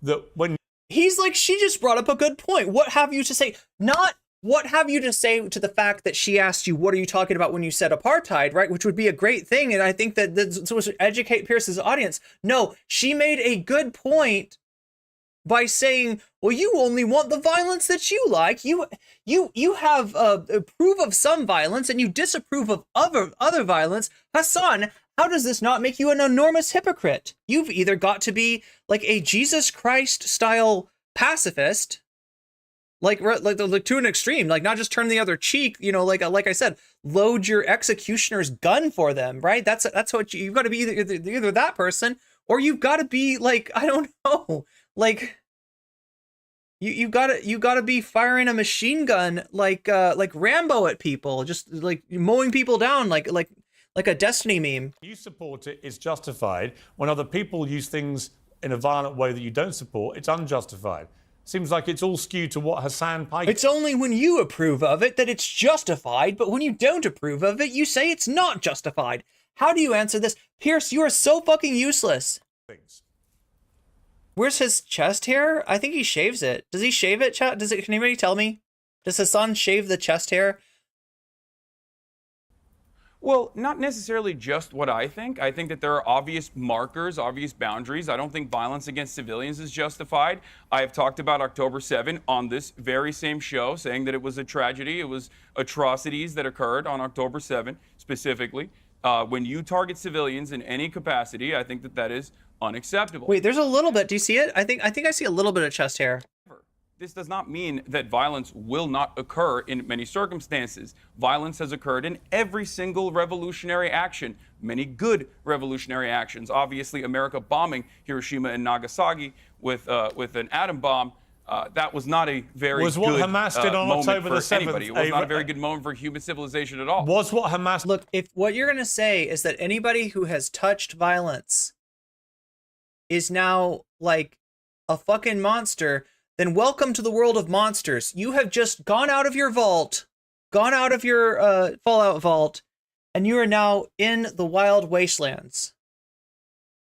And everybody's a fucking monster, and everybody's a killer, and you can't trust anybody because like that's like literally, if that's what you're gonna say, that there's no justification in any situation for even defensive violence, then you... But that's not the point. Was what Hamas did on October the 7th an example of what you would call a justified revolution? I don't look at every single act of violence. I look at You've the literally players. just been I look reciting... at- You can't talk like a professor against a baboon in a suit, okay? You're not going to get a chance to finish your point from somebody who has shown he's got no interest in letting you finish your point. This is what I mean. Like, Hasan is the only one close to talking sense so far on this show, but he is getting played. systems of oppression. Why when are we you are avoiding- analyzing it, why and are you do it avoiding too, Piers. October the 7th? You do it too. No, I don't. I'm not avoiding it. I've talked about it a Okay. million times Well, over. let me ask you But one more this is time. not Hang what on, we're- hang This is on. not what we're here to discuss. Emily, hang This is on. not what we're here to Hassan, discuss. let me She just said, ask you. Let me very just ask you specifically, directly one Israel's more not an time. apartheid state. Let me ask you one more time. He's got the right instinct of not getting caught up in the fucking condemn Hamas thing, but Piers is going to shove it back in his face again. Do you believe what happened on October the 7th was a justified act of revolution? Yes or no? I do not, and I do think that. Oh, wait, hold on. That's let me clarify. Let me clarify something very important here. Events that unfolded on October 7 were atrocities. That much is clear. Those atrocities could have been avoided if Israel was not an apartheid regime. Israel has been an apartheid can you regime for answer how 75 Israel's an years. Yeah, he just reworded it. In the Because early... you keep repeating No, that. you can't keep just repeating- chime. Oh my god, it's an opportunity. Oh my god, I don't know.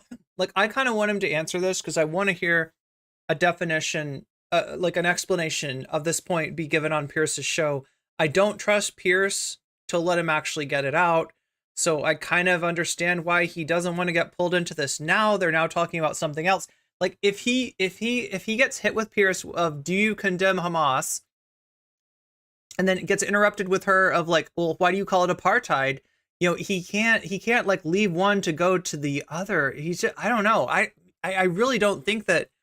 I think he's kind of in a no-win situation here. Like, as much as I don't like how this turned out, as much as I feel like I could, in a controlled situation, push back effectively on at least some of this stuff. It's not a. I don't think it's a controlled situation. Man, you can't just Back chime in. it You with ask me a question. evidence. You want it. Why you ask is me a question. Israel an I'm going to give apartheid you an regime? answer. Because you're repeating Israel these lies. has been an apartheid. Okay, so now he is gonna give the answer, but he to do it he has to like appear to be running away from Piers Morgan's question. Go ahead, Since please. it's Which I don't think he has to, right? It's really simple. You don't get pulled into like adjudicating the morality of people in another part of the world that you've got no effect on their actions, right? You could ask, what's right for Hasan, but you can't really ask him of like a black or white question of like, is violence in the face of oppression justified? That's not actually the point. That's not actually the point. The point is that violence in the face of oppression is fucking inevitable. Okay? Let's get our heads out of this fucking ideological morass and touch some materialistic grass here. So touch some materialist, right? Let's actually talk about material conditions and not this fucking do you condemn, do you approve of, do you which is the good guy, which side? If this was a wrestling match, who would be the baby face and who would be the heel? You don't have to answer that question. That's an absurd ass question.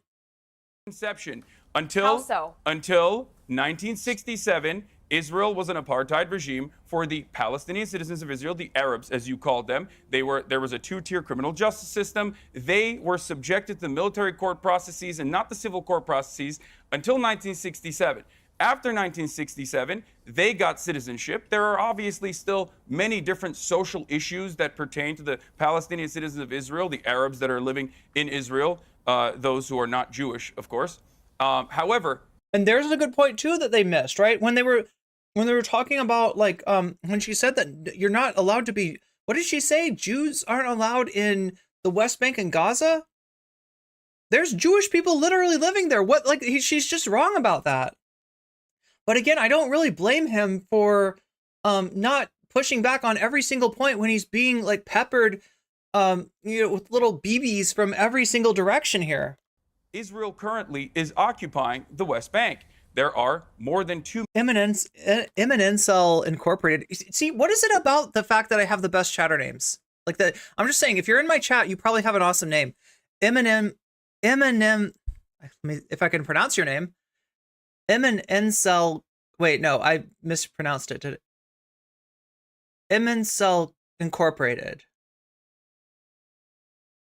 Cell. No, I'm just screwing up your name. Anyway, good comment though. I think Hasan did as good as possible in a 4v1 situation. Yeah, I mean, it's sort of a 4v1. One of these talking heads, I sort of had some good points too, but he's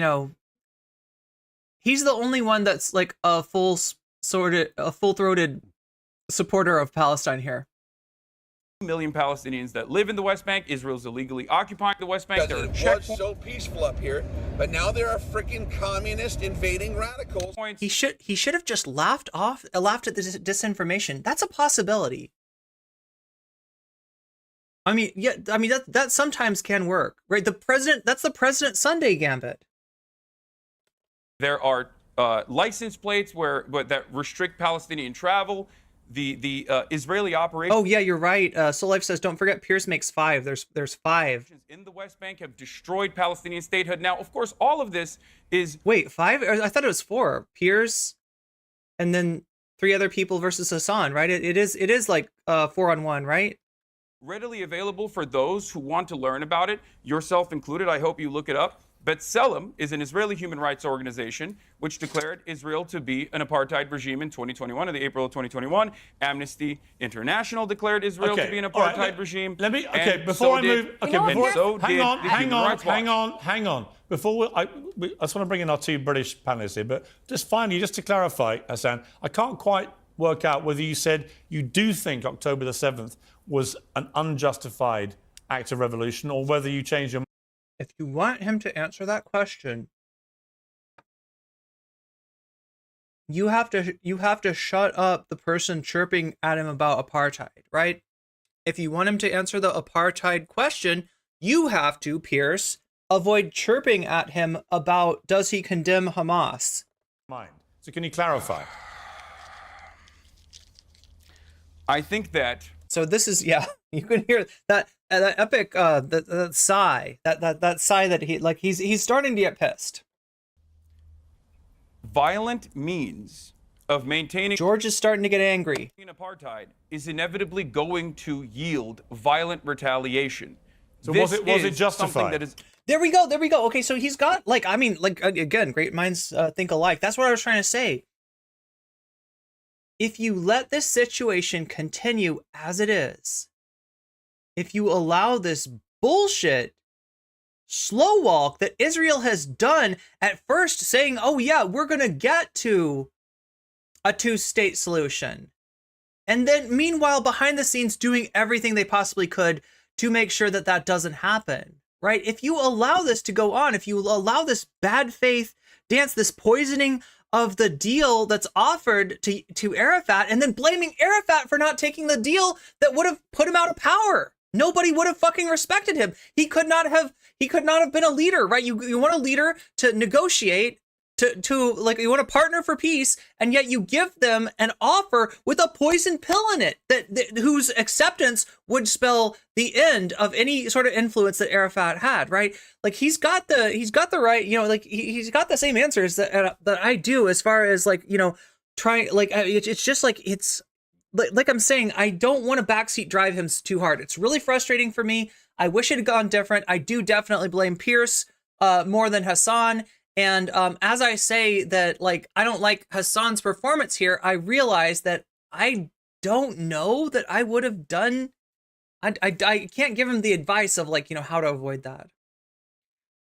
Unlike the top of the hour ad break, which I can give you advice on how to avoid. It's pretty simple, and it can be free, right? If you've got a Twitch Prime, if you got a Prime subscription, you got a free Twitch sub for the channel of your choice. If you give it to me, you will no longer see those ads anymore at the top of the hour. Those 3 minutes of ads will go away entirely and be replaced by wonderful wiggling weasels. You will get weasels, and they are wiggler weasels too. They wiggle.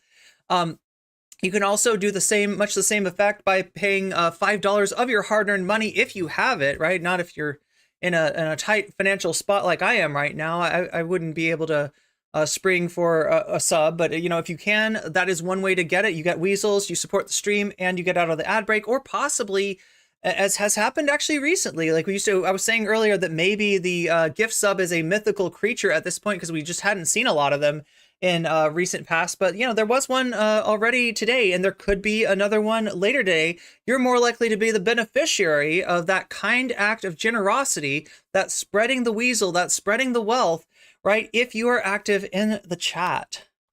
completely avoidable. Was it justified?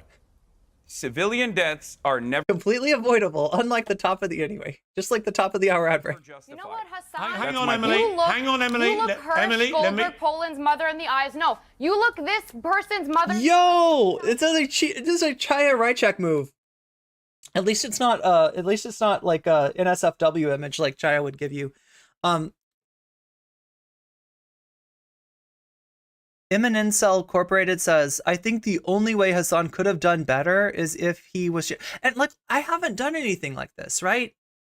I mean, I think, what do? They send a TV truck around to your house? Is that how that works? With like, a green screen? There's, like, a TV truck. It's like a mobile unit that comes up. And then, like, I don't know what this is actually like. I haven't done this.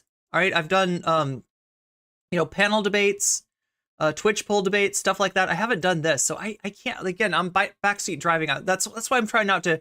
I'm not going too hard on Hasan. I hate the way, especially when Piers Morgan is like, "Oh, let me remind you, I'm the moderator." Then fucking moderate. You baboon in a suit. That this was justified. You tell him his arm being blown off and being held in captivity for 200 days is justified. I do love that the Israel defender has no capacity to fucking hear anything I'm saying. Palestinians who are made of identity. It just... She's not interested in what you're saying. She's gonna say her bullshit regardless. She's got her program. She's got her she's got her programming. She's just gonna rattle it off regardless of what you say. Okay, I'm sorry. Did I read your name wrong? Immanen. Okay, I thought I know you're not an incel, but like I thought maybe it was a joke about incels. Immanence Incorporated. God damn. Oh my god, it's so easy. And I miss it. I don't know why I thought it was gonna be M&M's. Anyway. You're not going to respect me You and think listen that to what we're I have to occupying say, the West which, by Bank? the way, You of course think you we've don't respect. I just suck at pronouncing Chatter's names. Gaza. Oh, if you talk Look over what each other, happened. nobody I'll can just hear keep you. speaking What do you mean, over I That's think? what you It's do. not This wasn't a debate. It was a setup. Yeah, it's just Pierce fucking making money. It's just Pierce mining for clicks. No, it is you Okay, think. hang The on. only thing that Emily, promote please. your narrative. Let me handle this, Emily.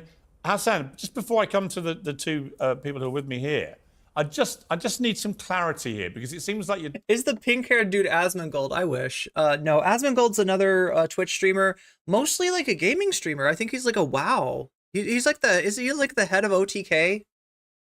Oh my god, this is like very Twitch pilled, the stuff that I'm talking about. OTK is a streamer team, some of whom do not like me for a incomprehensible reason, but most of whom probably just don't know that I exist. But anyway, it's like a, is it also an esports team or something? Anyway, sorry, I'm like trying to see, this is what I would have done if I'd gone to the debate. I would have gotten like tripped up in my own words. I would have started explaining stuff and I would have just gotten off the path so easily, right? Because here I am trying to explain Asmongold. He's a gamer. He's a millionaire, I think. I think he's a millionaire. He's a very big Twitch streamer, so I'd be surprised if he's not a millionaire. And he lives in a very dirty house, which he refuses to clean, which has cockroaches all over it, even though he absolutely has the means to not have to live like that, to even, you know.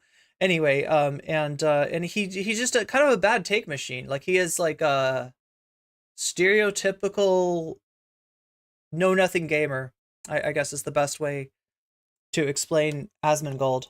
But that's somebody else.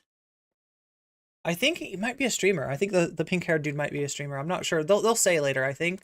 Dancing around whether you think October the Piers, 7th was justified why are we or not. doing this? Why are we doing this back and forth masturbation? I've already given you my fucking Piers, why are you position. doing this? I'm He's sick happy. and tired It's of Jews repeating it being over and over killed. again. Okay, Because it's Jews, it's okay. Ask this Emily, demon stop next to talking. me Group, wearing Emily, a fucking come back IDF to you. dog tag. He doesn't even know she's on that side of him. He's like, ask this demon next to me, and actually the demon's over there. Anyway, see, you don't know. You like maybe on his screen she is, she is to his left. When it's Jews, it's okay. Please We're stop not This shouting fucking at each demon next other. to me wearing an IDF dog tag if she actually thinks it's Oh, he's pointing. Okay, he's got it. home. Do you It's see to me bring the rocking the hostages fucking- home. The the- hostages All right, that you you're talking rightly over believe each other. belong in All the right. You know what tunnels it of is. Gaza. I'm going to give you why two. it Yeah. looks I'm going to that let way. you two That is calm the down. same It's as pointless. IDF We tag. cannot hear you You're when you wearing talk that. over each other. Okay, so either the hostages are going to come home, or they're going to very likely die wherever they're at in Gaza. And it's dependent not on the actions of Hasan, not on the actions of the United States, not even on the actions of Hamas. It's dependent on the actions of Israel. If they continue to bomb, and like how many hostages do you think they've unalived so far? Right? They want to like claim that like we want to bring the hostages back. Oh my God, you're killing them. You're murdering them. What are you talking about? You don't want to bring the hostages back?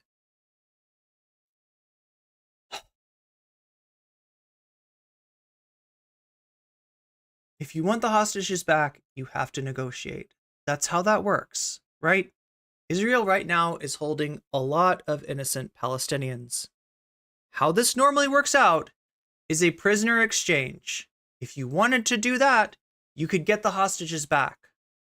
If you don't do that, you don't care if they live or die. So just say that. Just say that. Just rip that tag off and be like, haha, I don't care about this, and throw it in the fucking fire, because you don't give a fuck about the hostages. Thomas Jerome says settlers were removed from Gaza around 2000. All people. Every time recently, I have someone from both sides. And yes, thank you for the super chat, Thomas Jerome. It goes like this. I'm wearing this rusty necklace. Please, because can you there are listen to 200 me, Israeli Emily? Civilians in Gaza All right now. Can you as stop hostages. doing this to each other, please? Emily, Nobody Emily, can understand a can you word condemn the either of actions you of saying. Israel? Now let me come to Esther and James here. This is one of my problems. No, I want to actually. hear if Emily condemns No, the actions Hasan, of Israel. you Why will don't you ask please her let me about that? moderate the debate. Why don't you ask her about I don't 30,000 condemn the people? idea. I've got two I panelists condemn here the who've not fact had a that on word October yet. 7th, Because you're a they fucking kidnapped terrorist. Please civilians stop from their talking. homes. And I think you're a terrorist. And I think you're a terrorist as well. Okay. Well, I'm not the one wearing. Because I'm until not the one hostages wearing are home, don't the expect the war to be insignia. over. Yeah, I know. Variant not amused by Hasan's British accent. Look, I can't guarantee you that if I debated Chud Logic that I wouldn't at some point do a British accent. I feel like I have. You don't care about the hostages. If you cared about the hostages. And also, if you're British, yeah, like Americans doing British accents as like an own, like is not funny. It is such an American brain thing. Look, I can't deny it. You're right. It is a very American brain thing. It's too bad. Like Brits just, all I gotta say is Brits get good. Okay, practice your American accents. Our accents are hilarious. No, that doesn't help anyone. It's not real discourse. That's not a real. Variant's got a point. You would be You are screaming at exposing Benjamin your Netanyahu. own terrorism Benjamin on live Netanyahu television. is the hostage you killer. You are exposing. Benjamin Netanyahu has killed more hostages than Hamas. Hamas. What do you think you're achieving here? Not only oppressing the Palestinian people, but for spreading terrorism. My friend was super into British comedy to the point of she could tell different regional British accents apart. I mean, I can hear them, but I just like know them as like, that's the Kevin Logan accent, that's the Chud Logic accent, that's the Piers Morgan accent. I don't know them by region. I should. Israel gave Gaza All right, back listen, in 2005, I would like to, please. and Hamas has turned Can this you into both, a please? terrorist haven. Emily and Hasan, can you please show some courtesy Hamas to the is other the lesser panelists? evil in comparison to Israel. Can you please stop talking, both of you, and let the other two panelists have a You want say? a soundbite, Piers? I'll give you a them some soundbite. courtesy. What even are the different, like I've heard there's like a Perth accent, right? Or like a Western Australia accent. Am I right about that? Please, some courtesy for your co-panelists here. Yo, Esther, you're lucky if Americans don't just like, do some like Australian beer commercial back at you when you ask them about Australia. Put a shrimp on the barbie. Problems I have. I feel like Americans only perceive one. In fact, Americans half the time don't even perceive a difference between like a New Zealand accent and a Australian accent. With this whole debate is that increasingly it just descends into a screaming match between pro-Palestinians and pro-Israelis. And the biggest losers are the victims of this war.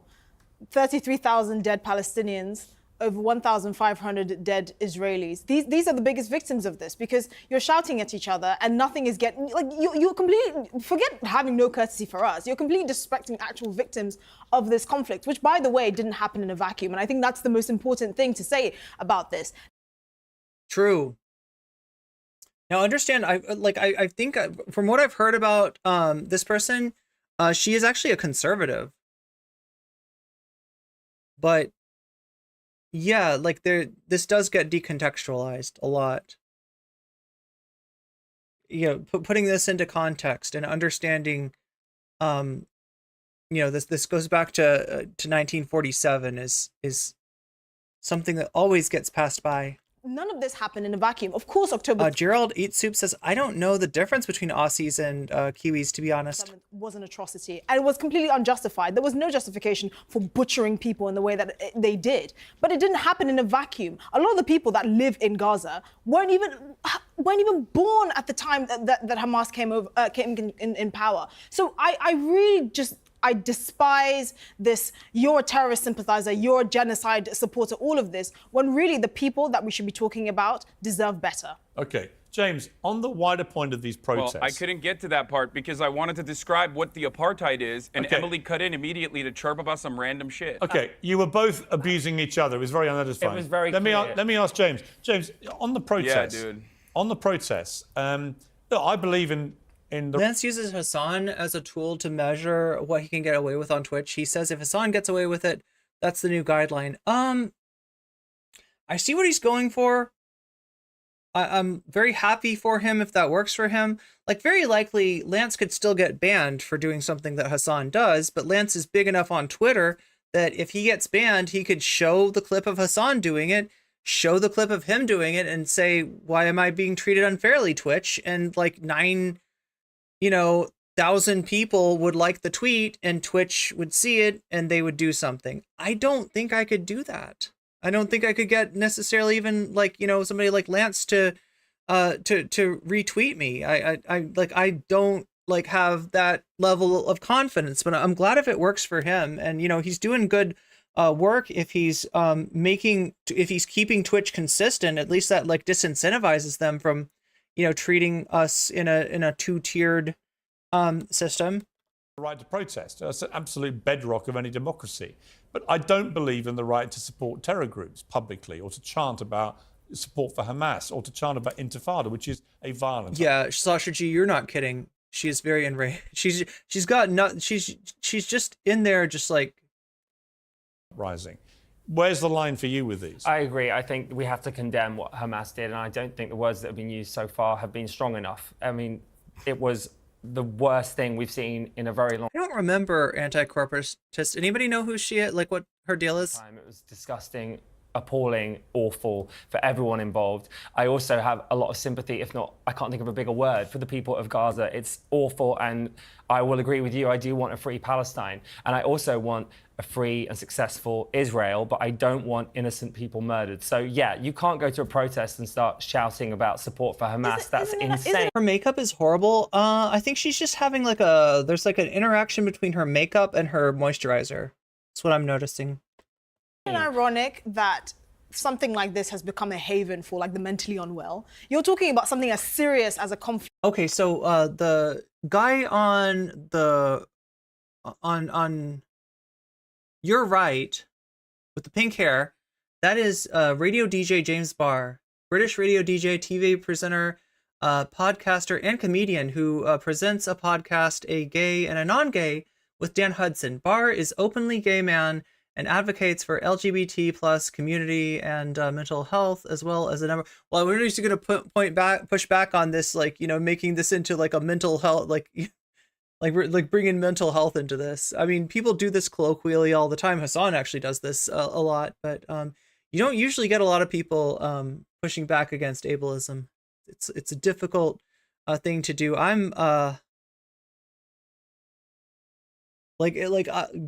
flagrant ableism I push back against, but more than that, I just try to like not exhibit it myself, I guess, just because it's such a ubiquitous thing. Yeah, anyway, I don't want to get into the discourse about normie ableism versus in Israel and Gaza, and for some reason you have really uneducated people that are clearly 20 years ago would have been in an asylum supporting this openly, not even knowing the conflict, not even knowing the context of what they're supporting, and for some reason we even give it airtime. That's what upsets me. These people don't deserve airtime. Right? Everyone is so triggered on both sides, on all sides, and rightly so, because a lot of terrible stuff has happened. So that's where the emotion is coming from. But really, I think we all want the same thing, and that is for innocent people to not be.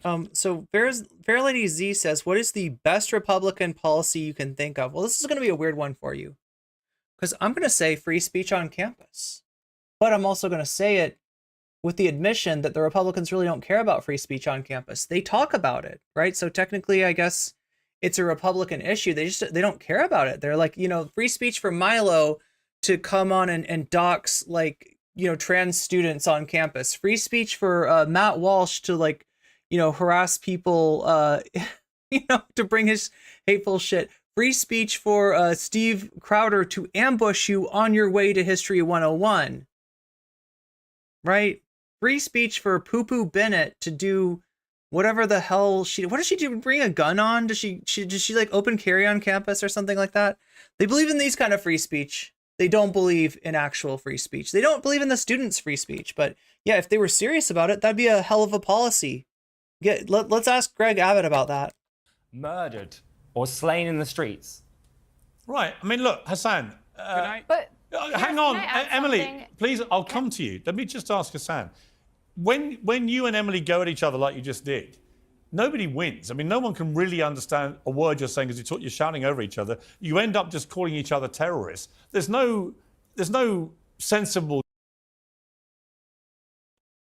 This is such low tier content, because you see what he's doing? He's as much of a clout goblin as crackhead Barney, who he brought on in the beginning and then pretend to be above it. Oh, I can't believe that she would just, you know, take things down to the lowest common denominator like that. I'm sorry, I'm doing a British accent, aren't I? I'm doing it. But then he can engineer a fucking like bad faith, like meaningless fight between Hasan and the girl on his right, or on, I guess, on his left. And then he could be like, well, I'm above it all. I care about the issues. I care about, you know, human life. And, you know, I can't believe people are just shouting back and calling each other terrorists. This gets us nowhere. He can present himself as being a lot more reasonable than he actually is, a lot more serious than he actually is. Dialogue here. There's no constructive conversation. It's just two implacably opposed sides abusing each other. Do you understand that? Yeah, listen, Piers, okay? This is going to always be a very heated discussion, okay? Having a conversation about how heated this discussion is utterly unproductive. Every single moment that we use on air, not talking about every single university building being desecrated, destroyed. The fact that we're having this conversation on the eve of hundreds of mass graves being unearthed right now in many different parts of Gaza, around hospitals that Israel had laid siege to, is disgusting. I agree. I came on here, as I have done last time as well, and as I will probably do in the future as well, with one simple goal in mind, which is to address all of the misinformation that surrounds stuff like this. As far as the crackhead Barbie thing goes, yeah, she's a random TikTok influencer who gives a shit about what she has to say. She's obviously doing it for clout. But the students over at Columbia, okay, the students that I have talked to at the Columbia University Apartheid Divest group, the students that I've talked to from Jewish Voice for Peace. All right, Emily, let me just ask you the same thing I asked Hasan. When you guys scream at each other and call each other terrorists, it doesn't obviously achieve anything other than it becomes unintelligible to the audience. You know, is there not a better way we can have this conversation? Funnily enough, correct. And funnily enough, I have the same exact answer as Hasan. My job here is to make sure that I'm debunking false narratives that Hasan is clearly spewing. My job here is to call out hypocrisy. And I just saw another one where he's saying that crackhead Barney, whoever the hell that girl was, is a lunatic, but Aaron Bushnell, who lights himself on fire, is a hero. You can't pick and choose whatever fits your narrative. And I keep on repeating that over and over again, because the Palestinian movement will literally just take what they can get, spew all of the truth into their false narrative, spread misinformation, and then you say that we're the liars. You tell me I'm wearing an IDF dog tag. I'm wearing a bring them home for the hostages that you... No, it says bring them home. You're using the hostages as a simple political tool to make propaganda in the West. Is quite disgusting. The protests that are happening in Israel right now are massive. Are a political tool? And those protests... What? You are using Hasan, humans in captivity as a political tool. It's so obvious. Why, Hasan, why are you dehumanizing the hostages? Because I have no problem admitting the Palestinians deserve better. Not. I feel terrible. You're using them as a political pawn. I can say that. If you cared about the hostages, you would be in Tel Aviv right now alongside. Right, let me bring in James. Let me Let bring in James, please. I'm sorry that I can't. Please, let me bring in James. I agree with both of you. Sorry, can you please, when I say stop talking, please stop talking. We've got 4 people here. James. If anyone is using hostages, surely it's Hamas, Hasan. How can you say that? How can you use that argument? That's a crazy thing to say. It's Hamas that have taken these people from their homes, tens of thousands of people in Israel. There are currently tens of thousands of Israeli citizens right now in the streets of Israel, in the streets of Tel Aviv, outside of Benjamin Netanyahu's house, protesting every single day. What are they protesting? They're protesting for Benjamin Netanyahu to facilitate a ceasefire with Hamas so that they can actually bring the hostages home. That is precisely the number one goal of the family members of the hostages. Who and is if using anyone the on this panel was being even a little bit honest, they would recognize the reality that, listen, just listen. You didn't listen to my question. Listen to what I'm saying, and you will understand perhaps what I'm trying to imply here. That's very patronizing. Utilizing the hostages. Yeah, I am being patronizing. I don't know who the fuck you are, and you're over here chirping all the way from fucking London about Palestine and doing a both sides are fucking fine type bullshit where you're talking about how you want to fucking free Palestine, but also simultaneously, you know, both sides got a lot going on. Shut the fuck up. You don't know anything, okay? I don't give a shit about what your perspective is. I agree. Hassan doesn't like what you have to say, so you're wrong. It's not. It's Hassan's way or the highway. I mean, you Wow, are. You really are. There is no clever both sides on a genocide. I hate whatever the fuck that is. And I don't entirely know what it is, right? Like that, it's your way or the highway. Oh my gosh, you have a strongly held opinion. Like, how is it my way or the highway? It's like if you're like banning somebody who disagrees with you. Like, I don't know what to like, right? Hassan's not modding the Piers Morgan show, and she didn't just get like, he's not hitting the mute button on her. Like, there's no fucking my way or the highway. Like, that doesn't fucking make sense. My way or the highway is something that you accuse somebody with power of. And that's not what's happening here. It doesn't have any, it's just like fucking meaningless drivel. Like, where does my way or the highway come from? What fucking power does Hasan have to like that doesn't make sense. There are both sides of a genocide. There is no both sides. Well, the thing is, it's interesting you should mention the hostages. What is in the both Hamas sides charter? and They want apartheid. a Jewish genocide, but that's okay. But the Jewish thing is, genocide is okay. if you're talking about the well-being of the if you're talking about the well-being of the hostages, what sense did it make for the IDF to flatten about 70% of Gaza? Because I completely agree. Bring the hostages home. If you look at Gaza, the topography of Gaza right now, it looks like a pancake. This is why that fucking hostage concern troll is just a fucking virtue signal. Right? If you care about the hostages, you should be advocating for Israel to negotiate for their release. This should not be that hard. Because if Israel continues to bomb Gaza flat, then of course the hostages many of the hostages will lose their life. And their lives will be lost to Israeli bombs. So I don't know how else I can say it. Of Hamas using them as human tools, fine, but the IDF has also been using it to continue that campaign. I'd like to can I get a fact check in here? Can we get a fact check? Can we get a fact check, please? Told that if God forbid, if your relative, oh, so I guess it's your way or the highway. Fact check. Was one of the hostages, and you saw what's happening right now. And I met someone whose mother is a hostage, and he said he didn't want his mother and her being taken to be used in the name of violence. Right now, he's sitting at home wondering, okay, what is the logic of trying to? Oh, okay. So people are asking who this is, and again, thank you, Natalie Marie, for digging this information up about the members of the panel. This is Emily Austin, in the blonde in the middle of the panel. Emily Austin joined Israel's UN mission. Young celebrity. Is she like an influencer? Says she always puts her Jewish identity up front, from I-24 News. So I can't tell you a whole lot about her. Let's see if it's there. 21-year-old social media influencer. Okay, so yeah. Actress and independent NBA broadcaster. I'm guessing that's not, we're not talking about basketball, are we? Emily Austin has joined the Israeli delegation to the UN as a media consultant. Austin, who has over 1 million followers on Instagram and nearly 500,000 followers on TikTok, was born in the US to Israeli parents. Growing up, she often visited Israel and follows Jewish traditions. She keeps kosher and does not work on Shabbat.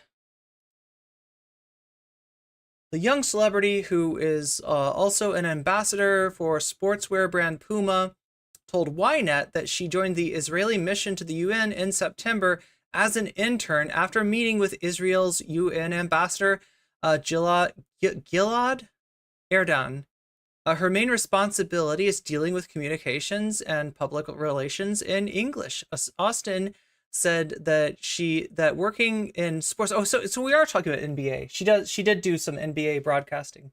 Working in sports, she realized that many people don't understand the Israeli-Palestinian conflict, but she does. She added that she always puts her Jewish identity front and center, noted that her internship position in the UN, an organization she considers to be anti-Semitic, is very important to her. So that's who Emily Austin is. Flattened Gaza. Please explain that to us. So Can I Because pose you a might question very to you? well you might 'Cause very well pull everyone those seems to hostages from criticize under. Okay, this. let Emily respond to that. Everyone wants to criticize the IDF's response, but nobody wants to tell me what should Israel be doing to retaliate October 7th, eradicate Hamas from preventing another October 7th, and bring the hostages.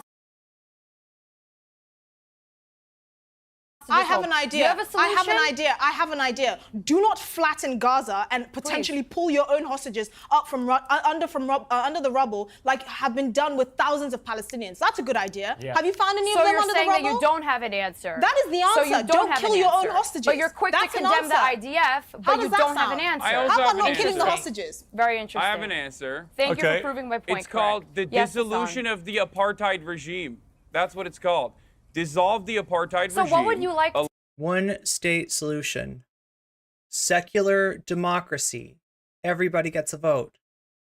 allow see happen, Palestinians Hasan? breathing room?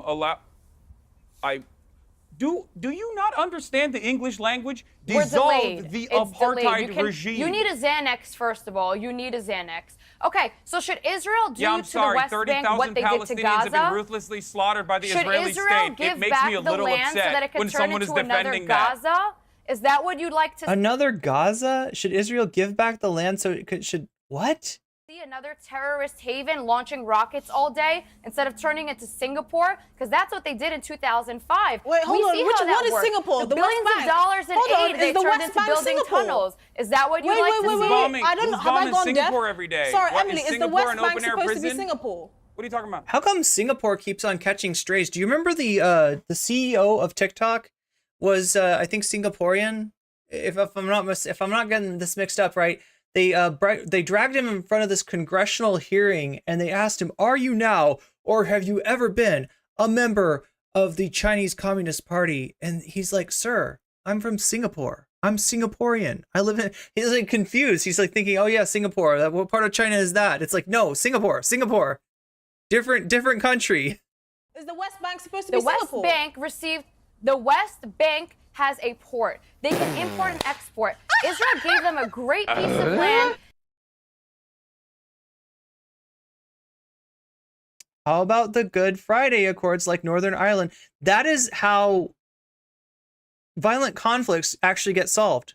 That is a precedent for, an end to, like a situation of constant escalation and constant violence, right? That is an example of a proactive measure that had a positive effect on the whole region. Yeah. Thank you for the super chat, by the way, and good point. They received billions of dollars in aid, not only from Israel the gave U.S., them a great but piece of Israel land? gave. Are you No. mad? They had a chance to rebuild, but they spent the last 15 plus years crying that they don't have enough Okay, the land West Bank because there is is never Singapore. enough land for them instead of rebuilding. But that's okay. Build terrorist tunnels. Don't build hotels and don't rebuild Israel civilization. has Just build not terrorist allowed- They tunnels. needed to build hotels on Boardwalk and Park Place. They needed to build houses on Indiana and Kentucky. They needed to purchase Reading Railroad and they needed to land on free parking. Palestinians to have a nation state that they deserve by international law since the inception of the Israeli nation state. What you are saying is insane to me. The fact that you brought up the last 15 years as Palestinians crying is disgusting. Oh, I have one more question. You are a disgusting little monster one more question. who thinks One more that question. not offering contiguous... Like, here's my question, okay?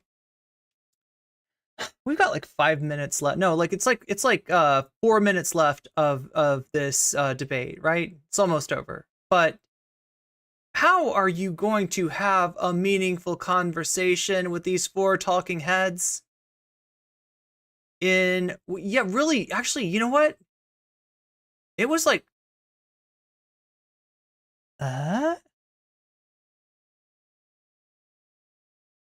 like, as far as the actual debate, yeah, it starts at 9 minutes and 50 seconds. So we're talking about 25 minutes. You can't have four people on and have a meaning conversation in 25 minutes. If you insist on that, if there's some programming reason that you got to have all 4 of these people on at the same time, right? Then for God's sakes, moderate, Piers. Like, you know, the second that somebody starts to do a gish gallop, be like, all right, now you've said your piece. You asked Hasan a question. Let's get the answer. How is what Israel's doing apartheid? Go, right? You got to be, you know, good. You got to be in with that moderate. You got to heavily moderate it if you want to do that. I don't even think it's a good idea. I'm not a fan of panels. I used to be on panels where there was like 9 talking heads and we got nowhere. It was just a shouting match. And half of the time, like if you weren't assertive, you didn't get any points in at all. And you were just like window dressing for Prime Kai or for Dylan Burns. You're just like, you know, extra views in their chat, right? It was, you know, kind of exploitative. To the Palestinians in the form of a state, which is under international law, is just simply Palestinians I have one crying. question. Okay, This West Bank don't want a Singapore. two-state Hold on. solution. This They want West a Bank one-state Singapore. solution that eradicates the Israelis, which is not an option. Fine. This West Bank. How does how does a secular democracy where everybody has the right to vote, where the rights of the minority are upheld, you know, how does that? Singapore. What place does the settlements play in that? How? She doesn't want. She's not concerned for Israel. She's not concerned for Jewish people in Israel, right? She's concerned for a religious state. I mean, I don't know. It's pure Zionism. Please paint a picture of how the West Bank of Singapore or whatever, Singapore of the West Bank. How does this illegal settlements fit into that? I think so.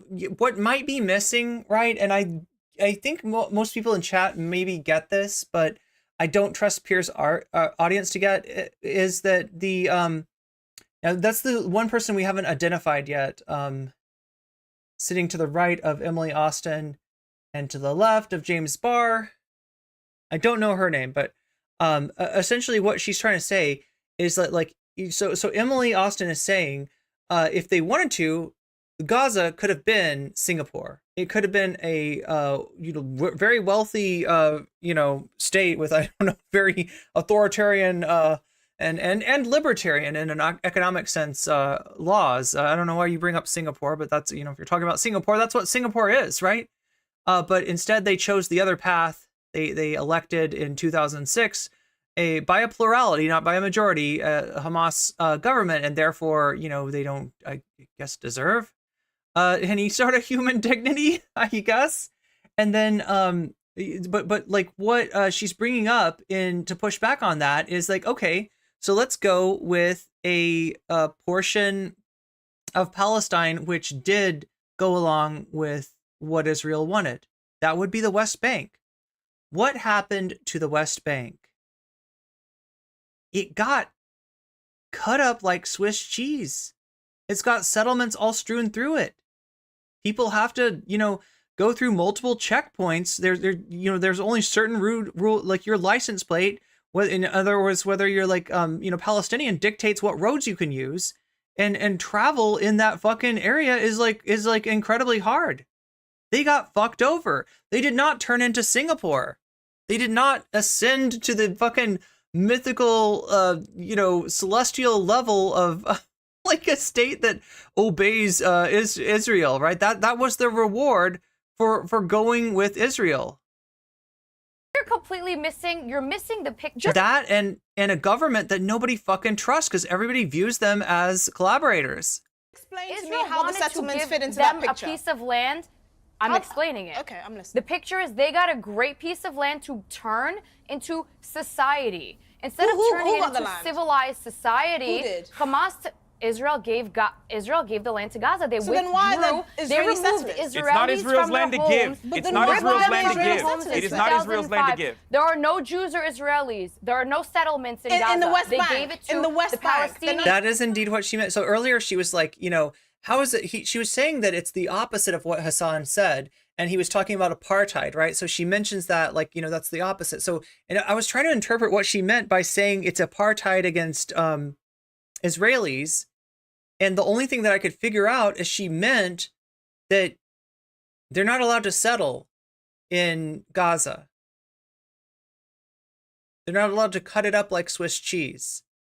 They pulled some of the settlements that did exist in Gaza out.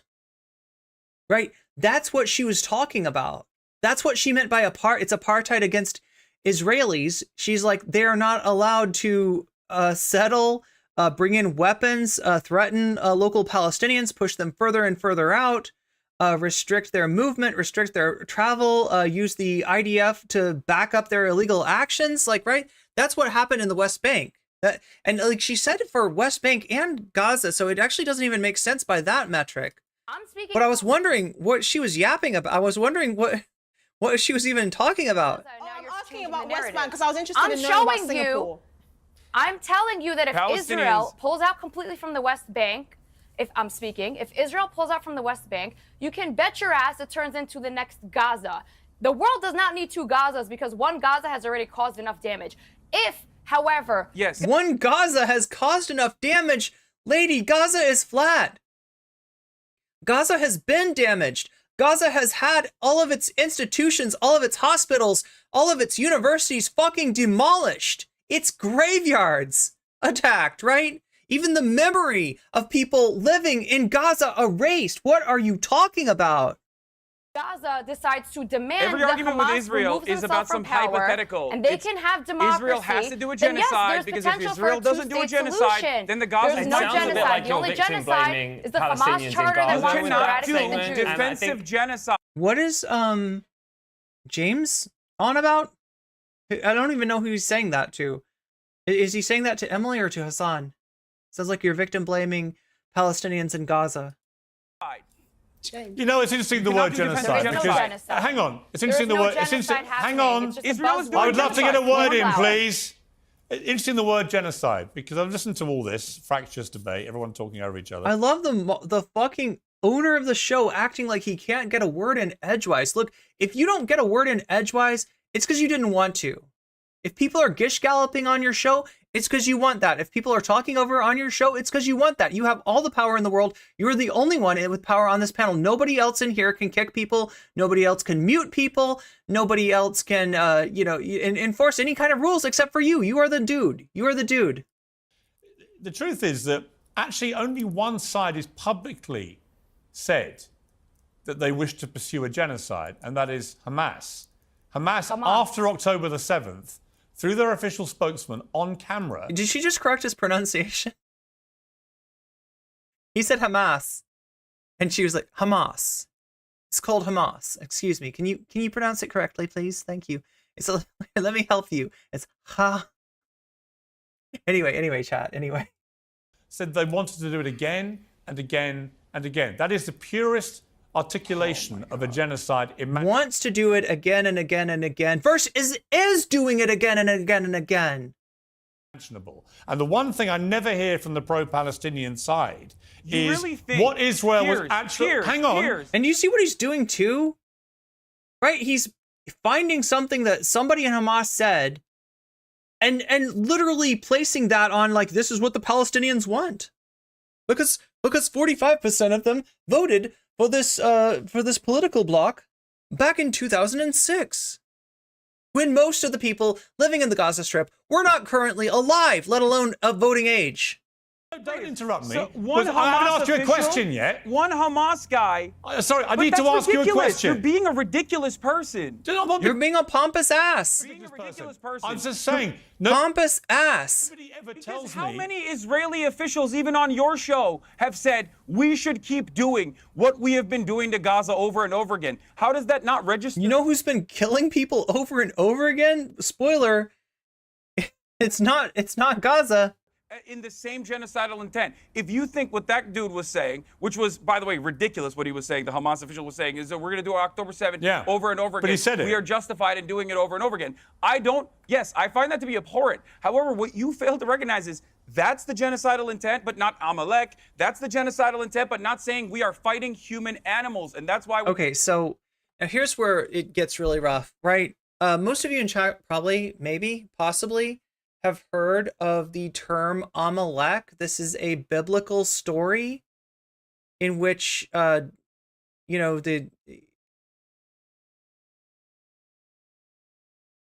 The people in that story were supposed to kill everyone in a certain village because they could be the king of the enemy, Amalek.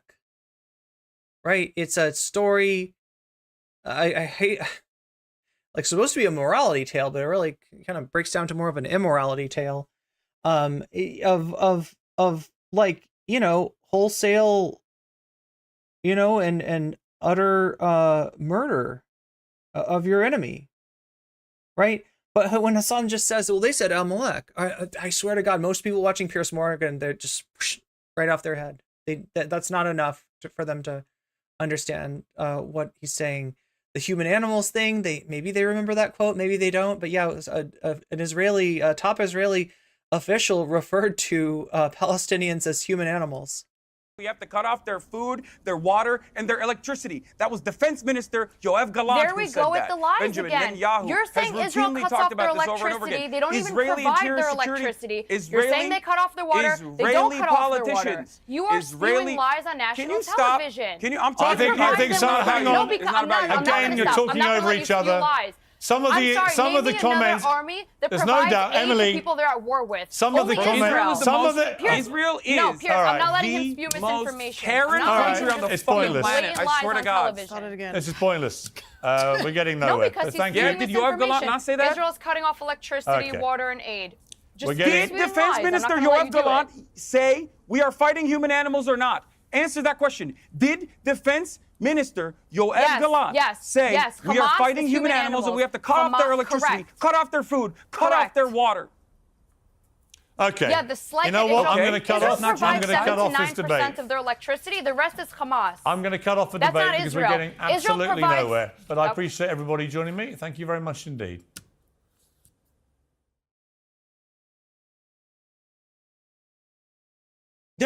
Wow. He acts like he's the reasonable one here. This is so ridiculous.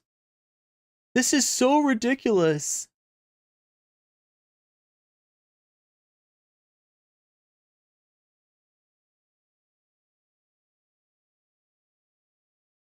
I don't know what to say, chat. What did I just watch? Where are we at? We're after the top of the hour ad break. We had another ad break go on. We're like in the last hour of the show, and I have gone long once again.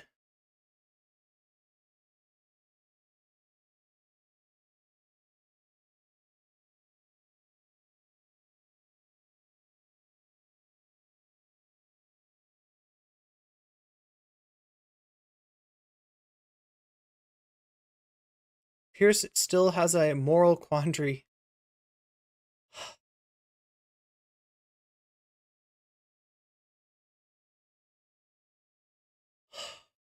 Oh my God.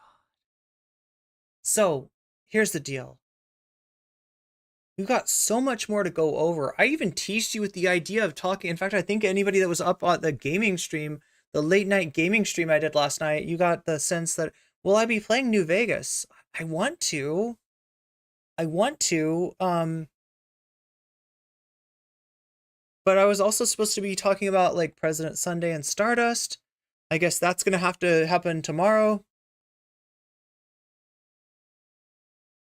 It's President Sunday, Stardust, Malcolm. They're all fighting.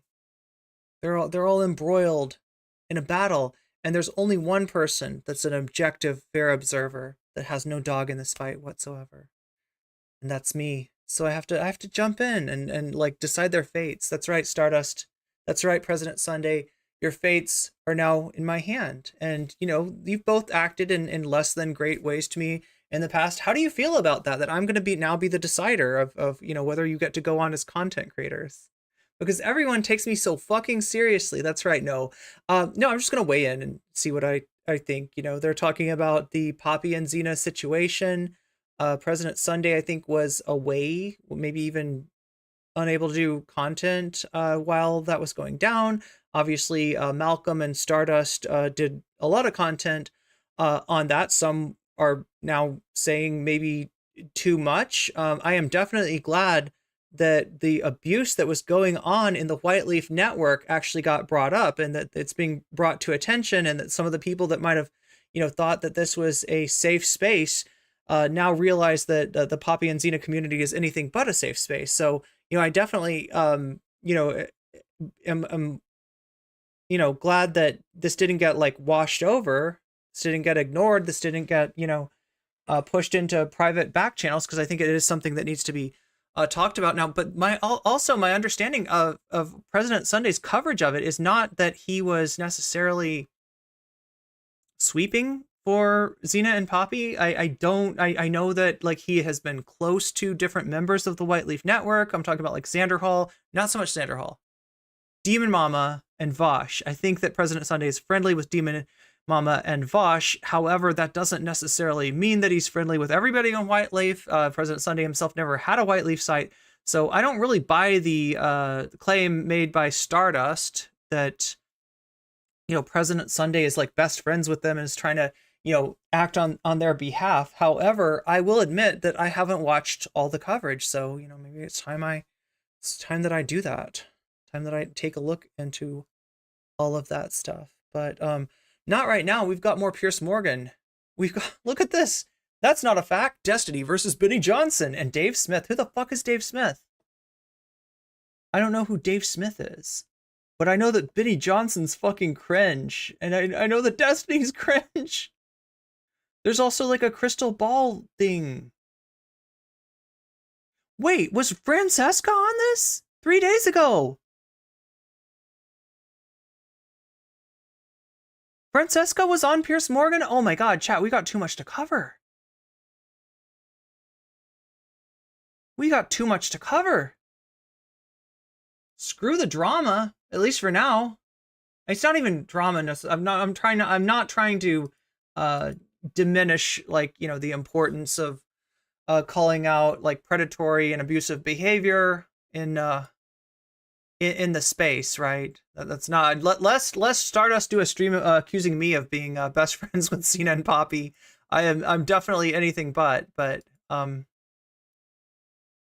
don't know. Like, look, I'm not. My mind isn't made up yet, and I think I can be objective about this. From what I saw, maybe Stardust did have a couple of points that I agree with. I don't want to spend too much time on it, but I don't want to ignore it entirely either. Let's see.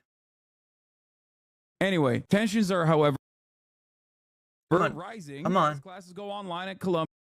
Okay, so what do we got here? Frightened of my peers. I'm frightened of Piers. So this is another. It's another debate that went on.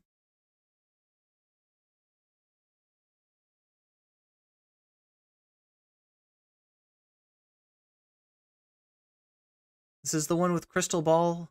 And then this one. Oh my god, this has got to be a clown show. Joe Biden has lied multiple times, had to drop out of presidential campaigns because he lied. Joe Biden has a very, very warped view of minorities. Yo, this kind of feels like Chud logic. Is DK editing for Piers Morgan now? Have I lost DK to Piers Morgan? DK, I thought you were only editing for me.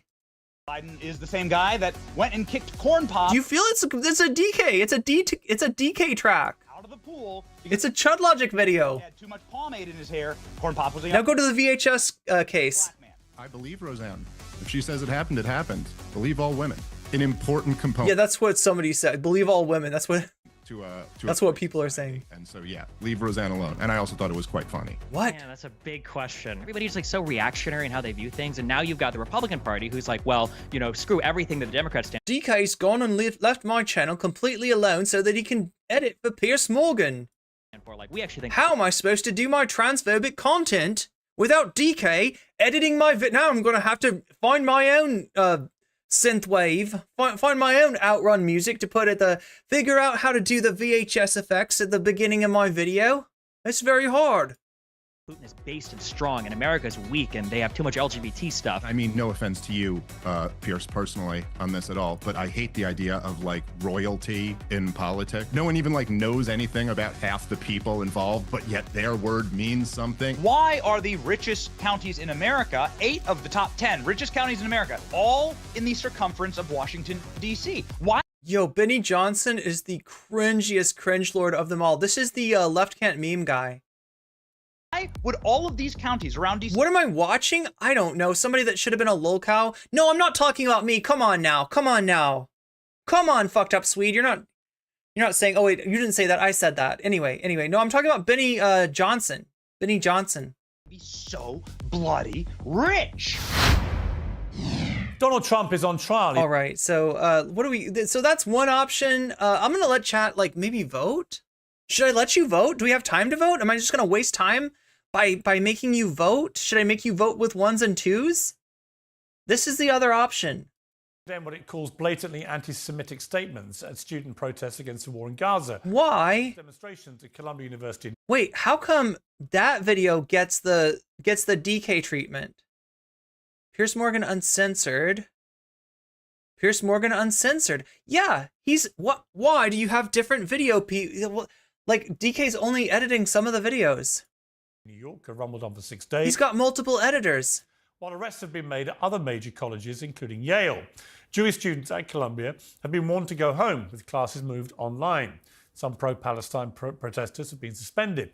Critics say this is a free speech issue, conflating criticism of Israel with hatred of Jews. Wait, is this even the right one? I'm trying to watch the one with Crystal Ball on it. Oh, there she is, yeah. She doesn't show up in the thumbnail. Wow, Crystal Ball, you got bumped.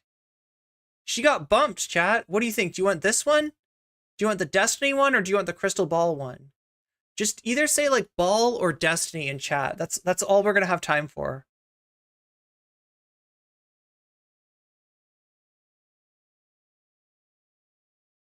I was raised by 2 moms?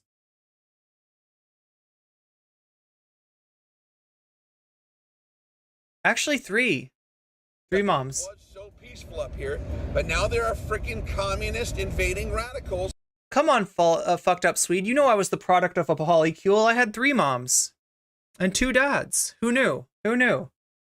Empathy because there are kids who are amputated, kids who have lost their eyes, their limbs. We have seen starvation now, famine. And this is why there's a growing, Piers, multi-faith and multiracial movement for peace.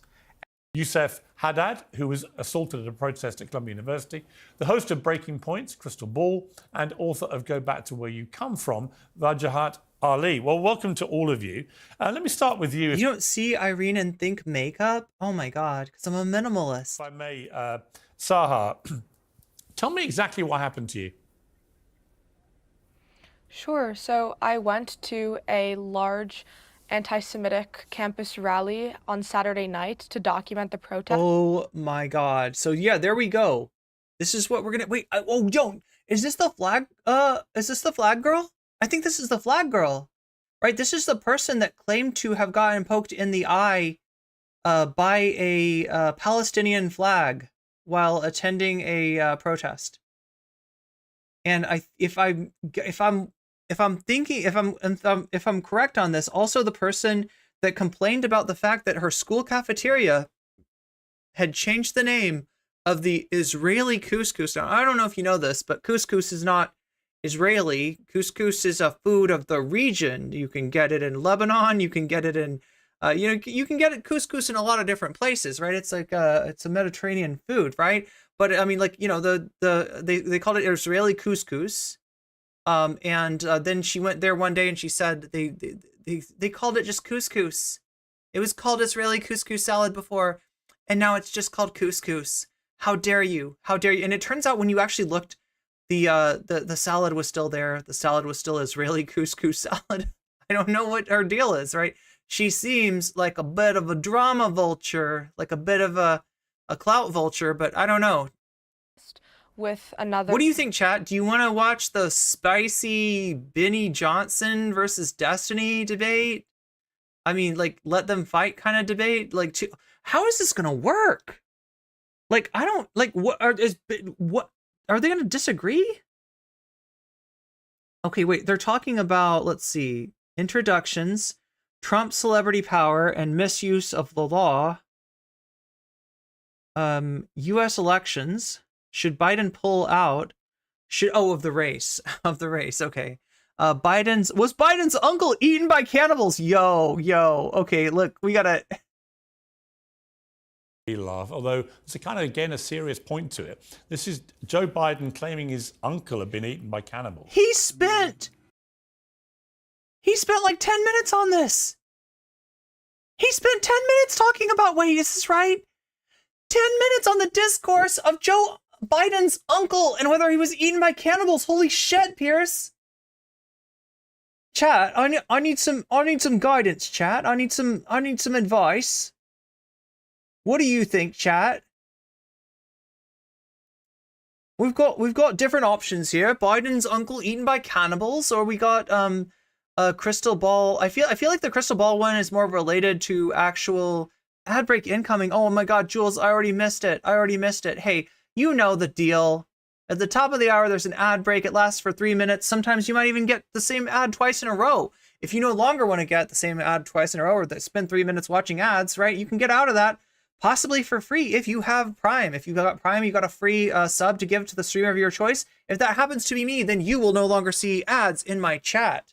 You can also get out of it for $5. That is the price of cost of doing business on Twitch.tv.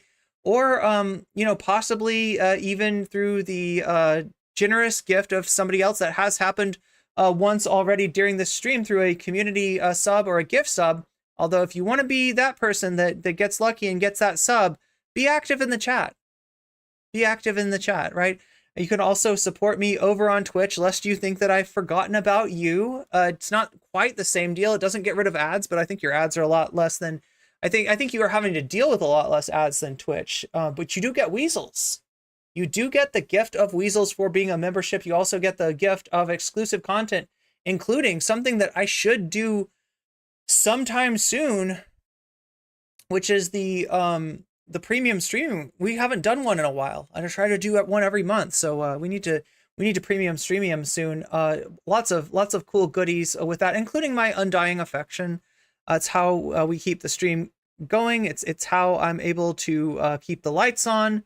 That's become a problem recently, literally keeping the lights on. Yeah, if I don't have electricity, I'm not going to be able to do many streams for you. So thank you to all my members, all my subs, everyone who gifts super chats, super stickers, and especially people that gift the gift of weasels, because I think that's a really cool way to pay it forward to somebody else. You're contributing to the stream, and you're also contributing to somebody's ability to spam weasels everywhere, which is a pretty cool ability to have.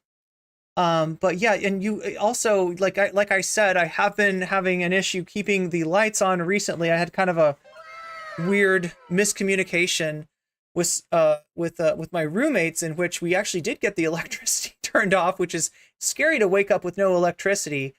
So I especially appreciate people who navigate down to the description and donate to either my Cash App or my PayPal, both of the links which are in the description. You can also donate on Stream Elements if you prefer to do that. But wait, what am I missing here? What am I missing? What am I not seeing? Is it here? Oh my god, Soul Life, thank you for the gift membership to Edward N. Edward N just got the gift of weasels. Yeah, that's the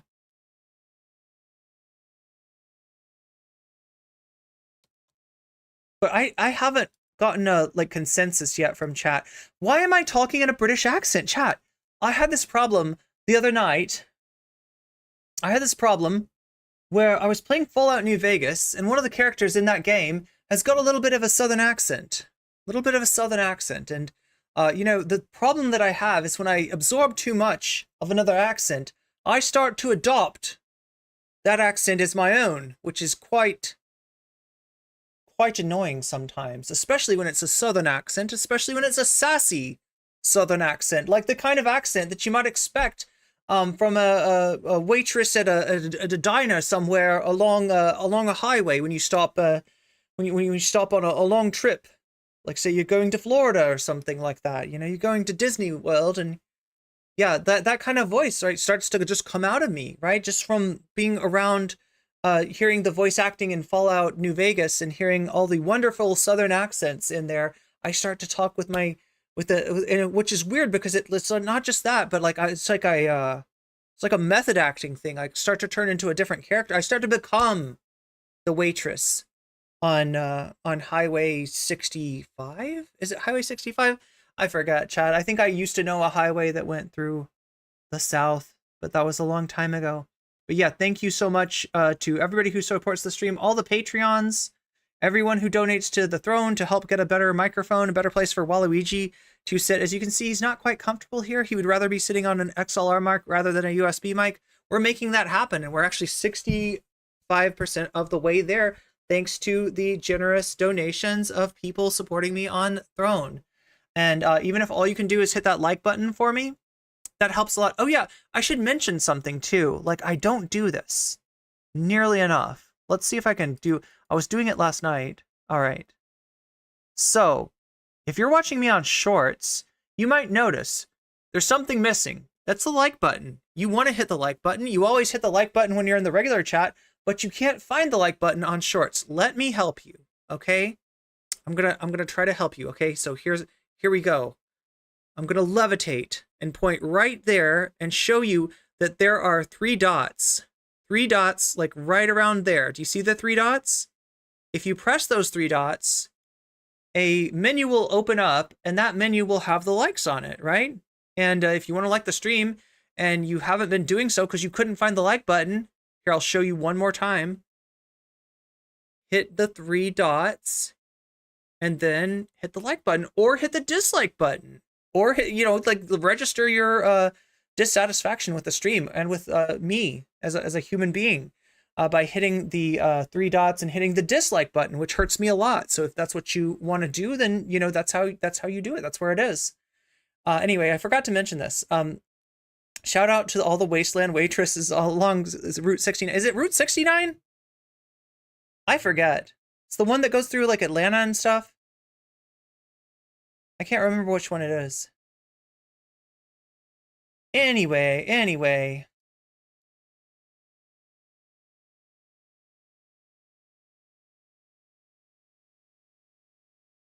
Oh, that kind of pitch is called a hanger. It just hung in the air, and the batter had all day to hit a home run. Yeah, basically. Oh my god. How far behind in chat am I, though, if I'm reading about the hanger? Remember the Alamo? I forgot the Alamo. I remember the Alamode. It was delicious. It's how Hasbro works. It's all bullshit. Okay, so what should we do? Like, chat, I haven't gotten any direct feedback from chat as far the molasses. Yeah, the molasses of lies. CJ knows what I was talking about there. Should I just talk to chat? I feel bad though, because there's got to be some good content in this. He's not moderating. He's milking content. Piers is a baboon. He's a baboon in a suit. IDF gunships also targeted civilians too. Oh yeah, more about that coming out, right?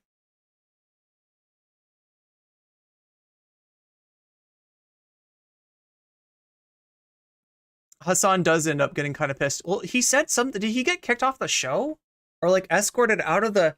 Well, no, he's not in the building though. He's in a TV, he's like a mobile TV truck or something. Purely second guessing Hasan, but I think he should have looked at Piers and said, "This is your circus, dude. Which question do you..." Oh, shit. Tom Trask, that's a great comment. She's not wrong, she's lying. That's a great comment. Piers show is an example of apartheid.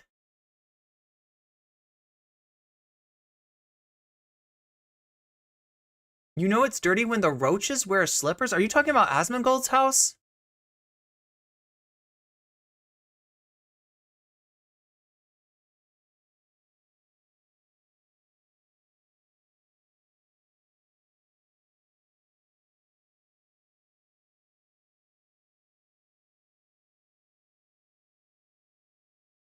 Has Barbie. Oh my god, yeah, basically.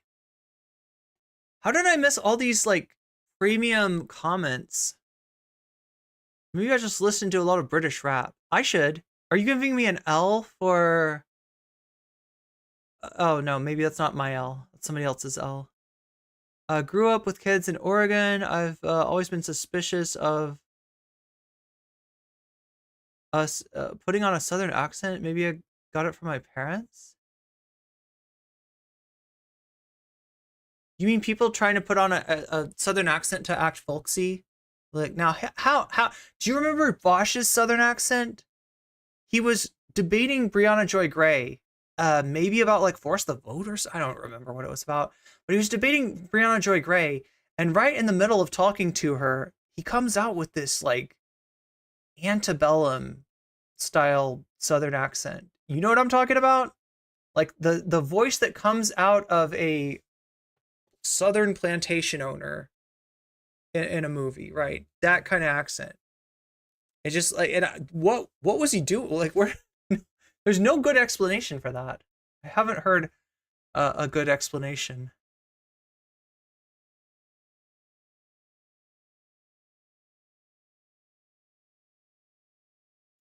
What about when Netanyahu was talking about? Yeah, that's right. Netanyahu's the one who mentioned Amalek. I just worry that people that watch Piers just don't know about that. Like, he just never really made a point of it. The British accent is okay when in character. I mean, I try not to do like a general British accent. Like, I'm English and I think I'm smarter than everyone who doesn't have an English accent because we're so refined over here in England. It's the best country. Like, I don't do that. I don't do that like general like freaking English accent. I do like individual. I do like a Chud Logic or a Kevin Logan or whoever is British. I'll only object if British nocommentchick becomes a character free of context. Does Hasan do that? He kind of does that, doesn't he? It's really telling when they're cutting him off all the time.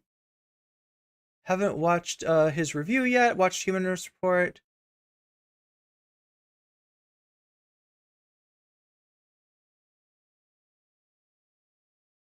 You can say it because Israel has prisons full of hostages. Jesus fucking Christ, Hasan was giving a good point and Piers just takes a massive dump on the situation. That's what he's there for.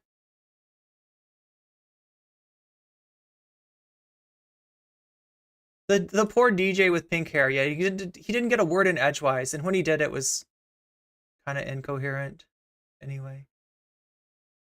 Info on the blog. Yeah, thank you, Natalie, for all the info on the people in the debates. In the debate. The dog tag lady is kind of hot. Too bad she sucks.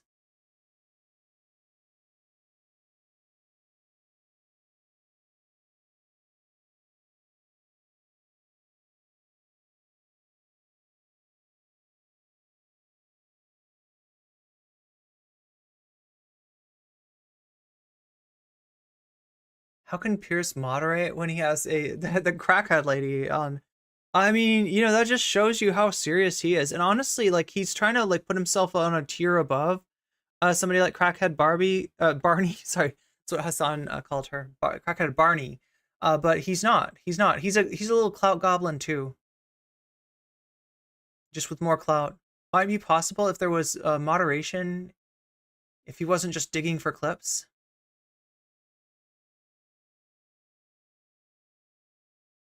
Stone's throw away from calling them savages, basically.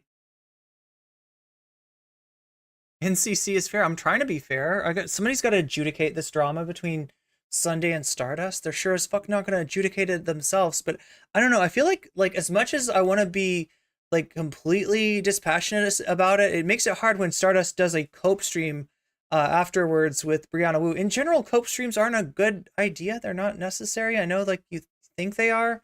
Like after a debate performance, which, you know, you're not sure how you did, you kind of want to commiserate with somebody who's going to be like, oh yeah, you kicked his ass. You fucking dunked on that guy. And I don't think I think it's not, it never works out the way that you want it to. So little L for Stardust on that one, but not in terms of the debate.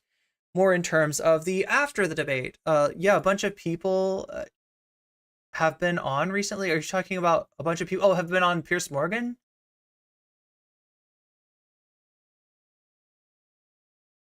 This is the flag girl? That's the flag girl. Let's watch the Destiny thing. Okay, we got 1 vote for Destiny, 2 votes for Destiny, 3 votes for Dixtony.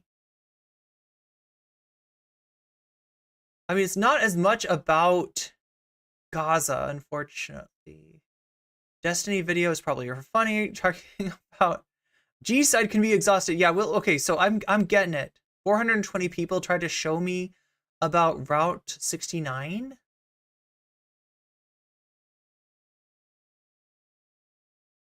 You've told me your pick like 6 times. Yeah, you said Destiny, right? I just wasn't keeping up with chat somehow. Brianna Wu suggested, I'll suggest President Sunday is an alcoholic in the post-debate thing. Yeah, I feel like she's got enough of her own shit to worry about without... Uncle. What we really want to know is, was Joe Biden's uncle eaten by cannibals? Ambrose Brosey, they call him Bozy, my Uncle Bozy.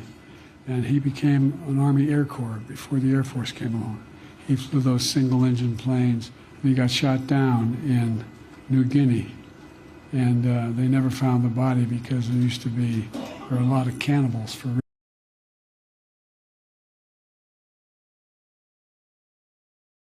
What the fuck, Joe? Real in that part of New Guinea. Now, there were 2 problems with this, Benny. The Pentagon dug into this, and it was confirmed that the plane was not shot down. It actually had technical failure, which led to it crashing into the ocean, which is almost certainly where Uncle Bozy died. But there's certainly 0 evidence he was ever eaten by any cannibals. And in fact, the leaders... I love that Piers is like making sure to talk about the important issues in the American... if we can't trust Joe Biden to have his uncle eaten by cannibals, what can we trust him for? Papua New Guinea now have been outraged by this categorization of their people as a bunch of cannibals. Yes, that's exactly right. So 2 things that... The one time that you're going to hear a right-winger push back on like a racist characterization.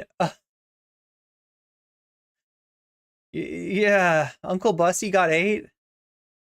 Trend. Did he say it was, what did he say? Did he say Uncle Bussy? Did he literally say, is that what he said? Did I miss that? Did he say Bussy? Perfectly for Joe Biden here, that is followed him effectively his entire career, and he's built his career off of. The corn pop stories, yes. Lying. Joe Biden has lied multiple times, had to drop out of president. Oh my God, you can't do this when you're voting for Donald Trump, though. This guy fucking cheats at golf. Like, this guy is like the biggest fucking liar in the world, even on things that don't matter. Like, Trump lies fucking compulsively. What are you talking about? Campaigns because he lied. And 2, Joe Biden has a very, very dark and very warped view of minorities. Joe Biden... so do you. Obviously wrote the 1990s crime bill that disproportionately... Oh my God, you're pretending to care about a tough on crime legislation? Yo, somebody find me. Like, there's no way that Benny Johnson here is like, yes, I believe in reform of police. I believe in defunding the police and redirecting these funds to more useful social services that will negate the need for so much police. There's no way. But he's fucking virtue signaling. What a jackass. Hundreds of thousands of young black men for corn pops get 8 too, yeah. A scintilla of crack cocaine. Sometimes corn pops get eaten with Bussy. On their persons, whereby his own son had mountains of crack cocaine on him. Peaceful up here, but now there are freaking communist invading radicals. Mountains of crack cocaine. Oh my God. No, I think that Hunter could probably spring for the, well, wait, no, he did at some point smoke crack, right? But. And he has yet to face any type of prosecution for that. I'm very interested in hearing Destiny's take on this. But oh, you're not gonna hear Methstony's take on this? Joe Biden has always Methstony doesn't care. Tracked along these lines. Joe Biden is the same guy that, according to his own stories, went and kicked Corn Pop out of the pool because he had too much pomade in his hair and was willing to fight Corn Pop with a rusty razor blade and a chain. Corn Pop was a young black man. Joe Biden, which as we all know, a racist. He says you cannot. So disingenuous. He's not speaking about what he cares about. He's not speaking about what he thinks. He's speaking about how he thinks like liberals' minds work, right? Being in a fight with a black kid as a kid means that you were a racist, right? Not that your fucking pool forced you to enforce rules that, you know, looking back on it, yeah, we're racist. And then you know, when you got in a conflict with somebody, rather than saying, we, the pool, will stand with you and protect you, they said, Joe Biden, you go out and take care of this business yourself. Here's a razor and here's a chain. Good luck, kid. Like, I don't know. It's vote. You cannot be black if you vote for Donald Trump. And it's this type of conversation and these types of policies that are leading to, as Dave just alluded to, the largest. Did Destiny ask to get tag teamed like this? Support for any Republican, or possibly even triple teamed in my lifetime among minority communities. That is a fact. Okay, Destiny. I mean, the trouble with the cannibals thing is that so much of what Biden says from his memory turns out to be completely untrue. I'm not suggesting he deliberately lies. He just constantly seems to forget. He tells old man stories. He's got hairy legs. Did we forget about this? He's got hairy legs. Parts of his life, and then they don't even apologize. I mean, he turned blonde in the sun. House press secretary was given the chance to apologize by Fox News, by Peter Doocy, and refused to do so. Would it not be right for the White House to just, when they get things wrong like this, just to say we're sorry? The president spoke wrong. He said the plane crashed in the water. Okay, who says cannibals can't swim? All right, we don't know that. Listen, I understand the spectacle. Little bit of a stretch. So here's what he's doing. Hey, I can be racist too. Destiny. Hey, maybe. Listen, I don't know what they're like down. Okay, listen, I've never been to New Guinea before. Okay.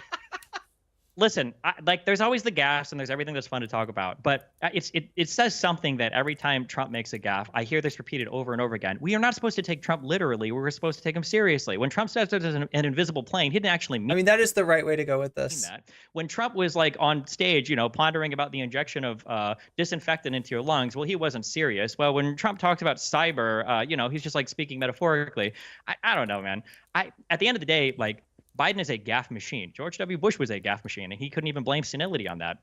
I agree that his speaking stuff is a problem. I definitely think that his memory has issues, but I'm more concerned with Trump, like on TV, you know, telling the DOJ that they should be jailing political opponents. You know, I'm more concerned with the fact. Also, we got to ask at this point: is Benny Johnson on performance-enhancing substances? Trump, who's not even in office, you know, I think I know who his personal trainer is. Talking about immigration, which is a real issue. Trump is literally communicating to people in the House, like, hey, don't vote on immigration bills. I want to keep the border open so that when I run for president, I can point to that problem existing. The fact that Republicans were unwilling to actually come together and work on what was an amazing border reform bill, something that would have increased the amount of asylum judges, something that would have decreased the amount of people that could just come to the border and claim asylum. Really?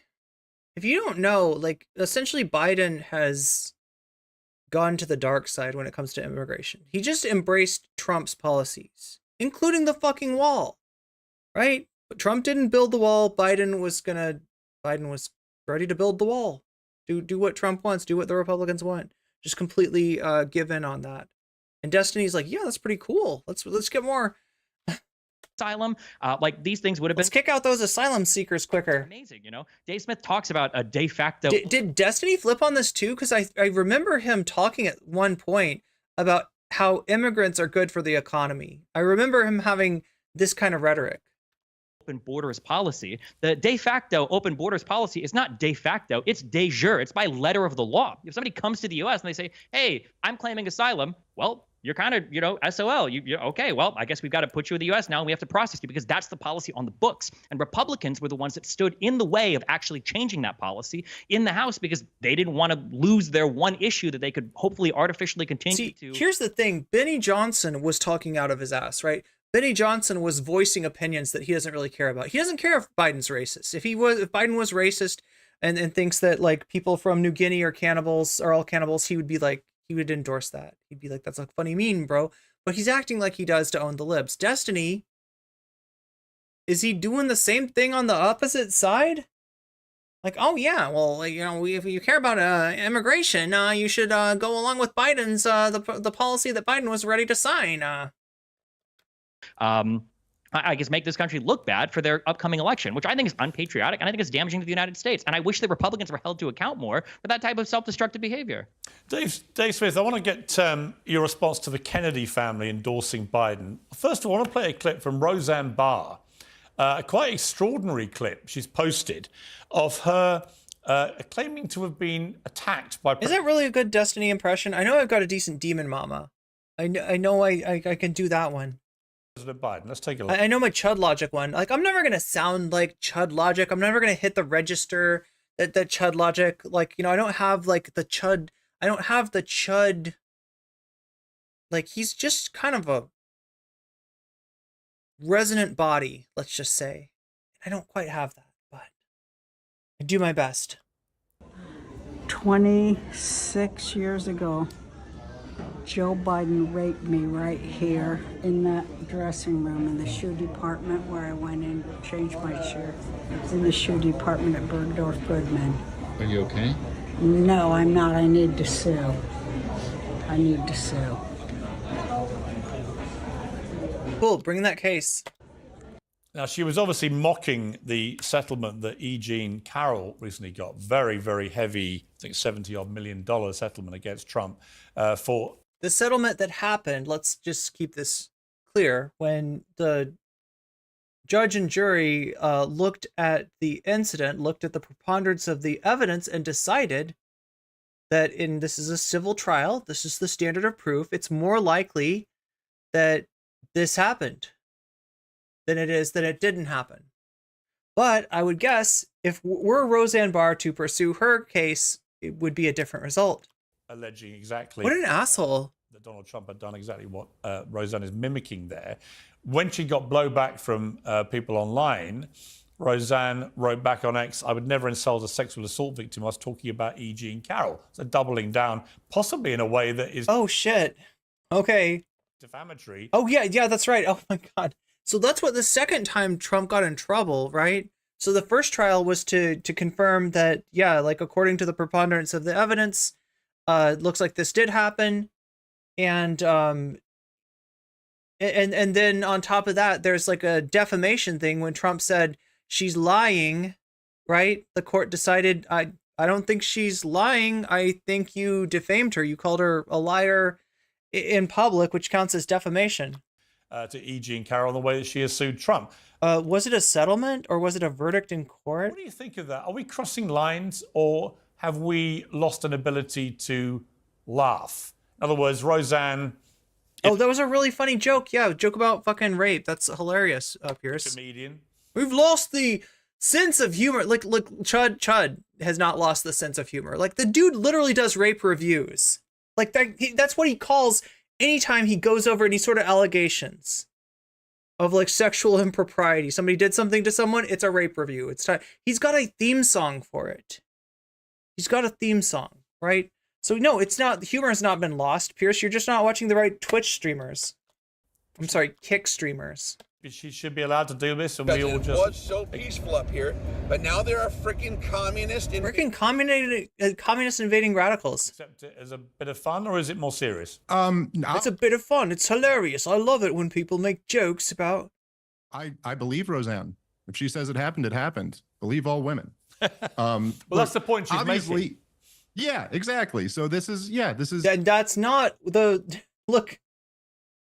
That is not the standard of that's not the standard of proof in this case. A comedian using humor to make a point, and you said comedian though. I believe that now you can be sued for defamation by Roseanne Barr. Yes, I think absolutely. Because comedians are funny. I think it's an important and Roseanne Barr is provably not funny to a free society, and so yeah, leave Roseanne alone. And I also thought it was quite funny. It made me laugh. I mean, maybe it shouldn't have done, but it did. On the Kennedys, let's watch the clip of Kerry Kennedy endorsing Biden. My siblings and representing my first cousins, all of whom with the exception of two, all who are legally able are supporting Joe Biden for re-election. And we cannot stand aside when we're up against a man who says he wants to be a dictator. We need to stop Trump, and we need to elect Joe Biden.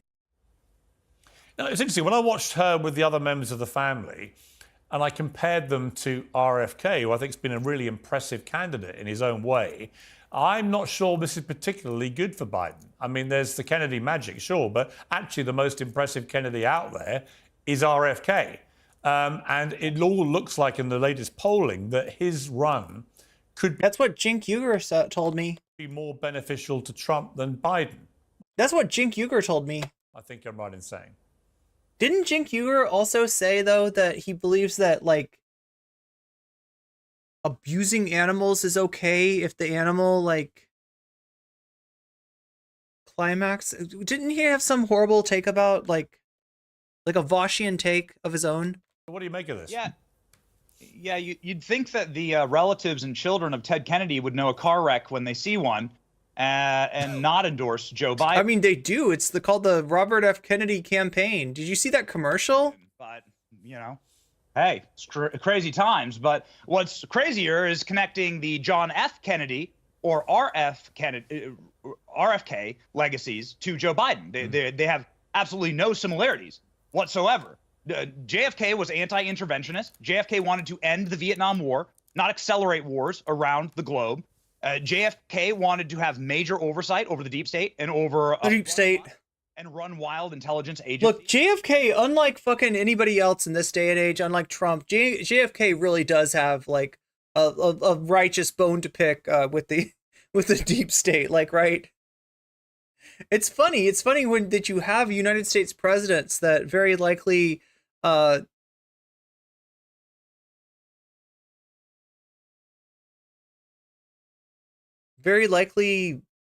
ended their lives prematurely due to maybe some influence by the like national security state, right? And then you got Trump being like, they're eating kids' faces down in the pizza restaurant, folks.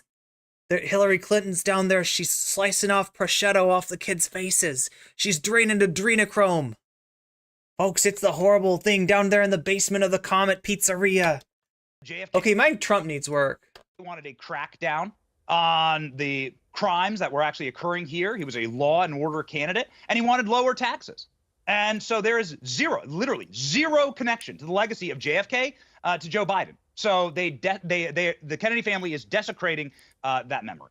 Dave Smith, I mean, does it help Biden really to have a bunch of slightly doddery Kennedys all standing around, some of them looking like they didn't know what? Okay, now here's what we're missing. I almost want to. I can show you an analysis video. We've got like 8 minutes left, though. Like, I'm taking the stream longer than I should be taking it, right? So I don't have time. But when so the prevailing wisdom was that RFK's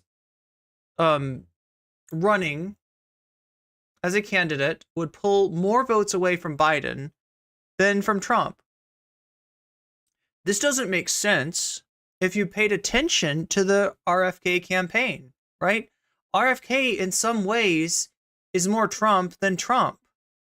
RFK, like, you know, is more Marjorie Taylor Greene than Marjorie Taylor Greene. RFK believes not only in Jewish space lasers, but the idea that the COVID virus was somehow designed to target or to not target, like, but now there are freaking communist invading radicals.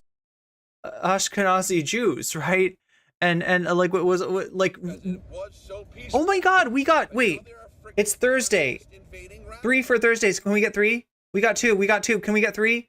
Can we get one more communist invading radical? Come on, somebody subscribe. Make it 3 for Thursday. We need to make the prophecy come true. We need the prophecy to come true. We need one more communist invading radicals by hitting that subscribe button. I know you're out there somewhere. Person who hasn't subscribed yet. Make it 3 for Thursday, and then we can do 5 for Friday and 17 for Saturday. That's how we're doing. That's how we're doing.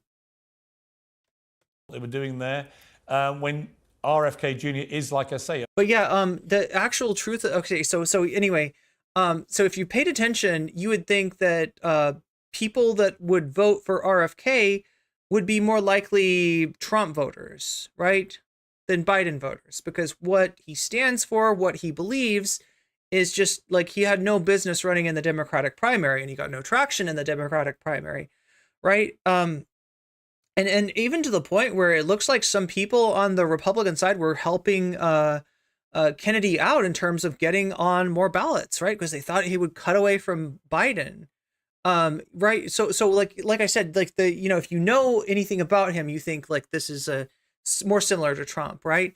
If you are a low information voter and you are dissatisfied, as you should be, with President Biden, and you are willing to make a decision based on next to no information, you might think, oh, there's a Kennedy. We've got a Kennedy.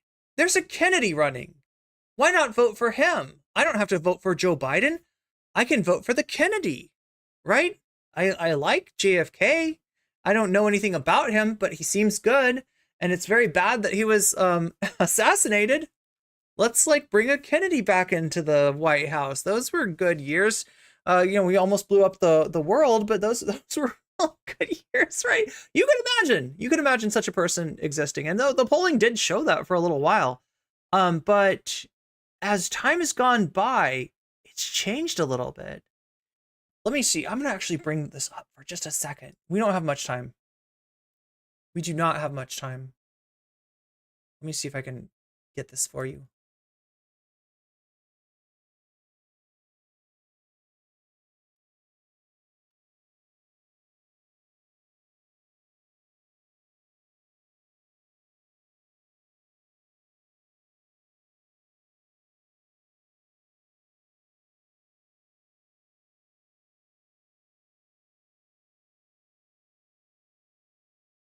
Guys, welcome back to today's video. Today is Tuesday, April 23rd, 2024, and today we are going to be talking about RFK Jr. and his impact on the Let's talk elections. Presidential election. Now, just 2 days ago, I made a video talking about how the Democratic Party has been unifying behind President Biden against RFK Jr., going so far as to the Kennedy family endorsing President Biden and not their own family member, with a huge endorsement and a number of different statements being released by the Kennedy family, including a political ad recorded at the spot in which the Kennedy family endorsed President Biden, where they even called President Biden the RFK of his generation.